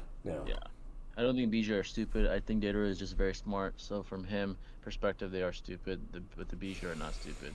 I think he's just wrong. I mean, the Three Tails has no reason to fucking talk to him or anything. Yeah, exactly. Yeah. Doesn't give a shit about him. So Kurama, as we know, is actually a genius. He has like the Eight Tails and Kurama are very smart. They are very smart. All the other ones, they just don't have anything. Unfortunately, they're just very silent creatures. Like they're not expressive. They're just there to be there. You know, like exactly. Yeah, exactly. Like the One Tail has in the anime has that moment where he's like he lives with Naruto and them because they're hiding him or whatever. But that's like whatever. He's not really showing intelligence there. It's more like the One Tail. Yeah, it's more if anything, the One Tail is just a fucking rockhead, bro. Like he's dumb. He's just stupid. Yeah. Yeah. I think Naruto would kill Sage Kabuto. To be honest, I don't know about that. Might be a tough one, man. Yeah, it'd be hard. Like it depends on how you gauge the scaling. Like if you have Nagato in a certain line of scaling where he's just over, then obviously, right? The hacks, whatever, Kabuto can't. But if it's more along the lines where you say they're relative or equal, or especially if you think Kabuto's over in the speed department, there's just no way Nagato's winning that, bro. Like there's too much hacks again. Like it's weird because Kabuto is holding back against Itachi to some degree, and vice versa. Itachi's holding back, so it's like we really didn't even see Sage Kabuto go like full extent per se, and it took like a hack's ability to take out Sage Kabuto at the end of the day as well, in which Nagato does not have access to, and so it's just a weird battle to definitively conclude. But nonetheless, they all are in the same ballpark. Like Orange Mask, Itachi, Nagato, and Sage Kabuto, they're like pretty much like pretty relative, I'd say. Yeah, they're like in relatively the same rare area. I think Nagato. Oh, I just read that. Part 1, Konoha Jonins versus the Rumbling. The Jonins would foderize the Rumbling. Kakashi, Guy, they would fucking slaughter all of them. Chidori would go through like several of them, like hot knife through butter. Or Kakashi does a bunch of shadow clones and just. Yeah, I could do that. Guy could just go into the fucking gates and slaughter all of them. Yeah, that wouldn't be shit to him. Yeah, like now one thing I will say though for Kabuto though, Shinobi 2 though, like I will say this, I do think he was going fully at it though with Itachi because he's just an Edo, like he doesn't really have any reason to hold back, even if he whatever, you know, like it doesn't matter. And he did say he wanted to rewrite his tag that he needs to use them. So, but I'm just saying. But Itachi, I agree. I think he was. I'm not sure, but I think he said he's holding back against Sasuke. Though. I don't think he wanted to kill him, but I might be wrong. Sasuke, yeah, I think you're right. Yeah. Okay, got you. Okay, yeah. But then, I mean, you could argue. But he was still bitching Sasuke, to be fair, while holding back. Itachi saved his ass a bunch of times. And even Itachi, like, fucking. What's it called? Like when they first interact, like Itachi just slaps his son away. He's like, "Bitch, do not touch me!" Like Kabuto and Itachi are clearly above Sasuke. That So. Yeah, that you could say for sure. I think even peak EMS Sasuke loses to Nagato. No. At that point, he's relative to. Whoa! What the fuck? You think Nagato's beating a perfect Susanoo, bro? Like, come on now. Hell no. I don't agree with that. No. I think so. Running a biologist stomp, bro. Well, what is he gonna do if he's blinded though by fucking Kabuto? He can't use shit. That's the thing. Yeah, what does he do to genjutsu? Like a frog song genjutsu that can be done at instantaneous. Yeah, he'll be stuck there. No one's gonna get him out of it. Sasuke and Itachi had to get each other out of it. Yeah, 2 monk gecko users. Bro. Like mind you, it's not a visual. Like if it was visual, then I'd grant you that, because then you could argue, oh, Rinnegan can only be dealt with Rinnegan, right? Like if it's MS, no, whatever, blah blah, yada yada. But it's not visual. It's a sound genjutsu like frog song, which no diff the passive pains. Literally, yeah, and that's what Kabuto would use. Yeah, so Chibaku Tensei takes it all. Actually, you could argue that Kabuto liquefies and he would go through the liquefy or the inorganic where he can manipulate. If he can manipulate anything, which he can manipulate like the tearing of the earth, whatever, and all that shit. Then he could do it to the rocks or anything that's even that. He has ways to survive that. Yeah, that's how hacked Kabuto is. Guy would destroy the rumbling. Yeah. Oh, what do you think of? Yeah, he would fucking slaughter all of them. What do you think of Orochimaru's sword of redemption in Boruto? Everything he has done is a personification of pure evil. Yeah, it's a little inconsistent. I do agree. Like he's like all of a sudden a fucking ally after doing all the shit he did. But it's not like he has a choice. The way I look at it is, if he steps out of line, he's getting fodderized. There's not shit he can do. So he's kind of forced to be who he is now. Oh, another thing too, before you all like freak out, like even if like Nagato got a Chibaku Tensei successfully on Kabuto, it doesn't work in the regard as like the Totsuka blade, where at the moment you're entrapped, you're just sealed and gone. Like that's not how that works. Like the Nine Tails, literally, like it was literally captured in the ball, right? So meaning therefore it should have just been dealt with, right, by that logic. But instead it just transformed and then broke out of it. So you could still interact with it and use whatever jutsu or power to try to break out of the prison. It's not like once you're in the prison, you're done, right? Like it's like a Totsuka one shot, you know? So that's a problem too. No. So if Kabuto, even if he gets captured, like Jay said, he could liquefy, go through the cracks. He could maybe even arguably manipulate it with the inorganic sage mode hacks that he has. That's the fucking problem, you know? So yeah, he has a lot of hacks that are problematic. Edo Itachi versus EMS Sasuke. Sasuke doesn't need to steal Itachi to win. Which early EMS Sasuke loses. Yeah. Okay. If it's early Sasuke, he loses. If it's peak, he probably beats him. Yeah.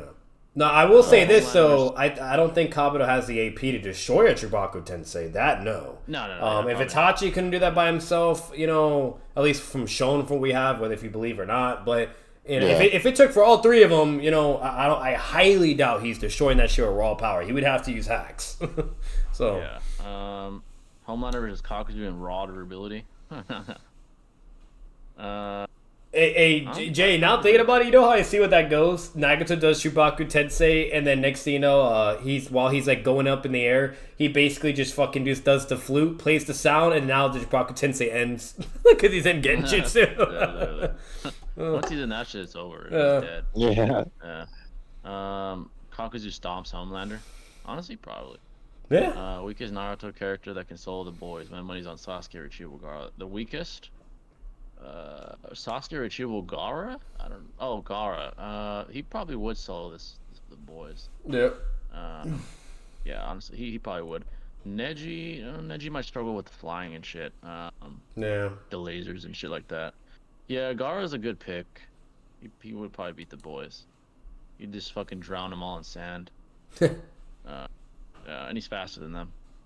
Was Light Yagami always a narcissist, or was he just a malevolent sociopath that needed motivation? I think this is what I say about power. Power doesn't change you. I think power or money just makes you more of who you really are. So I think it was deep inside of him. And I think his spirit was docile because he really had no real threat to his image or to himself. He was just a regular kid in Japan, prodigy at school that got everything and won everything. But once he had his death note and met L, that's where he met his match, so to speak, and you know, his competitive, sociopathic, narcissistic side came out. So I think it was always in him. It just needed something to spark that up. Yeah, exactly. Yeah, that's what I would say. I think people always say money changes you, but I don't think it does. I just think it makes you more of who you really are. It could change you in small ways, but it doesn't change the core aspect of who you are and what you are as a person. A good analogy is the boys. Like for example, the shit that they put in themselves to become heroes. They say this didn't change me. It just brought more of who I am out of me. That's what Butcher said. He's like, this is who I am. It just made me more of who I am. Like I didn't change. Yeah, like, and we've seen Kinda like tons of that. examples. We've seen celebrities when like when they were broke, how they were when they're rich. It didn't change anything, and if anything, like they're still struggling with mental health or depression, and they ended up Yeah. either killing themselves, etc. The whole nine, or it goes to where like it just at the end of the day, like money is just a variable that allows you to do everything you wanted that you couldn't do before. So like it's still there, it's whatever, but like you're fully embracing the true nature of yourself when you have access to basically anything in the world, right? And it just goes to every way. Like even like fucking like Keanu Reeves, he's another example. He's acted how he always act as a normal guy. Well, he's poor, whatever. Then gets famous, rich, still acts like a normal fucking dude, taking subway trains, you name it, the whole night. Like, so no matter what, even if you have money or not, you're still gonna be who you're gonna be at the end of the fucking day. And that's just how it goes. You know what I mean? Like, sure, it can maybe boost your ego in a way, or it could change like slight little things or whatever. But that's the irrelevant factors. We're talking mainly when it comes to who you are as a person, mental health, etc. So. Yeah, like your character. Yeah. Yeah, character. Like basically quickly given power is not going to really change you. No. Like I think power that you earn changes you because the journey to success changes you. The hard work, the discipline. Like for example, it does change you, and that in a good way changes you. For example, Exactly. if you're building a business, all the shit you go through builds your character. But if you're just if you're a trust fund baby, it's going to make you more of who you really are. You're not really. Nothing's really changing as far as internally. It's like you would have to prove money's like the fucking nine tails or like some other object that can actually affect your thoughts and your mental capacity. Yeah. It's not what money does. It's just a fucking paper that you use to buy shit, bro, or get what you want. Exactly. Yeah. Sukuna 20 fingers, no Mayorga versus Joni Minato. Minato would speed blitz Sukuna. Easily, bro. Yeah, very, very quickly. The same treatment he gave to the fucking fourth Raikage. Yeah, literally. Probably even worse, honestly. Yeah. Oh yeah, way worse. I was talking about Piki and Misaki against Nagato. Sage Kabuto is different. Yeah, I don't think Nagato beats Piki and Misaki. No, I don't either. To be frank, Boruto or Orochimaru, the guy would just resurrect himself if Naruto killed him. Keeping him as an ally is the smartest choice. Actually, incarcerating him is the smartest choice, but I see what you're saying. Chibaku Tensei against Susanoo, I don't even care. Here's the thing, though. Sasuke would be faster than Nagato at this point. Piki and Misaki is faster. So he's going to struggle to even get the Chibaku Tensei off in the first place. Especially if he speed blitzes him with a fucking Susanoo Chidori. Correct me if I'm wrong, but when he gets like to Piki and Miss, that's when he actually finally surpassed Itachi, right? So Yeah. Oh, absolutely. He's on level with like, he's not even Ichigo. equal to Itachi. He just actually surpassed him, I believe. Oh, right. Yeah, at that point, both Naruto and Sasuke, they're beyond that level at that point.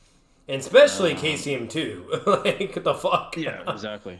I agree that Orochimaru was forced to do things, but he should have been punished to really. Oh, I agree. Yeah, he should have been. I do agree. It's a little consistent that you're just letting him do what he wants. Not what he wants, but they're like allowing him to be free, I guess. I do agree he deserved some jail time. Only possible win con is if Nagato spams Chibaku Tensei, given its Edo. But let's be real, Kabuto in character would whip out Wipe Rage Blind, immobilize him, and speed blitz him. Yeah, that's basically what he would probably do, especially against the Renegon. Like, I will say this, like, like especially if you say they're relative or equal or just along those lines, like fucking if Itachi could react, and Nagato could probably react accordingly as well, but.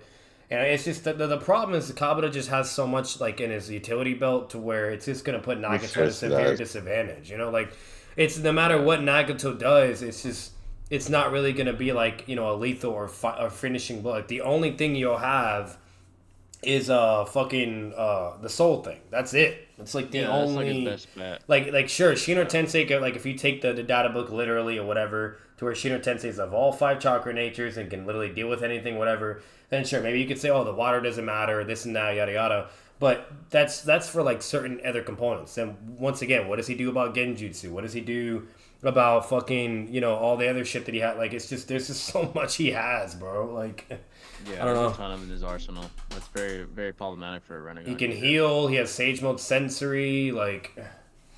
Yeah, I'm going to allow you to save Kabuto for this one, but I think Nagato dominating for a moment. Casey and Naruto and Killer B, granted Naruto would be fatigued. You're talking about Kabuto versus Nagato? To be Like fair, Naruto Casey of Naruto's always fucking fatigued. If I'm being honest, like throughout the whole Yeah. fucking time. But As the war goes on, he just gets more and more fatigued, honestly. yeah, Like Naruto can sense negative emotion, intent, and malice, yet Naruto could not detect Naruto with the chameleon. He Axe. just wasn't fast enough to react as well. But yeah, I see what you're saying with the chameleon. You could argue the chameleon has no emotions, though, but yeah. Who was more narcissistic and arrogant, Light or Aizen? Probably Aizen. I think Aizen was worse. He didn't have any doubt. I think Yagami had a kind of like an internal conflict early on in the narrative. Aizen never did. Even now, he doesn't. Even Kawato got off easily after being second main culprit in the war. Killed so many shinobis. Yeah, he did too. You're right. You're right. The only way you can argue for Nagato is if you argue that he is like tiers among Casey of Naruto, and you'd have to like extrapolate and substantiate based upon what he does to Killer Bee and Naruto. Like just go from that route and go further. And if you say like he's just way beyond, and that's where Itachi stands along too, whatever yada yada, and then correlate that to Kabuto, then sure, then that means Nagato speed blitzes and shits on him, right? Like does the same treatment he did to Killer Bee and fucking Naruto. But it's just it's unfortunately with everything we do have, like it's gonna be really hard to stick that. So Yeah, exactly. Even Kabuto got off easily after being sick. I just read that. Kabuto did more damage than Sasuke did to the Shinobi world. Oh yeah, he definitely did. He's the one that did the Edo Tensei. oh yeah. Sasuke wanted to do damage, but Naruto had to beat his Bro, ass. it was 50,000 casualties during the beginning of the war. Just the beginning. Yeah, exactly. He did a lot of damage. Aizen is worse than Light, plus Aizen was way older, so he got more time to bury himself in his narcissism. That's a good point, yeah. He was already matured and grew up that way. Yeah, that's true. Light was still a teenager in high school, so. But yeah, folks, any questions at all? Any questions you want to ask, feel free. You can switch it up with IRL. Last stream was a lot of combat sports. If you guys want to ask stuff about combat sport, IRL combat, whatever you guys want to ask, feel free. Yeah. So far, thanks donations from Kedrick, Alexa, Goats for that. Appreciate that. Goats today. Yeah, definitely. The most powerful Koski duo would probably be the ramen guy and Shizune's pig. Facts, bro. The ramen guy's omnipotent, so you're right. Would Pain be the god of the JJKers? Yeah. He would solo everyone. Yeah. That'd be really bad. Infinity, Gojo's Infinity might be interesting, but he would just speed blitz. Yeah, any questions you have, folks, feel free. You guys can switch it up, continue this conversation, whatever you guys want to ask. By the way, if you guys want reactions or anything live, feel free to ask us, and then we'll give you like a super chat amount, and we could do that if you guys want. We also do that, so. RDC reactions would be hilarious, man. Yeah, RDC is hilarious, by the way. So yeah, if you guys want that, let us know. They're pretty hilarious as well. Robin guy is too strong. Facts, man. He's omnipotent. I mean, he transcends generations. He really is omnipotent. Yeah, folks. Any questions at all? Any questions at all? Top 3 Naruto characters are Ramen guy, Kakuzu, and Tenten. Facts. See. 10. Those guys they all have omnipotence. But yeah, folks, any questions at all? Year's almost over. In other news, almost in December. Yeah, that's ridiculous too, man. Such a trip. Yeah, 2023 has been it's a decent year, I suppose. It's had its highlights. Overall. Yeah, it's had its highlights. Even the YouTube community, the fall of Seth, my little spat with noodles and all kinds of shit. Yeah, a lot of shit happened this year. Yeah, that was fun. Yeah. No, I think the best argument for that is just that Nagato was Edo. Too much after getting used to him. Oh, they're talking about something else. Would Obito with both MS be stronger than YMS Obito? Probably faster. Probably. Yeah, it's Conway speed at least. Yeah, double the Conway speed. Yeah. I don't know about stronger, but probably faster at the very least. At the very least, maybe even stronger. Yeah, overall. Could Kakuzu survive the Colossal Titan transformation? If he's scared of paper bombs. Yeah, probably not. He probably would have to use his diamond armor. Even then, that might steer off the diamond. I don't know. Diamond armor would be his best chance. Base, probably not. Probably do some damage though, at least. Yeah, at least some damage. Yeah, to bring the Naruto live action up, it will live or die with CGI given all the possible jutsus. Oh yeah, they're gonna have to heavily rely on CGI, bro. For anime live action in general, you have to heavily rely on CGI. So I agree. Yeah. See how it goes. I mean, I hope they don't fucking botch like Dragon Ball, that one trash ass movie they made years ago. That shit was the worst shit I've ever seen in my life. It was complete ass. Dragon Ball Revolution or whatever, dog shit. Really, really bad. What a horrible name. Yeah, it was fucking terrible. One Piece, I haven't seen the live action, but I've heard good things about the Netflix One Piece live Same. action. Yeah. Yeah, it looks good too, just from the trailer. So hopefully Naruto they can pull it off. It's hard because there's so much shit in Naruto, like Rasengans and fucking jutsus and all kinds of shit. So they're definitely gonna use CGI. I'm pretty sure. And not only that, for Naruto, they would have to do like if they do movies, it would have to be multiple movies. Like they wouldn't be able to fit all that shit for like they like I could see them do like one movie for part one, right? So like to show everything for part one, I could see that. If they do it for fucking then Shippuden, that would probably take like 2 or 3 movies, maybe. I don't know. Yeah, it'd probably be parts. Yeah, they would have to, or they would have to do a show for real life, which would be like what they did for One Piece, and that's gonna be a lot of fucking episodes. Okay. Yeah, Naruto's fucking long. Yeah. Thing, yeah. One Piece is One Piece is long as fuck too, but I don't know. I haven't seen it, so I don't know how much narrative is told in the live action. Like I'm assuming for One Piece, like they probably did a lot of time skips or skipped over a lot of shit, probably. But did. But for Naruto, I don't see them. I don't really see them doing that because you have to go over the main parts of the story. That's what makes Naruto. You know what I mean? Like One Piece just has a lot of bullshit from what I've heard, like all around, where it's not absolutely necessary to go over. From what I've heard as well, yeah. You know, so Naruto, it's shit that you have to just show. Like otherwise, it's just not Naruto. So. Yeah, exactly. If Naruto did not have to do so much in the first part of the war, then Naruto would have probably done better against Madara one-on-one. But he was really cooking. That's a good point. I mean, if he was at full power, he'd have better odds. That's true. Would he beat Madara? I don't know. But he'd have Naruto, like, if we're talking about KCM 2 Naruto, no. Madara doesn't even go perfect Susanoo. Like, Madara just said it flat out so many goddamn times. Where, like, the only guy that could force him to go full power and fuck with him is Hashirama. Like, he was fighting everybody there, and he was just literally just having fun and just toying with everyone. Yeah. Do y'all think Super Saiyan 4 could ever be canon? It really wouldn't make sense now. Yeah, I don't see how it would now at this point, narratively. Maybe back then when it was still relatively new, but now it just wouldn't really make sense to introduce it. Yeah. It'd be very unlikely that that'll ever happen. They cut down a lot on the fluff for the One Piece live action. Oh, really? Oh, okay, that makes sense. I guess Kabuto would win, but Nagato versus Kabuto, I don't know. I think Nagato's kind of edging. If any one of you read One Punch Man, do you think Saitama scales to Super Saiyan 3 Goku? Super Saiyan 3. I think if you highball One Punch Man, Saitama maybe. I don't really know. One Punch Man, my problem is I haven't really read One Punch. Yeah, highballing. Yeah, I think he does.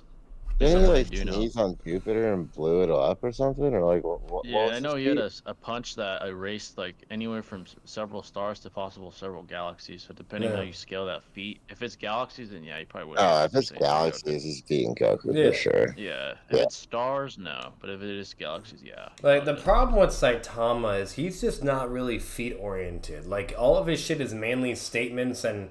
Unfortunately, there's only so far you can go with statements because we don't know whether if it's hyperliteral or just bullshit, you know? So, unless we're seeing feats to substantiate or at least something in the realm of possibility to substantiate, we really just don't know. And the best thing he has so far is what they just said, the Jupiter shit and the stars. So that's it, so you know? I'd have to read it carefully and then I probably can get a better answer. Like he did also get kicked to the moon, like, and it didn't even hurt him at all. Like he got kicked from Earth all the way to the moon and then like had to hold his breath and then basically like jumped back instantaneous, you know, like a frog. Yeah. So like you have that too, carefully. But yeah, if I read it I could probably give a better answer, but yeah, right now I'd say probably doesn't scale to Super Saiyan. Yeah, but the problem with that feat is like that doesn't even really show that much either because like fucking Goku was planetary fucking like or better get no they were like moonbusters like starting from Dragon Ball, right? Literally, dog. So it's like then you go further and further and further and it's like bro the Goku in the Dragon Ball Z could easily jump from the moon to Earth, easily as well. Yeah. I mean, that doesn't show anything, So Yeah. That's what I was saying. He would definitely need Diamond Morph. I was asking, do you think his Diamond Morph would be strong enough to tank it? Probably. Tank what? If you're talking about the Colossal Titan Explosion. Yeah. I can see that. Yeah, I think that's that. If it could tank paper bombs, you name it, whatever. Yeah. Max, that shit is city block level. It's really not that powerful. Yeah. I would suggest reading One Piece and additionally watching the fights. Yeah, it's on my bucket list. It's long as shit, but eventually. I'm not doing that until way just There's fucking. a few things I want to get out of the way, like let's see, Berserk. I want to read that. That's for more enjoyment. I know you can't really scale that shit, but Berserk, Baki. I want to see Baki. I just want to see. I just want to see like Attack on Titan. I want to see Death Note. I want to see Baki. I want to see Hunter x Hunter. I want to finish that because that was just really good. What's it called? I'm gonna rewatch Dragon Ball Z only one more time, and then I'm finishing Boruto as of now. The only other things I can also think of is Demon Slayer. I heard that was good, so I'm getting into that. And then there's also the Full Metal Alchemist that you mentioned. I heard that was good. So it's just mainly going to be all those. And then once I'm done with all that, then it's kind of like, where do I go next? You know what I mean? But exactly. Yeah. The issue is that the One Piece manga has a lot of bullshit that's irrelevant to this story. Oh, that's what I've heard. See, and that's what I'm saying. That's why it's like, I'm sorry, but I'm gonna if I were to do One Piece, I'm literally just gonna Google all the episodes that just has the main events. No filler bullshit, no nothing. Just go to the main shit. It really isn't that much filler, but definitely. How strong do you think lowball Jubito is? Lowballed, like continental. This is lowball, man. I'd probably say highballing multi-continental. I don't think it's planetary. I doubt that. So it'd be much harder to make a Naruto live action adaptation without giving a ridiculous number of episodes. Yeah, pretty much. I think Saitama is more like Super Saiyan 2 Goku level. It's a fair placement. I don't know shit about One Punch Man, but I've heard he farted and surpassed time. Yeah, I'd have to read that part. That's crazy. More closer to Super Saiyan 2 Super Saiyan Gohan and Buu Saga. Yeah. Okay. Let's see. I feel like he is stronger than Super Saiyan 2 and just a little weaker than like in that range. Yeah, it's fair. It's a fair placement. To be fair though, I'll say this in defense of Saitama. For all we know, maybe he's just infinite. Who knows? Maybe he's just whatever the plot wants him to fucking be. Well, he did break his limiters, so technically he does have an infinite potential for power. But the point of Saitama is instead of the protagonist being at his weakest and then grow to his potential, he already is at his max potential. So he can't become stronger. That's why it's hard to gauge him, bro. Just even scale him. He's like he needs to face stronger opponents to become stronger, basically. Yeah, he's in the rare position where he already is the top. Basically. Yeah. Goku and all these other guys had to work their way up. He's just fucking waiting for someone to catch up. Literally. Yeah. He's fucking slamming everyone like nothing. Unfortunately, we just need more writing for Saitama. Because the way there's two directions I've heard. It's either he's just a bullshit ass character where he's always he's already at the strongest, and then he fights, slams for the most part, finally has competition, but then it just blatantly surpasses him and pulls a Goku moment. Okay, that's what I've heard. Or two, he does have limits. He just has not fought in those type of people yet. And eventually we're going to see it, and then that will be able to provide us more clarity on scaling. So we just don't know. Yeah, exactly. So we just need more clarity. Yeah, that's someone that actually gives him a fucking fight for once. King Vegeta waved his hand and destroyed 3 planets. Frieza destroyed a planet Vegeta while in base. Yeah, they with the finger. Planets, so. Yeah, it wasn't shit to him. Mu versus the 5 Kage Summit. I think Mu wouldn't be able to take on the 5 Kage. Oh wait, 5 Kage Summit Sasuke, excuse me. Mu versus 5 Kage Summit Sasuke. He's equal to Inoki, so I think Sasuke would beat his ass. 1-on-1, Genjutsu and Jay, do you have Code Geass on your list? If not, I've heard of Code Geass. Yes, I'll check it out. I kind of gave up on One Piece after the Gear 5 stuff. I know that was that's my problem too. I saw Gear 5 because I was just curious, and I was not a fan of it, dude. Yeah, I was not. Yeah. I'm sorry. I've seen Goku's transformations, loved it. Naruto loved it. I've seen Bleach, loved it. I see that shit. I'm like, I don't know, bro. very I feel like- cartoonish. I know people say like cartoon logic, whatever, but yeah. Yeah, the not my best, favorite. but- Yeah, I agree. It's like, bro, I don't want to see no Tom and Jerry fucking transformation. Basically, that's what that shit was. Yeah, the Tom and Jerry shit. I don't care for that. Like, yeah. That's fucking This Looney is gonna make Tunes, me man. laugh. If anything, I'm not gonna take that shit seriously. Like, Yeah, literally. I know Sasuke was weakened, but Onoki in a blink away and a Chiha, Obito did not save him. Oh, in that moment? Yeah, he was gonna die. Obito did save him. oh yeah, but He he's was fucking fatigued, fit. Yeah, like, come on. Yeah. He was fucking fatigued as hell there. There is a being confirmed stronger than Saitama right now in the manga, but it's like the end of the series fight. Oh, really? Interesting. Maybe that'll actually make him try. You guys can watch Tokyo Ghoul as well. I'm watching that over currently. Good things heard about Tokyo that. Ghoul. Heard about Yeah. that one. I heard Parasite was a really cool IRL anime. Parasite's goaded, Yeah. dude. Oh, I heard that one was great too. Parasite's Another one is super Chainsaw fun. Man. I almost forgot. Oh yeah, yeah. Chainsaw. Yeah. Six says it's a really good one. Parasite's So really that's good though, six, dude. Yeah, Parasite. I heard a lot of good things about Parasite. So that's another one I want to check out. I saw Ichigo Naruto and Goku transform, got goosebumps, but not with Gear 5. Yeah, it was okay. I saw like There the was animation. one cool moment with Gear 5, the animation. It was pretty fucking sick, but like it was very brief. There The was rest one moment I super- liked where I saw like red and black energy around him. I thought that was cool. Yeah, I Yeah. saw it. It was cool, but yeah, it's not on like any of those other ones. No. It just doesn't feel the same. But then again, Nah. who am I to say anything? Because I haven't even seen the show exactly. So maybe that's why I'm just not True. feeling it. But you Yeah. know, maybe I shouldn't have done that. But I don't know. Like Fred, like if I never saw Dragon Ball, you know, or even Naruto, and I see like the forms they had and how it was shown and emphasized, I'm sorry, but I would be like, oh damn, I like this shit. I thought this is Yeah, cool. even I need to though, watch this. You know, honestly, so Even when I was a little kid and I didn't know shit, Yeah. Super Saiyan was peak to me. literally. I So. was like 6 years old. I was like, holy fuck, that shit is heat. So the fact that Also, we're not, the Bleach the fact that we're not transformation feeling it too. like that, Bleach. it's just, you know. Yeah, Yeah. when Bleach when fucking Ichigo uses Vastor Lorde film, I was like, Yes, All the exactly. The Bankai Vasta Lord releases. shit was insane. Bankai. yeah, that shit is fucking fire. That's what I'm Yeah, saying. honestly. Like, it's just like I'm not the trying to be Wano arc, mean, though, but like, you It's know. really good. Like that whole arc though it's probably been my favorite arc I've seen in One Piece. Like to date, Yeah. it is recency bias, of course, but like from animation to other like side characters and their battles, like the arc in its entirety makes it worth it in my opinion. Like Okay.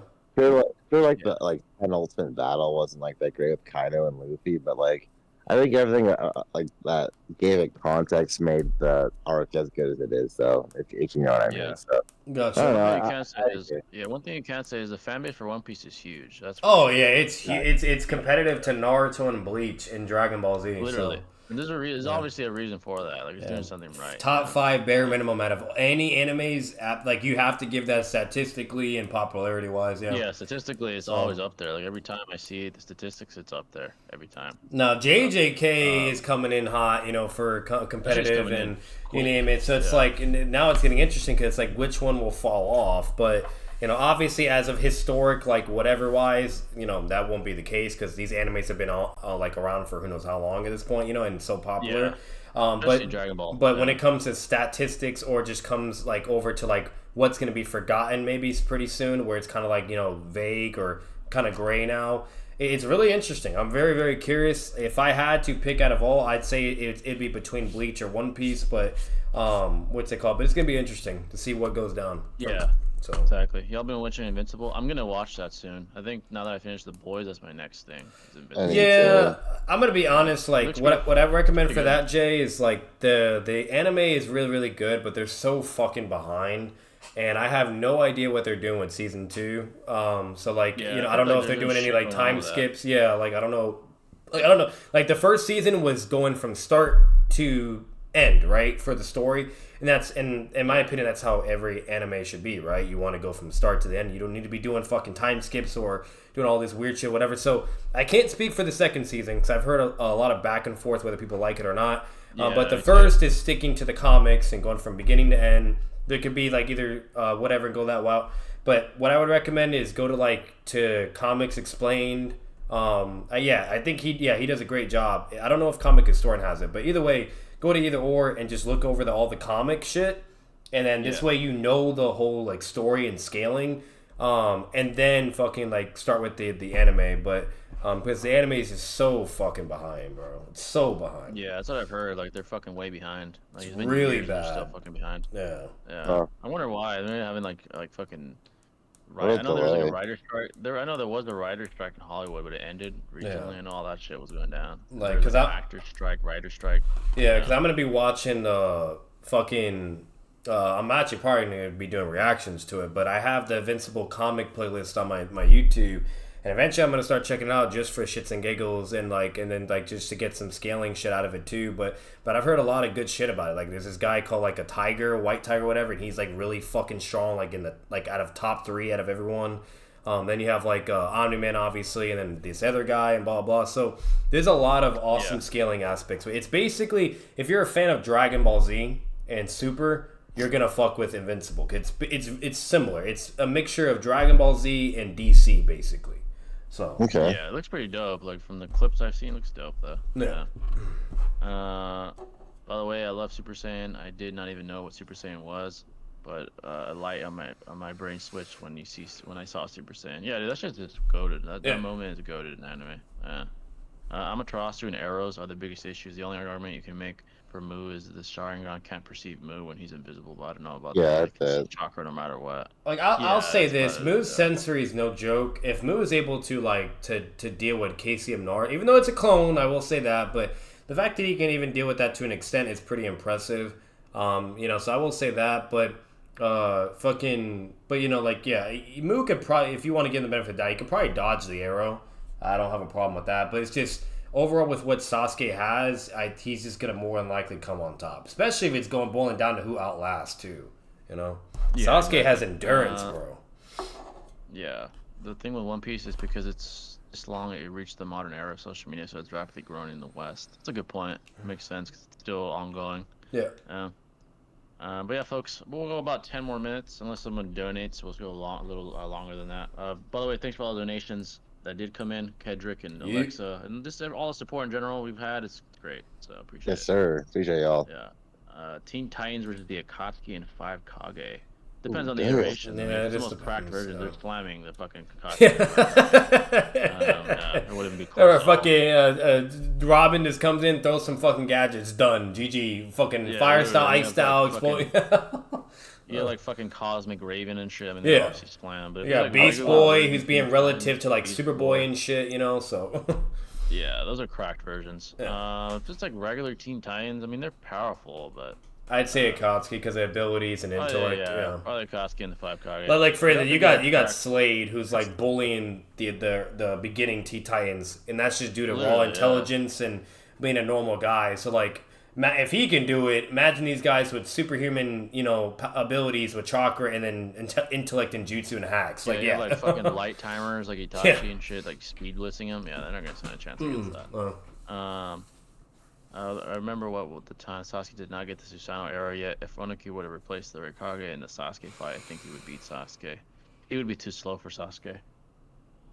The difference is the Rikage was quick enough to like compete with Sasuke. Onuki's not that fast. Yeah, like the problem is like Sasuke Not Susanoo, Yeah, and close. Amaterasu was keeping up with A's V2 speed, which is impressive. Yeah, you know what I mean? Like it's jutsu activation, and like the fact that he could do that, like his body couldn't. Like he was just basically frozen, but his Amaterasu and Susanoo was moving though and keeping up, and that's impressive. So it's like if his Susanoo Yeah, and Onuki would Amaterasu get can fucked fuck with V2 like that. His Susanoo or Amaterasu is gonna fold Inoki. I don't give a fuck. Yeah, Onuki's getting blitzed, man. Yeah. Yeah, he's not gonna be able to compete with that His shit. back's gonna give out. Yeah, his back's gonna give out. He's gonna blow his back out and get fucked up. Literally, and then not only that, like if also like we see Sasuke is clearly either I don't give a fuck what you think, but either equal relative to V1. Like they're all relative to each other. Like fucking even like Darui, fucking Sagetsu, Jugo, they're all relative to V1, and we know Inoki and those motherfuckers are also around that ballpark too. So it's like the fact that they're basically in a similar, like fucking aspect of scaling. Like, that doesn't look good for Inoki, so he's not doing shit hand-to-hand combat. He's going to get folded. And if anything, Sasuke even reacts to fucking the samurai dude's fucking sword strike. And that was ridiculous. That was like, while he's fatigued, bro. Like, So Inoki, like he's at a disadvantage, bro. Like I don't know. Yeah, especially really. if it's like 1-on-1. Yeah, it's not good. Like he's gonna be Do you think spamming Boruto- particle styles, and Sasuke would just run and dodge it. So Yeah. Do you think Boruto 2 Vortex has the potential to fight massively popular One Piece and JJK and others? Yeah, I do actually. Not right now, but I do think if they continue on this trajectory, it's gonna compete with JJK. It has the potential to be that good. It really does. Yeah. Right now, it really does. Yeah. 5 Kage and the Sanins versus the Akatsuki. The 5 Kage and the Sanin versus the Akatsuki. Ooh. I mean, Itachi, Obito, and Pain are the problem. I mean, especially if they're full power, even though Rikage would have to oh yeah, I'm gonna be honest. Like I think they all just get bitched. So Yeah, I think so too. Nagato bro. throws up a Chubaku Tensei. Itachi's just Totsuka Blade. Yeah, Obito comboing people. Yeah, Yep. Itachi's Amaterasu. Yeah, probably that guy. Like the only guy that can dodge the Amaterasu would be fucking Raikage. Like Raikage. I'm sorry, come on. Like Too much problems. Sasori poisoning everyone. There's too many. Genjutsu from Itachi can already no diff Soning, so like and the 5 Kage are equal to the Soning in some regard, right, or relative. So Yeah. like The only hope is if we include Edos, and obviously the Yeah. Sun, like fucking, that's different. But without the Edos, yeah, they're not gonna be able to survive. They had a chance, yeah, man. like I'm sorry, but the Soning and 5 Kage they just don't fuck with the Akatsuki like that. Like they really don't. Yeah, nah. Like the best argument you have is Inoki and Raikage combination fusion speed, but then again, like if Madara can, even though this is Madara, but if he can activate his Susanoo still, I don't see why Itachi can't. And then all of them could still use their jutsus. We know damn well Obito could still use Kamui and be fine. So it's like it's just they're still not gonna pull it off. Like their jutsu activation should be enough to defend themselves. So Yeah. I don't know. Base Raven is cracked. Well, he should get blitzed by a light timer though. Like regular Raven is not light time speed. yeah, no. Yeah. Yeah. If you put Gojo in the fourth division against Madara, with Naruto being Inoki, can Gojo pull off something? This is the best chance he'd have if they can hold off Madara long enough for Gojo to use his fucking domain expansion. He might beat Madara at that point, because at that point he'll be inputting infinite information into Madara's cerebral cortex, his literal brain, he's and done. actually kill him. Yeah. Yeah. So then at that point he probably. Now, would to beat be him. If he has help. fair, like Madara, the way Madara is he'll hold back or fuck around and have fun when it's obviously okay. He will not do that if he senses something of a threat to him or he knows he can't fuck with it. Like for instance, like we have like Naruto throwing a Rising Shuriken. He doesn't just use his Susanoo, whatever, blah blah. Like he just straight up absorbs it. Like he doesn't underestimate people, regardless of whether you think he could deal with it or not. Still. Like, he has his points where he won't bullshit. You know what I mean? So, if he sees Gojo trying to do something crazy and he can feel the power, whatever, he's more likely just going to shut it down and speed blitz and get serious. Or go perfect Susanoo and kill. If he does, if he is suspicious of Gojo, he probably would just speed blitz. But if he's like, if he sees Gojo, like, oh, a regular human, and he uses the main expansion, then he'd lose. So it depends. Yeah. So it just depends how ultimate goes. Yeah, but if Madara does, like, if he acts the same exact way to the 5 Kage the whole time and does not get serious, then he loses. I could see. Yeah, Gojo would just kill him with domain expansion. Yeah. Let's see. All right, Yumifune has a lightspeed sword slash for real. Yeah, Sasuke's faster than Inoki. Yeah, exactly. Yeah, he is. Nice. I agree with Batman. At least with Mu, you could argue he could dodge Amaterasu or an arrow because he could react to a KC1 clone. Yeah, exactly. Yeah. But with Inoki, he's way too slow. His back is going to be cracking and shit. Yeah, facts. How far does Naruto universe get in the MCU? Let's see. The entire Naruto, if you're including Boruto, they get kind of far. But once they start getting to guys like that are Universal Plus, you're going to start struggling. Didn't Six make a video of like why Boruto slammed the entire Naruto Shippuden? I think I saw. Oh yeah, he did make a video on that. Yeah, he said Boruto. So it's so true though. It's facts. It's a power cliff, but that's why. He's not wrong. Yeah.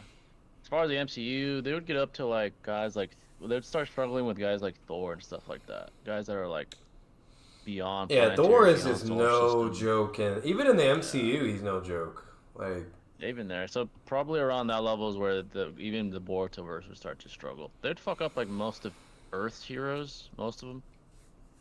But the stronger ones like that are up there with Solar System Plus, that's where they'll start to struggle. Sentry, they'd struggle with him. They probably would have beat Sentry. Yeah, when it comes like Hulk, Thor, like Sentry, like Hyperion, guys like Thanos, that are too powerful. Yeah, Thanos.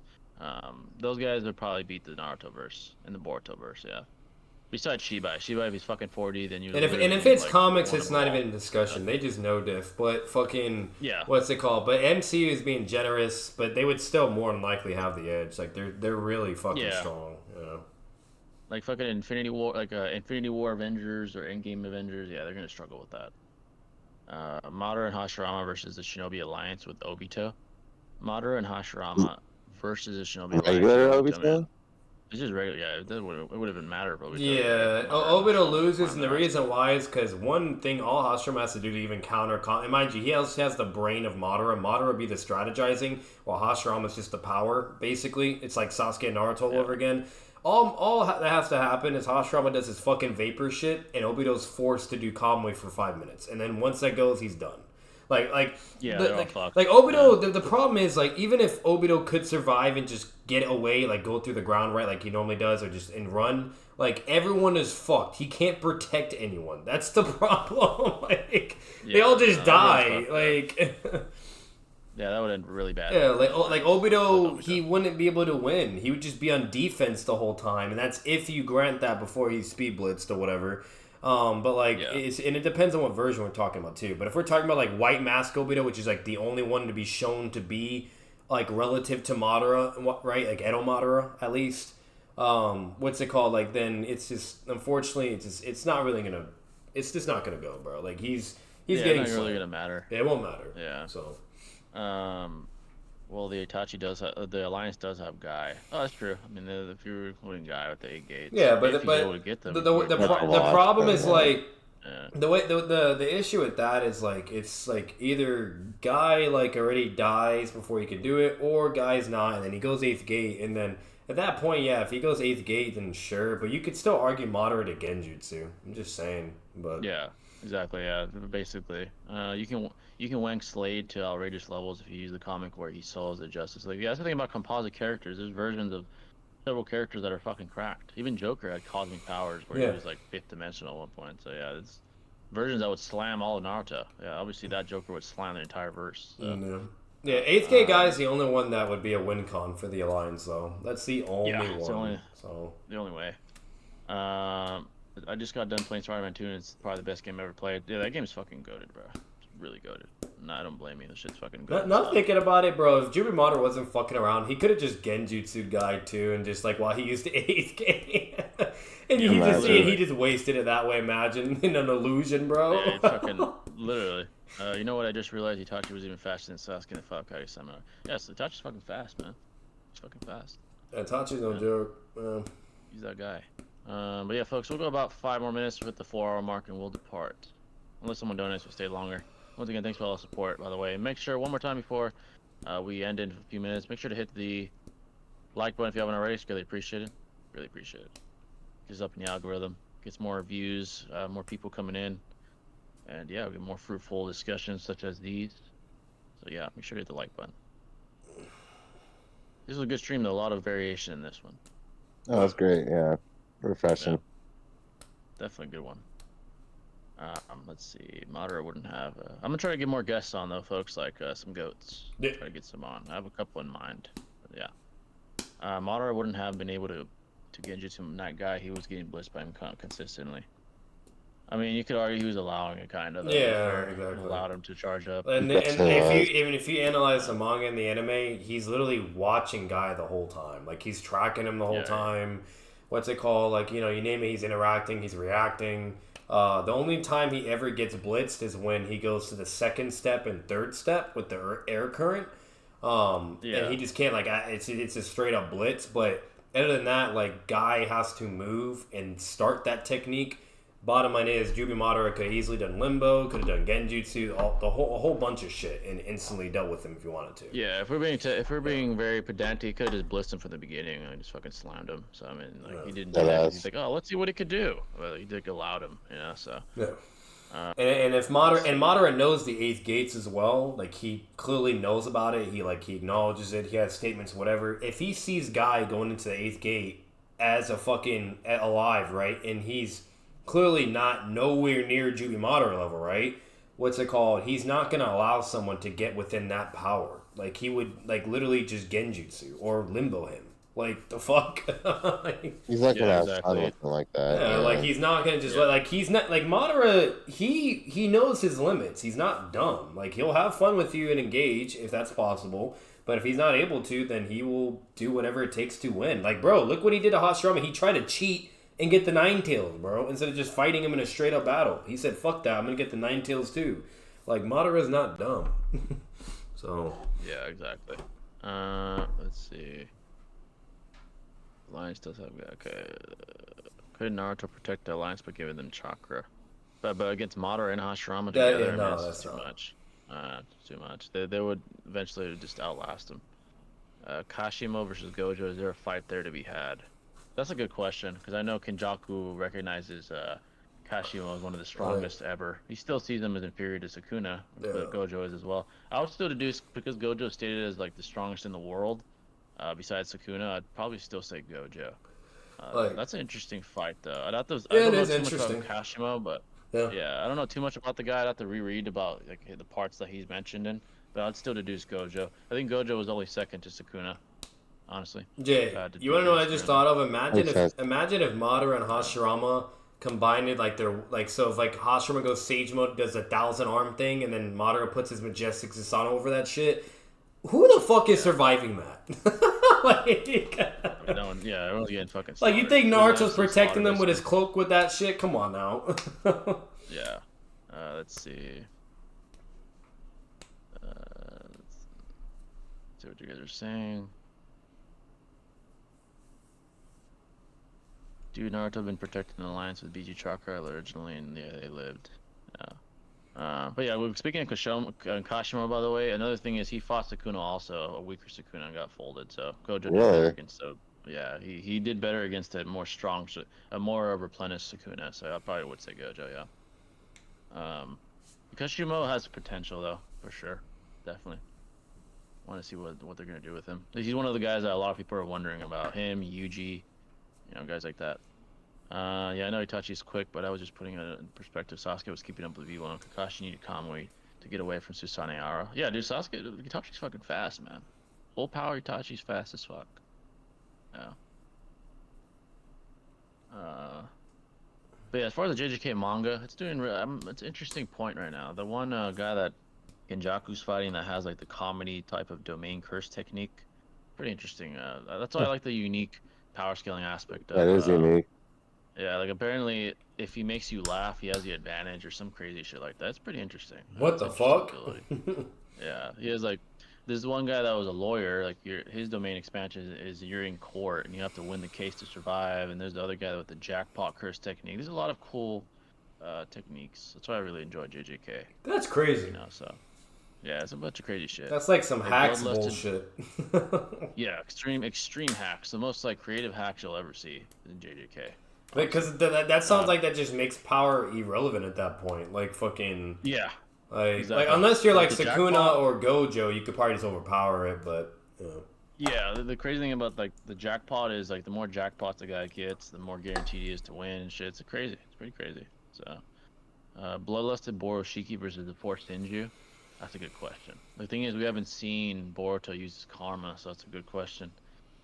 Honestly, based on where I predict Boruto's at, honestly, he probably would be all Force Senju. Again, that's all speculation. Probably, yeah. But, probably Boroshiki. Might be wrong because the Senju are fucking strong. One of them blitzed Boruto. In base, to be fair, but he blitzed him. So it's not that's impressive. So he's literally shocked that the Night guy almost killed him. It's pretty implied that Madara wasn't expecting much from Guy, which is why he let him transform. Yeah, exactly. Yep. He's running. Meanwhile, against Sasuke and Naruto, he's running away to find his other Rinnegan. Yeah, facts. Yeah, he took them much more seriously. Yeah. Kenjaku versus Gato, who wins? Kenjaku versus. I think Kenjaku. But Jay, but Guy broke through space and time and is faster. Oh my god. Yeah, it's faster than Ishiki. He transcends time space. What are you talking about? Oh Lord. Oh my god. I like how he uses that statement in like contorts it like that. That's hilarious. It's like, damn, you know, like if this guy is faster than everyone, why is Jubimata running away from base Sage Mode 6-path Naruto? Not even with a cloak, just running and shitting his pants, and it's like, oh no, this is bad, like really bad, you know. But yeah. Let's see. I think even with Jackpot, I don't think the dude could beat Mayorga. Yeah, Mayorga, dude, if he could fucking adapt to Infinity, that motherfucker can adapt to anything. We can adapt to that. Bro, that motherfucker would make the judge or like the jury corrupted and adapt and fucking. Yeah, that's fucking, if he can adapt to fucking Infinity, man. I mean, like, what can't he adapt to at this point, dude? What the fuck? Yeah, that guy's crazy. Yeah. Sukuna knew what he was doing, man. When he stole Megumi's body, he fucking knew, man. He knew. He's a smart man. So, also, y'all seen what happened to Kenjaku in the latest chapter? Yep, he's fighting that one fucking name again. There's so many fucking names, dude. I'm not gonna lie. But yeah, he's fighting the guy with the comedy type curse technique. Yeah, it's very interesting. I think they should keep Shibai a legend. It would be very hard to organically upscale him. Yeah, I agree. That's what I predict. He's gonna be more of like a concept, like a force of nature. I doubt he'll be fucking fighting. Like actually, imagine him actually fucking fighting Kawaki. Like what the hell is that? Like if he actually becomes something like where it could be, you know, 4D? He can fight whatever. Jesus. Like I could see that as a way to upscale the Borutoverse. You know what I mean? But yeah, at that point they're all 4D. Fucking talking about a whole different scale. But I highly doubt that because like bro, you know how long Dragon Ball Z's been out. You know what I mean? So it's like if Goku's not even near that like omnipotent levels of power yet, you really think they're gonna do that quick for Boruto? Come on, I doubt that, bro. That would be the largest jump in power I've probably literally ever. Yeah. That's going from like peak galaxy level to fucking beyond universal 4D. Literally. That's a huge. That's quite a jump. Yeah, come on. That wouldn't make any sense. So I highly or if he does come, maybe he'll like let's say like he like projects like a certain form of himself to be on the planet, like it's like drastically way weaker than his like actual form. You know what I mean?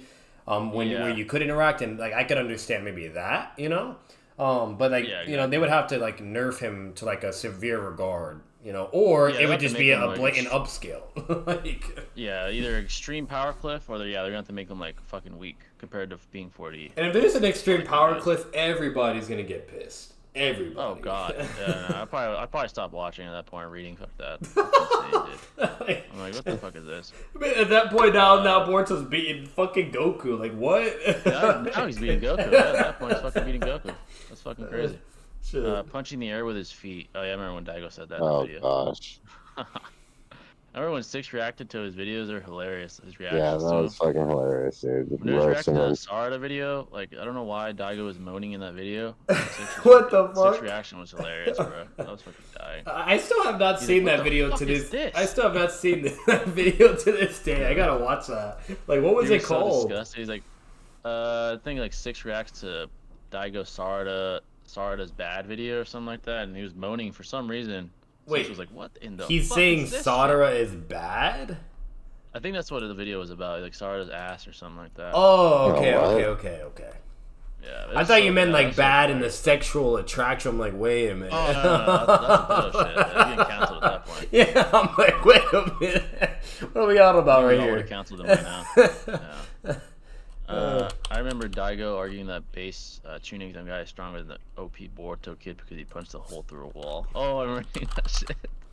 I remember seeing that. He did say that. Like, oh yeah. He said part 1 guy was stronger than Boruto because Guy could kick through walls, and the guy in Boruto, I think it was Code. Like he kicked Code, and then Code didn't go through the wall; it just cracked the wall. So therefore, part 1 scaling Jonin Guy is stronger than Boruto level scaling. Yeah, exactly. I think Yuto would fuck up Mayorga though, very high diff. Here's the thing though, Mayorga has fought before. The thing why he's so fucking dominant now is because he's alongside Sukuna.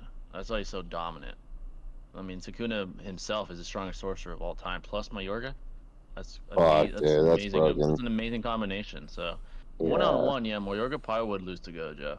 But obviously with Sukuna and his immense cursed energy, it's a hell of a combination. So, yeah, I do agree. Would love some JJK power scaling or hot take videos. I was thinking about doing a fucking JJK rant, this experimenting. Maybe like scaling Gojo or something. It's probably gonna sting to scale him objectively because I like him. But Yeah, I was thinking of doing that. I think experiment, see how you guys like it. So yeah, I do plan on doing some power scaling for JJK, and maybe even like an actual video, like you know, keep Shiba a legend, bro. But I think it's too cool that the Otsutsuki has that kind of potential. Yeah, facts. Daigo's living in the world of delusion. Yeah.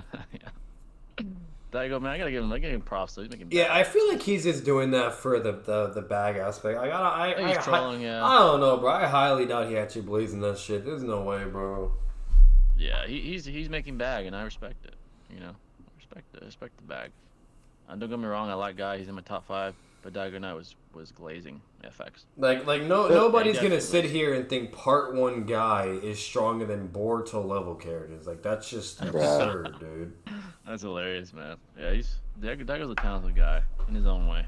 What's it called? Now, if he is like being dead ass though, then at that point, bro, you do you. I guess you know it's working for you. Yeah. Shit. Like, Exactly, yeah. It's like if you allowed Soul King to exist in Bleach, the Soul King was stated to balance the Bleach Literally. world, and is the reason. Yeah, exactly. It's kind of the same thing. Like, imagine the Soul King coming down and it's like, let me help out against the Quincy. Like it'd be a fucking slaughter. So yeah, obviously he's a concept. Yeah, so that's how Shibai is probably gonna be. Daigo's probably the biggest Boruto hater I've ever seen. Yeah, he's up there, man. Definitely. oh, he is the biggest hit. Like, bro, like when hates Boruto Boruto, had man. like his new Rising on for the planet rotation thing, he said it was like hot garbage, like it's fodder and dumb. Yeah. The plot twist. I remember I made a video on the plot twist. This shit is fucking ass. This shit is. Oh my god, damn.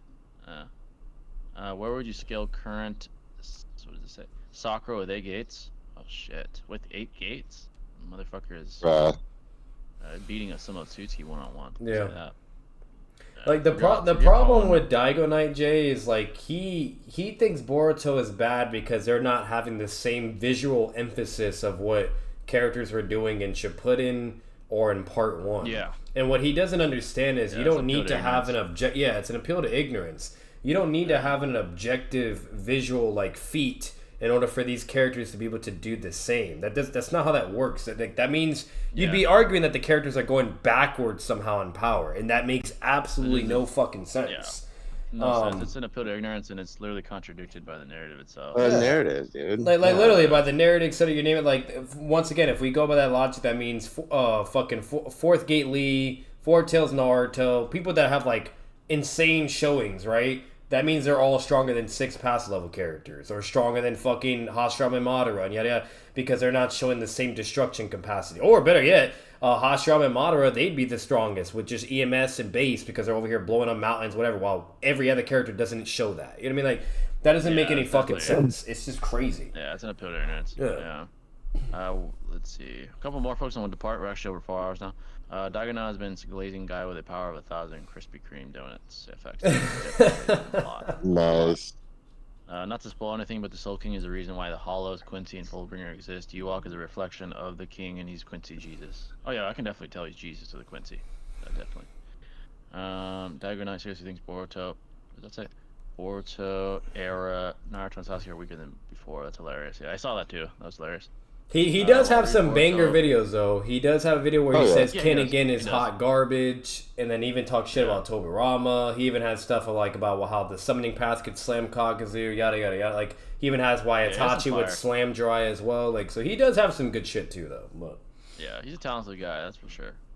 But really in Boruto, rule number 1, never compare it to Naruto. You won't like the show if you compare. Yeah, man, it's like comparing fucking Michael Jordan's son to Michael Jordan. It's like, bro, come on. You know what I'm saying? It's not the same. I mean, you can't beat Jordan. Imagine Boruto trains for so long just to lose to Shibai. Fuck, man, that'd be so disappointing. But I doubt that. But yeah, folks, I think that's gonna wrap it up. Great stream, great discussions. Make sure to hit the like button one more time. I'll remind you guys one more time. Yeah. More likes the Yes, better. sir. Gets us more views, and next time it will result in more people coming in. is Really there? appreciate it, folks. Thanks to Kedrick for all donations. Donation go, and to Alexa as well. For all the support in general, folks, I think I'm going to come with some JJK content. I need to reread certain things for certain characters, but I know you guys have been asking that for a while, so I think I'm going to bring it soon. And of course, the regular content will continue to come, like Naruto and things like that. But we hope you guys enjoyed, and we'll see you next time, folks. Stay classy. There y'all. Peace.